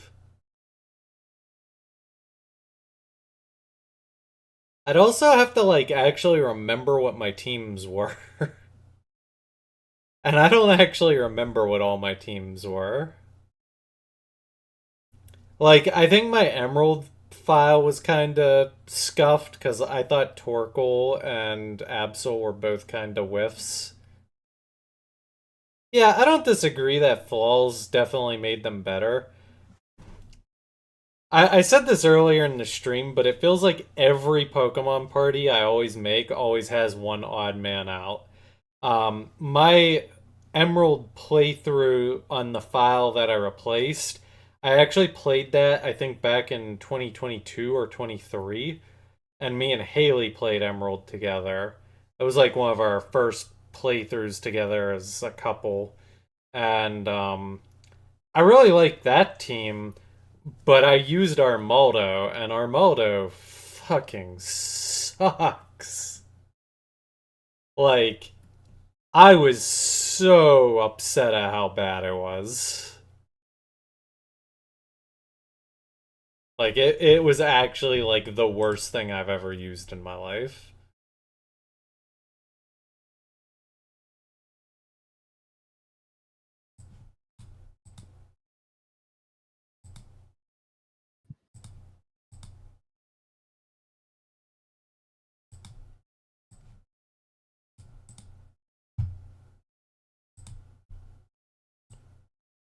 I was so upset at how useless Armaldo was. Because it didn't evolve until, like, level 40 something or whatever. So you were just stuck with a first stage Pokemon that couldn't do anything for, like, the entire game. And then by the time it finally evolved, you were in the seas of Hoenn, and it was just useless. Vaporeon, Torterra, Toxicroak, Luxray, Skarmory, Houndoom, and Platinum. Honestly, that might be the winner. That's a pretty great team.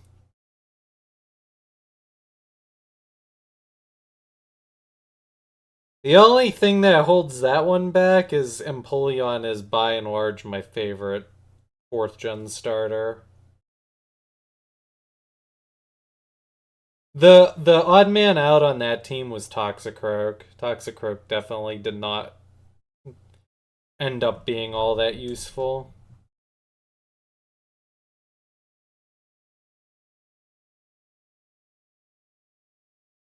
It had a great name though. I won't deny the name.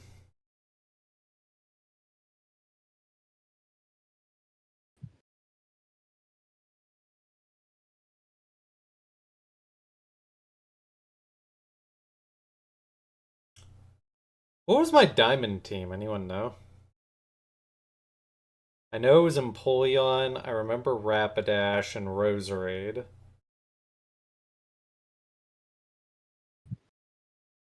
Who are the others? Honchkrow. Honchkrow. Garchomp. Garchomp's solid. Heracross. Yo, that might actually be the best team. That might actually be better than the Platinum team. That's a really solid team. I'm not actually that big of a fan of Rapidash, but I do love all the other Pokemon. Like, just on a personal level, 5 of those 6 Pokemon would all be, like, in my top probably 30. Or if not, like, my top 30, maybe, like, my top 50.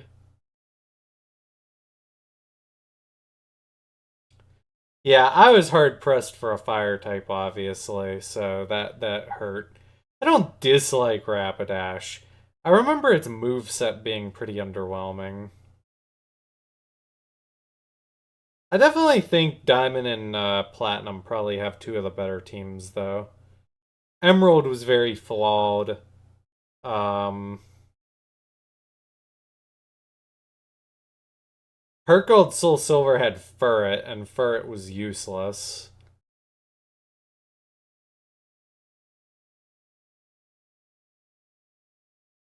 I don't think Umbreon's a very good in-game Pokemon either. The rest of the team wasn't terrible, though. What was my black and white team? And my black and white 2 team. Dude, I was mind-boggled. I totally did not remember that I used an Espeon until I looked it up recently and found out I used an Espeon. I was like, wait, I did?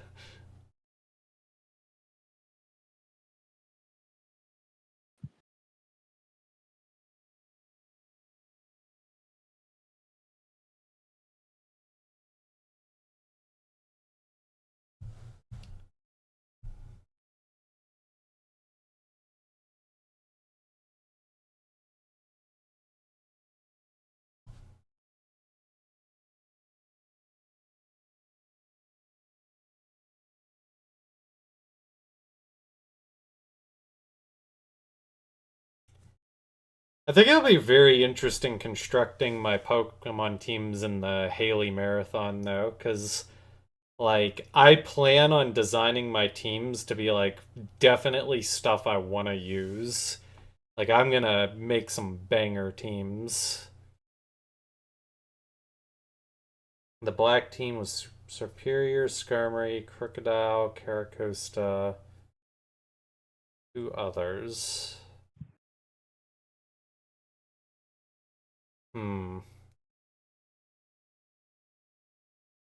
I remember Caracosta being very underwhelming, which was a shame because that was like one of the designs I was like more on board with. But I just remember using it and feeling like, wow, this Pokemon sucks. I was not sold on it.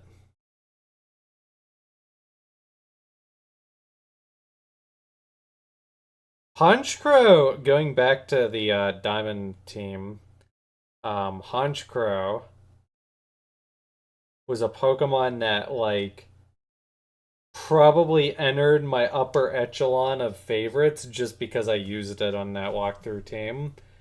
Like, I probably would have never thought about Honchkrow, but for some reason I used it on that team, and I really liked it.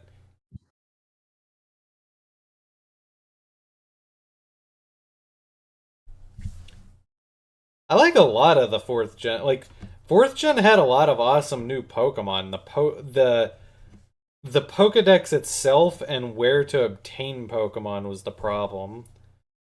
But, like, 4th gen had a lot of good stuff in there. It just was hard to make it work for a gameplay through.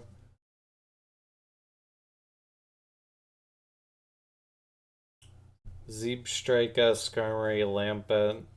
Yeah. The Duskstone. Haley still gives me shit for that. Yeah, that team was a little rough around the edges. Zeebstrika was also a swing and a miss for me. And a long time ago, I was pretty high on Crocodile, but honestly, that Pokemon has gone down on my list. Like, at the time, it was one of the few things I liked in 5th gen, but now it's actually one of the One of the lower on the totem pole 5th gen Pokemon for me. Just didn't age well for me.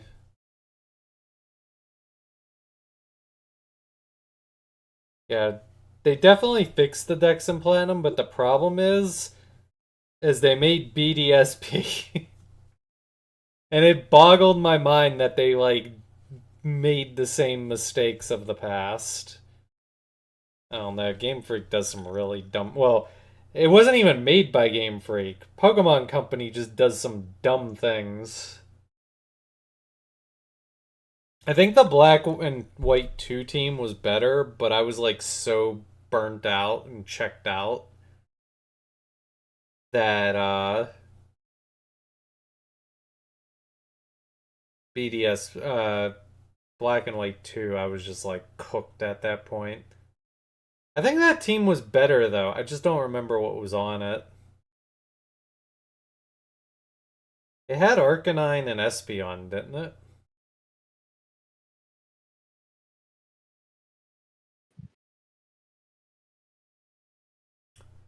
Samurai, Arcanine, Flygon, Skarmory, Espeon, Whimsicott. That's an okay team. I'm surprised they used Skarmory again. I will not be obsessively using Skarmory in future Pokemon playthroughs. And it's not because I don't love Skarmory, it's precisely because I love Skarmory that I don't want to wear it out.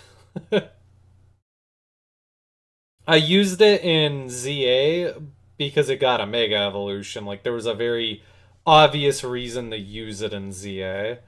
But I don't want to use Skarmory obsessively. It kind of hinders team construction and also just the fact that, again, I want to use other things.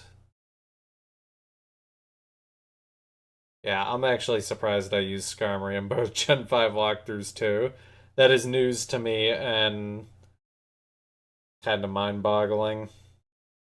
I guess it makes sense though, because Flygon and Skarmory are not overlapping. I don't think that's a bad team though. A lot of mono Pokemon though. Grass, Psychic, Fire, Water. And only 2 dual types. I tend to steer clear of monotypes these days. First gen's like the only gen that I would actually go hard on monotypes because first gen had a lot of like good monotypes.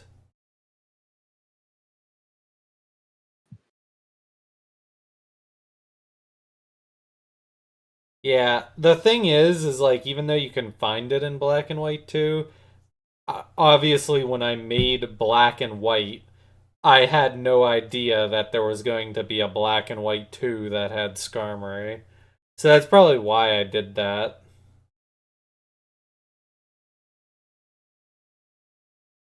You liked using teams that had unconventional surf users? It's an interesting philosophy.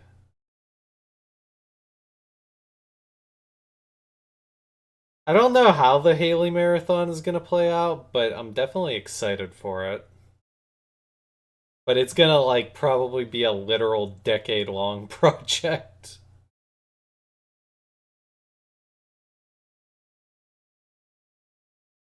The Emerald playthrough was finished. It just the playlist got cut off. I know the team though because I just looked at it 5 seconds ago. It was Swampert, Skarmory, Breloom, Manectric, Torkoal, Absol.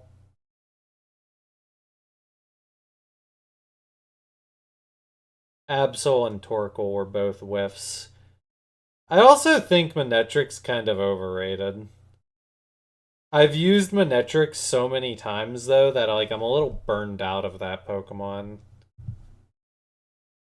Cause it's like the only original, like brand new 3rd gen electric type in a region that is like swimming in water types. So it's like Manectric is a no-brainer Pokemon to put on a Pokemon party. So I've done it so many times and I'm just like burned out on it.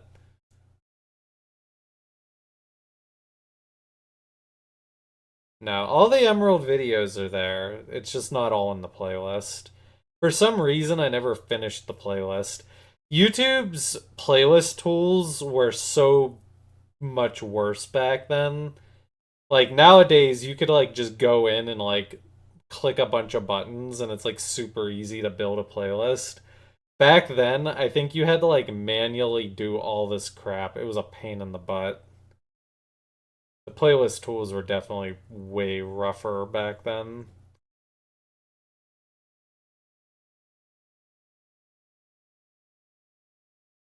Funnily enough, I never really used Gardevoir and Emerald.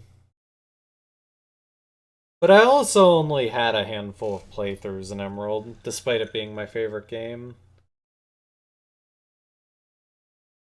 Heart Gold Soul Silver was a really weird team. What was it again?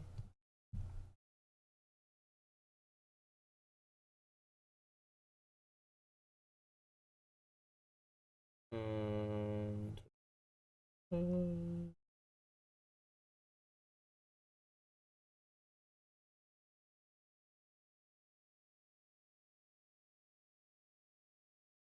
oh.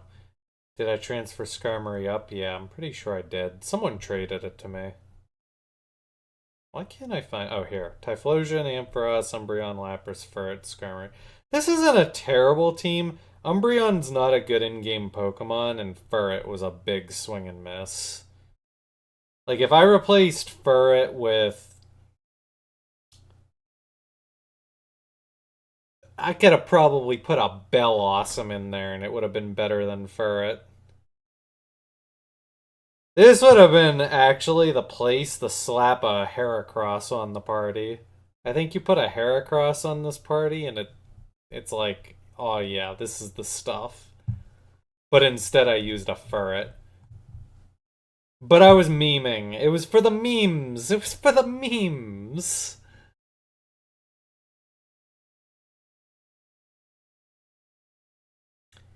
Twas a meme. You have arrived fashionably late. That you have. I was actually thinking about wrapping up soon.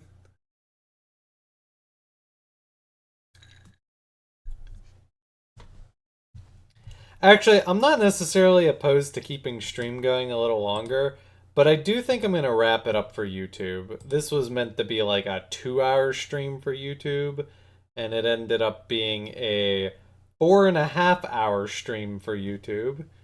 So, I feel bad for anybody who clicks on this. I might have to like go back and like cut it off at some point.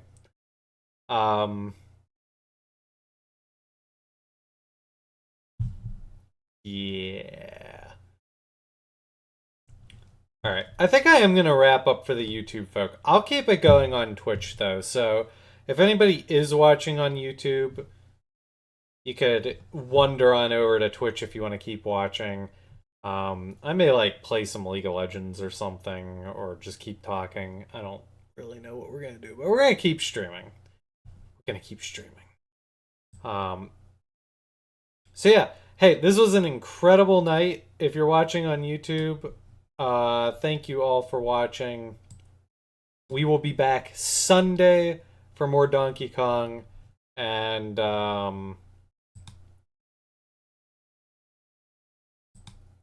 Donkey Kong's probably getting close to the end, so once we wrap that up, we will definitely be switching to a Pokemon project.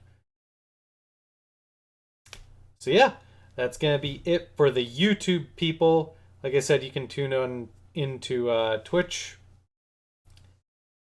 where I will keep going for a while longer. And yeah, thanks for watching.